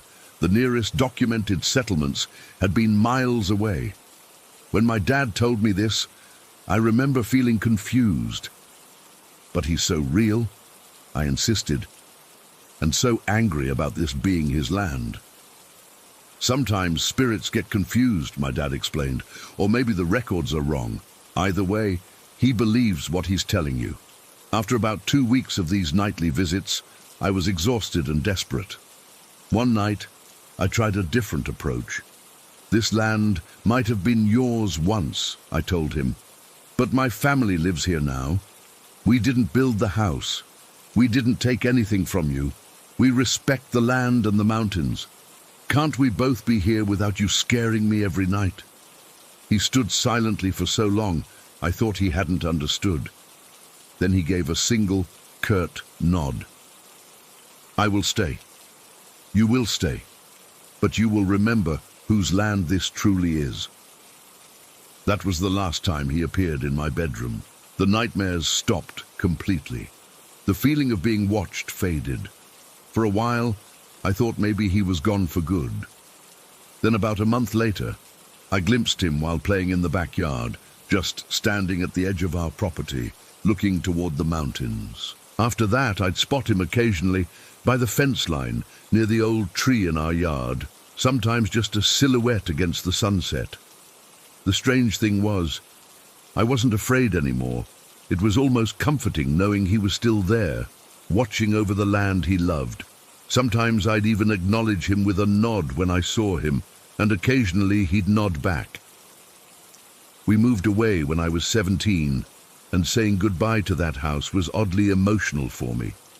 On our last day, as the moving truck was being loaded, I went to the backyard one final time and saw him standing by the mountains. I raised my hand in farewell, and for the first time in all those years, I saw him raise his hand in return. To this day, I don't know if what I experienced was a genuine haunting, some kind of sleep disorder, or something else entirely. What I do know is that it felt completely real, and the agreement we reached changed everything. I learned that sometimes confronting your fears, literally looking them in the eye and establishing boundaries, can transform them from terrors into something you can live with. But I still sleep in a captain's bed, just in case. Story 22. I've been debating whether to post this for weeks, but I need some guidance from people who might understand what I'm dealing with. I'm completely out of my depth here and honestly getting scared. I live in Los Angeles, in one of those neighborhoods that realtors call up and coming, but has actually been nice for years. Quiet streets, well-maintained homes, the kind of place where everyone's lawn looks better than yours. I've lived here for almost 4 years and walk my dog, Pepper, around the neighborhood every evening. He's a border collie mix, smart, attentive, and not easily spooked. We have our regular route that takes us about 40 minutes, and it's usually the highlight of my day. About 3 months ago, they tore down this old Spanish-style house on Oakwood Drive. It wasn't dilapidated or anything, just another victim of LA's endless cycle of demolish and rebuild bigger. The lot has been sitting there since, surrounded by temporary fencing with those green privacy screens. Construction was supposed to start right away, but there's been some permit issue or something, so it's just been sitting empty. The first weird thing happened about a month ago. I got caught up with work and took Pepper out later than usual, around 10:30 at night. The neighborhood gets pretty quiet after 9, especially on weeknights. We were walking past the empty lot when I heard what sounded like wind chimes, but not metal ones.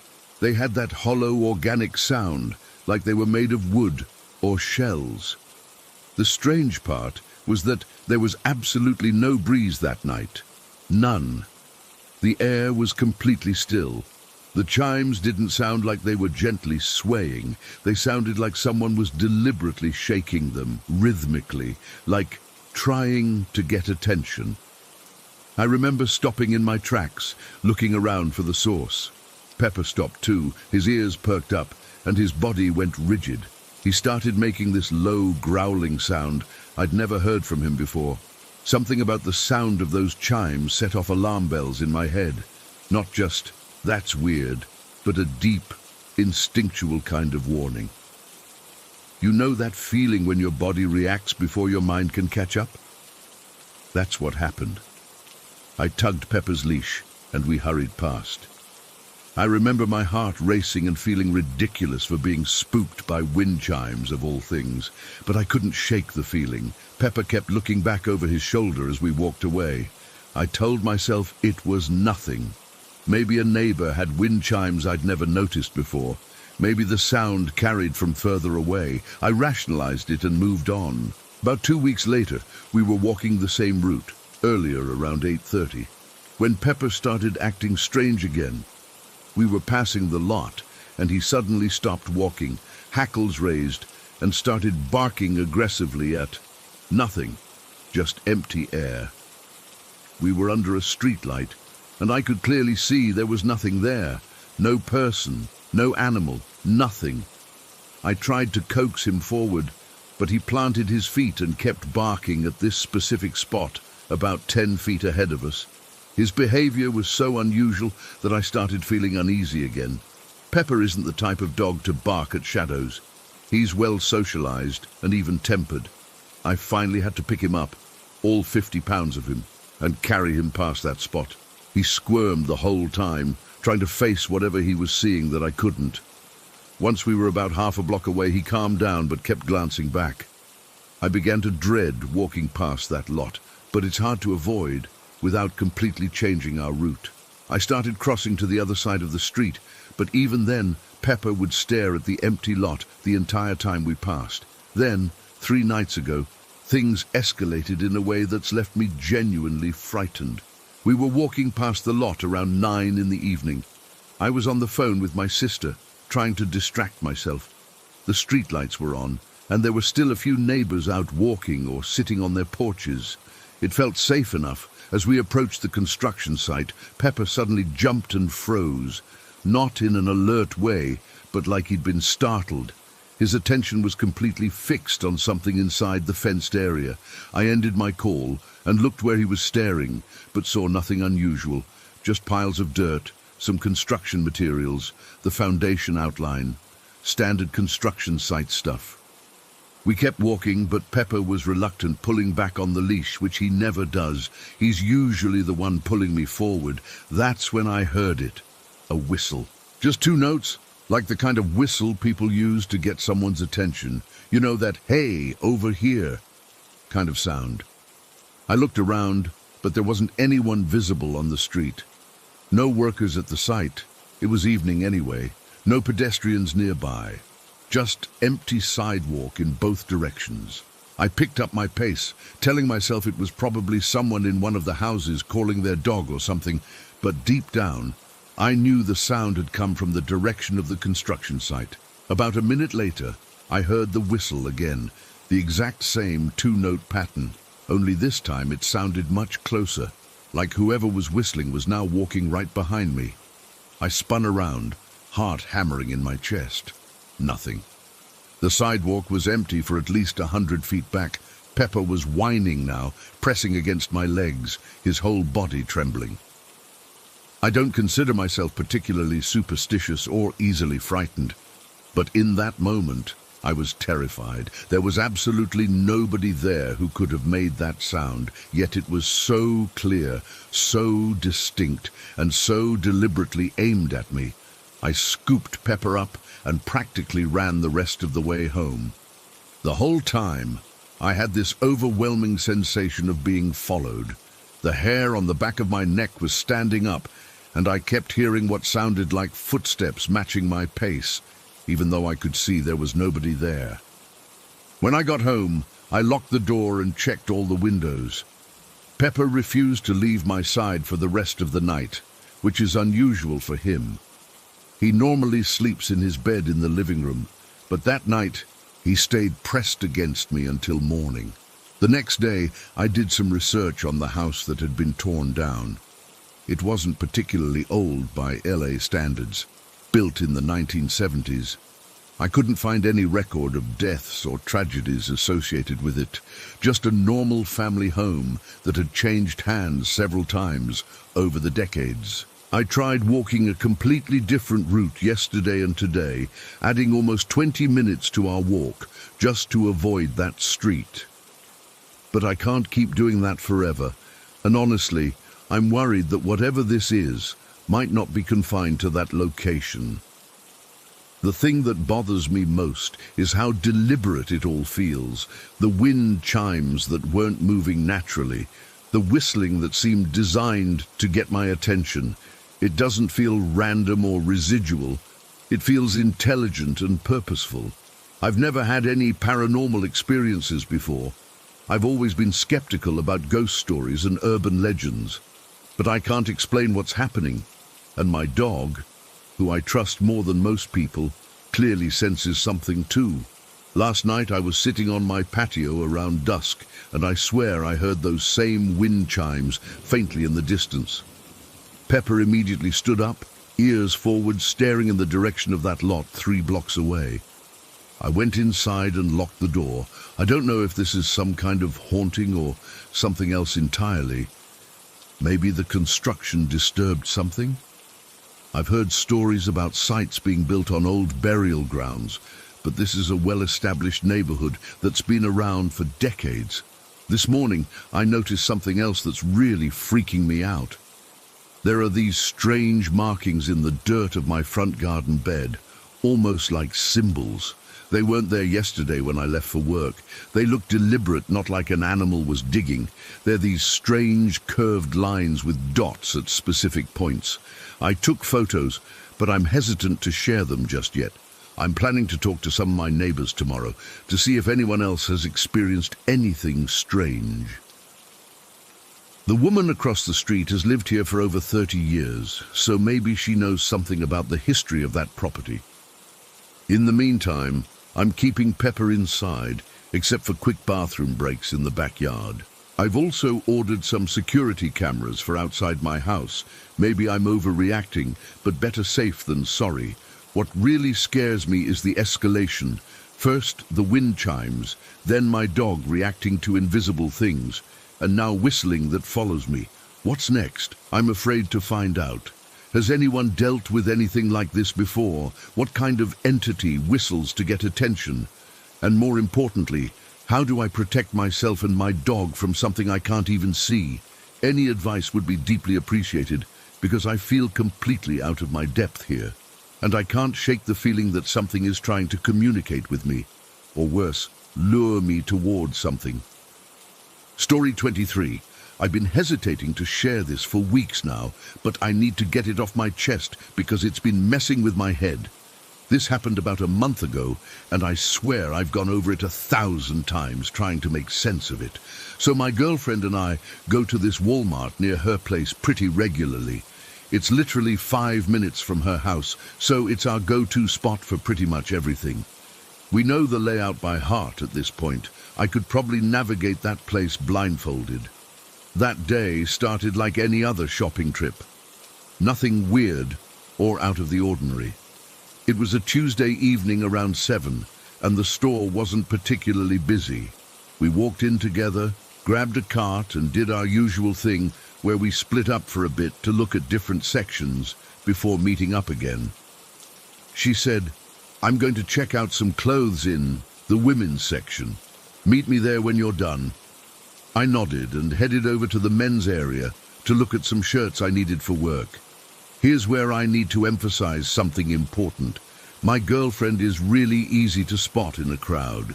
She's 5'9", has this long, straight blonde hair that goes halfway down her back, and this is key, she always wears Disney stuff. That day she had on these black leggings and this oversized stitch hoodie she practically lives in. There is literally zero chance I'd confuse her with someone else. So I'm browsing through shirts, nothing special, when I happen to glance up and see her walking past the end of my aisle, heading toward the grocery section of the store. I thought that was odd, because we'd agreed to meet in women's clothing, but I figured maybe she wanted to grab something before heading back there. I abandoned the shirts I was looking at and started following her. She was maybe 20 feet ahead of me, and I could clearly see her blonde hair and that blue stitch hoodie. I called out, "Hey!" but she didn't turn around. The store had that typical Walmart background noise, announcements, people talking, music playing, so I figured she didn't hear me. I picked up my pace a bit, and I watched as she suddenly made a left turn into one of the food aisles. I was only about 7 feet behind her at this point. I jogged the few steps to the aisle and turned the corner, expecting to see her there, looking at something on the shelves. The aisle was completely empty, not just free of my girlfriend, completely empty of any people at all, just rows of pasta sauce and noodles or whatever that aisle had. I stood there for a second, genuinely confused. I'd literally just seen her turn into this aisle, and there was no way she could have gotten to the other end in the split second it took me to reach the corner. Physically impossible. My first thought was that she was messing with me, maybe hiding behind one of the displays or something. I walked down the entire aisle, checking between the shelves, looking behind the end cap displays. Nothing. I checked the neighboring aisles too, thinking maybe I'd somehow misjudged which one she turned into. Also nothing. At this point, I was getting a weird feeling in my stomach, that cold, prickly sensation when something is just off. I pulled out my phone and called her. She picked up after a couple rings. "Hello? Where are you?" I asked, trying to keep my voice casual. Still in women's clothing, looking at some sweaters. "Why?" I felt that cold feeling intensify. "You didn't just walk over to the food section?" "No?" She sounded confused. "I've been here the whole time. I found some cute stuff I want to show you." I told her to stay there, and that I'd be right over. I practically jogged through the store back to women's clothing, my mind racing with explanations. Maybe someone else with blonde hair and a similar hoodie. But I know what my girlfriend looks like. I was right behind her. I saw her clear as day. When I got to women's clothing, there she was, exactly where she said she'd been, holding up different tops and examining them. Same black leggings, same blue stitch hoodie, same blonde hair. She looked up and smiled when she saw me, but her expression quickly changed when she saw my face. "What's wrong? You look like you've seen a ghost," she said. I didn't know how to explain it without sounding crazy, but I tried. I told her what had happened, seeing her walk to the food section, following her, watching her turn into an aisle and then vanishing. She put down the clothes she was holding and stared at me. "That's impossible. I've been right here the entire time. I haven't moved from this section since we split up." I believe her completely. She has no reason to lie, and she seemed genuinely disturbed by what I was telling her. We stood there in the middle of Walmart, both trying to process what this meant. "Show me exactly where you saw, whatever you saw," she said finally. We walked back to the spot where I'd first noticed her walking past. Then we followed the path to the food aisle where she had disappeared. The whole time, this sick feeling was growing in my stomach. I kept glancing at my girlfriend beside me, reassuring myself that she was really there. When we got to the aisle, it was just a normal aisle now, with a couple of shoppers browsing pasta sauce. Nothing unusual or out of place. "This is where whatever it was, turned and then disappeared," I explained. My girlfriend looked down the aisle, then back at me. I could see goosebumps on her arms. "I don't like this," she whispered. We ended up cutting our shopping trip short. Neither of us felt comfortable staying there any longer. The drive back to her place was mostly silent, both of us lost in our thoughts. Once we got home, we tried to rationalize what had happened. Maybe it was someone who looked similar from behind. But then why did they disappear? Maybe I'd been more tired than I realized. But I'd been wide awake and I know what I saw. The thing that keeps getting me is the timing. There was literally no time for whoever or whatever I saw to exit that aisle before I got there. I was right behind them, and there was nowhere to hide in that aisle. It was just open shelving with products.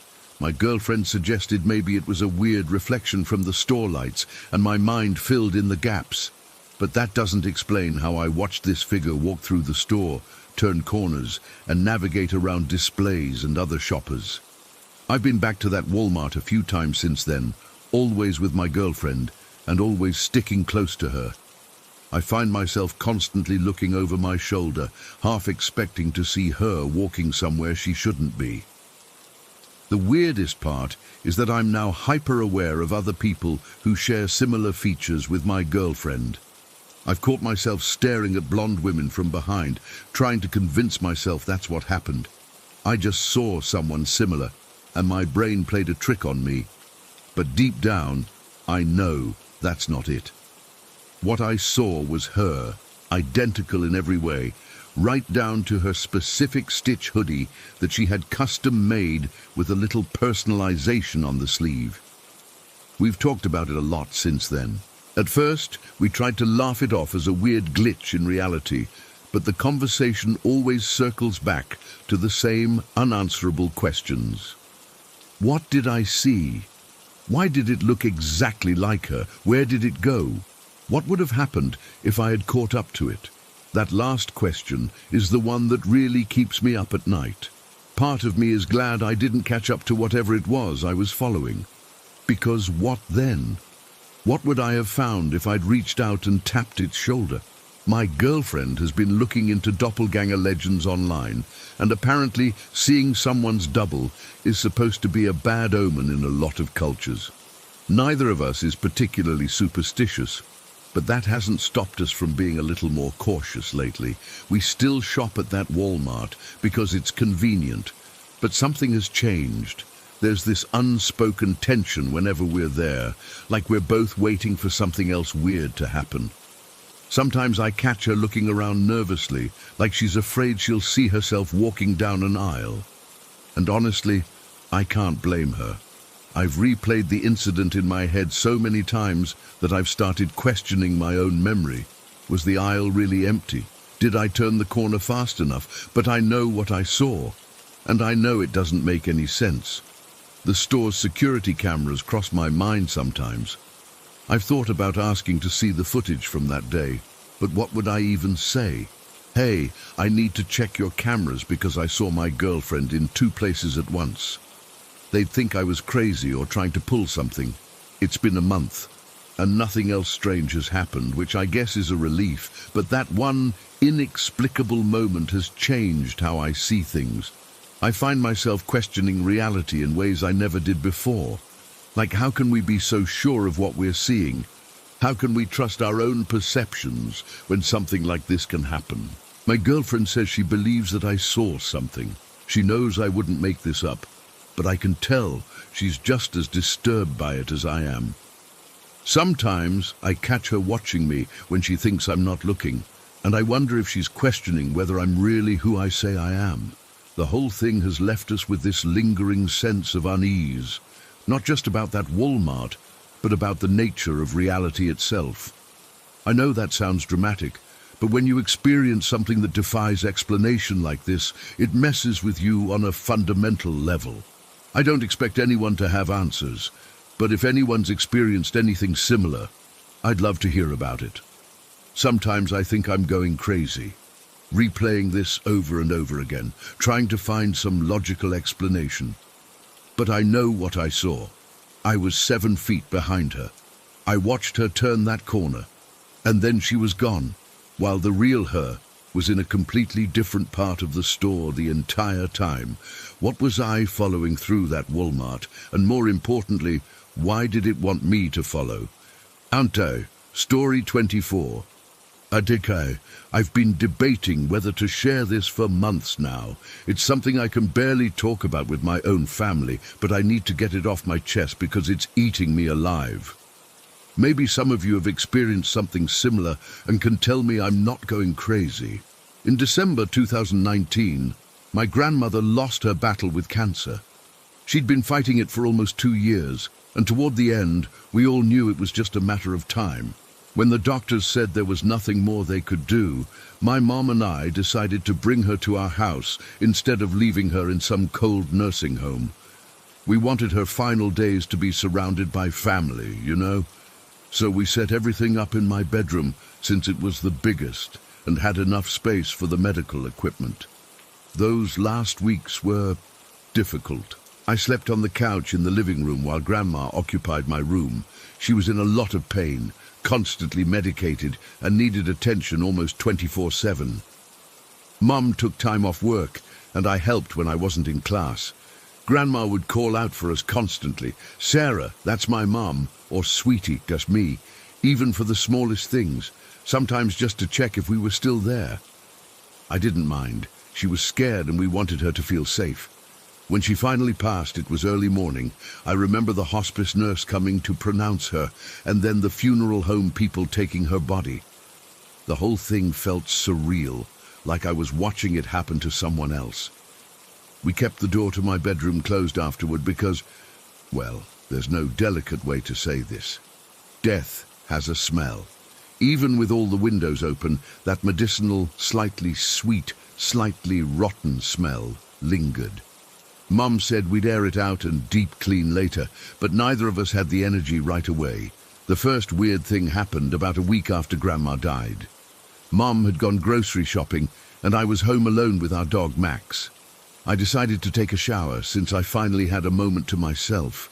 I was in the middle of washing my hair when Max started barking like crazy outside the bathroom door. This wasn't his normal "someone's at the door" bark. It was frantic, almost panicked. I called out to him, thinking maybe he was just upset I'd closed him out of the bathroom. He hates being separated from people. But the barking continued, getting more intense. I quickly rinsed off, wrapped myself in a towel, and opened the bathroom door. Max was standing in the hallway, hackles raised, staring toward my bedroom. My heart dropped when I saw that my bedroom door was wide open. I know that door had been closed. It had been closed since they took Grandma's body away. Neither Mum nor I had gone in there, except for a quick in and out to grab clothes for me, and we always closed it immediately after to keep that smell contained. There's no way it could have drifted open on its own. The latch catches firmly, and you have to actually turn the knob to open it. I stood there dripping wet, staring at that open door, and the coldest feeling washed over me. I couldn't make myself go near it. I just grabbed Max by the collar and dragged him with me to the living room, where I got dressed in yesterday's clothes while keeping my eyes on the hallway. When Mom got home about 20 minutes later, she walked in and immediately said, "God, I can smell it from the driveway." She meant the death smell. I hadn't mentioned the door being open yet, and her comment made my skin crawl. It was like something had deliberately opened that door to let the smell out. I told her what happened, and she tried to rationalize it. Maybe the latch didn't catch the last time one of us went in. Maybe Max had somehow pushed against it. But I could tell she was unsettled too. That night, I caught her sprinkling salt across the thresholds of all the doors in the house. Something her own grandmother had taught her to keep spirits out. The second incident was even worse, and this time Mom experienced it with me. It was about 2 weeks after Grandma died. We were sitting on the couch watching some reality show, trying to distract ourselves. Max was asleep at our feet. It was completely quiet except for the TV. Then we both heard it, clear as day, from the direction of my bedroom. "Sarah, sweetie." It was Grandma's voice, exactly how she used to call for us, that same tone she used when she needed something. Mum and I froze. We turned to look at each other at the exact same moment, and I'll never forget the expression on her face. Pure shock, eyes wide, color drained away. I know I must have looked exactly the same. "Did you?" I started to ask. Mum nodded before I could finish. "I heard her," she whispered. We both sat there, unable to move, holding our breath like we were waiting for it to happen again. Max was still fast asleep, which was strange considering how he'd reacted to the door opening. After what felt like forever, Mom got up, walked to the kitchen and poured herself a large glass of wine. She didn't offer me one. I was only 20 at the time. But she didn't say anything when I poured myself one too. We never talked about it again. Not directly. But the next day, Mom called in sick to work, and we spent the entire day deep cleaning my bedroom. We washed the walls with vinegar, steam cleaned the carpet, washed all the bedding and curtains, wiped down every surface with disinfectant, and kept the windows open despite the December chill. By the end of the day, the death smell was finally gone, replaced by the sharp scent of cleaning products. I was still sleeping on the couch, though. I couldn't bring myself to sleep in that room yet, but when COVID hit in early 2020 and quarantine started, I had no choice. Working and studying from the living room couch wasn't sustainable, and I needed my desk and computer set up in my bedroom, so I moved back in. At first, it was okay. I kept myself busy during the day with online classes and assignments. But at night, That's when it started. The first time it happened, I was lying in bed scrolling through my phone before sleep. It wasn't even that late, maybe 11 p.m. I wasn't thinking about Grandma or her death at all. I was just browsing social media, laughing at some stupid meme. Then I felt it. That sensation of being watched. It came out of nowhere, this overwhelming awareness that someone else was in the room with me. My skin prickled with goosebumps, and I felt a cold spot develop right next to my bed, exactly where Grandma's hospital bed had been. I froze, my thumb stopping mid-scroll. My heartbeat accelerated so fast I could feel it pounding in my throat. I couldn't breathe properly, like the air had suddenly become too thick. The rational part of my brain tried to tell me it was just anxiety, just my imagination running wild because of what had happened in this room. But it felt so real. The feeling of eyes burning into me was so intense that I had to look up from my phone, half expecting to see Grandma standing there.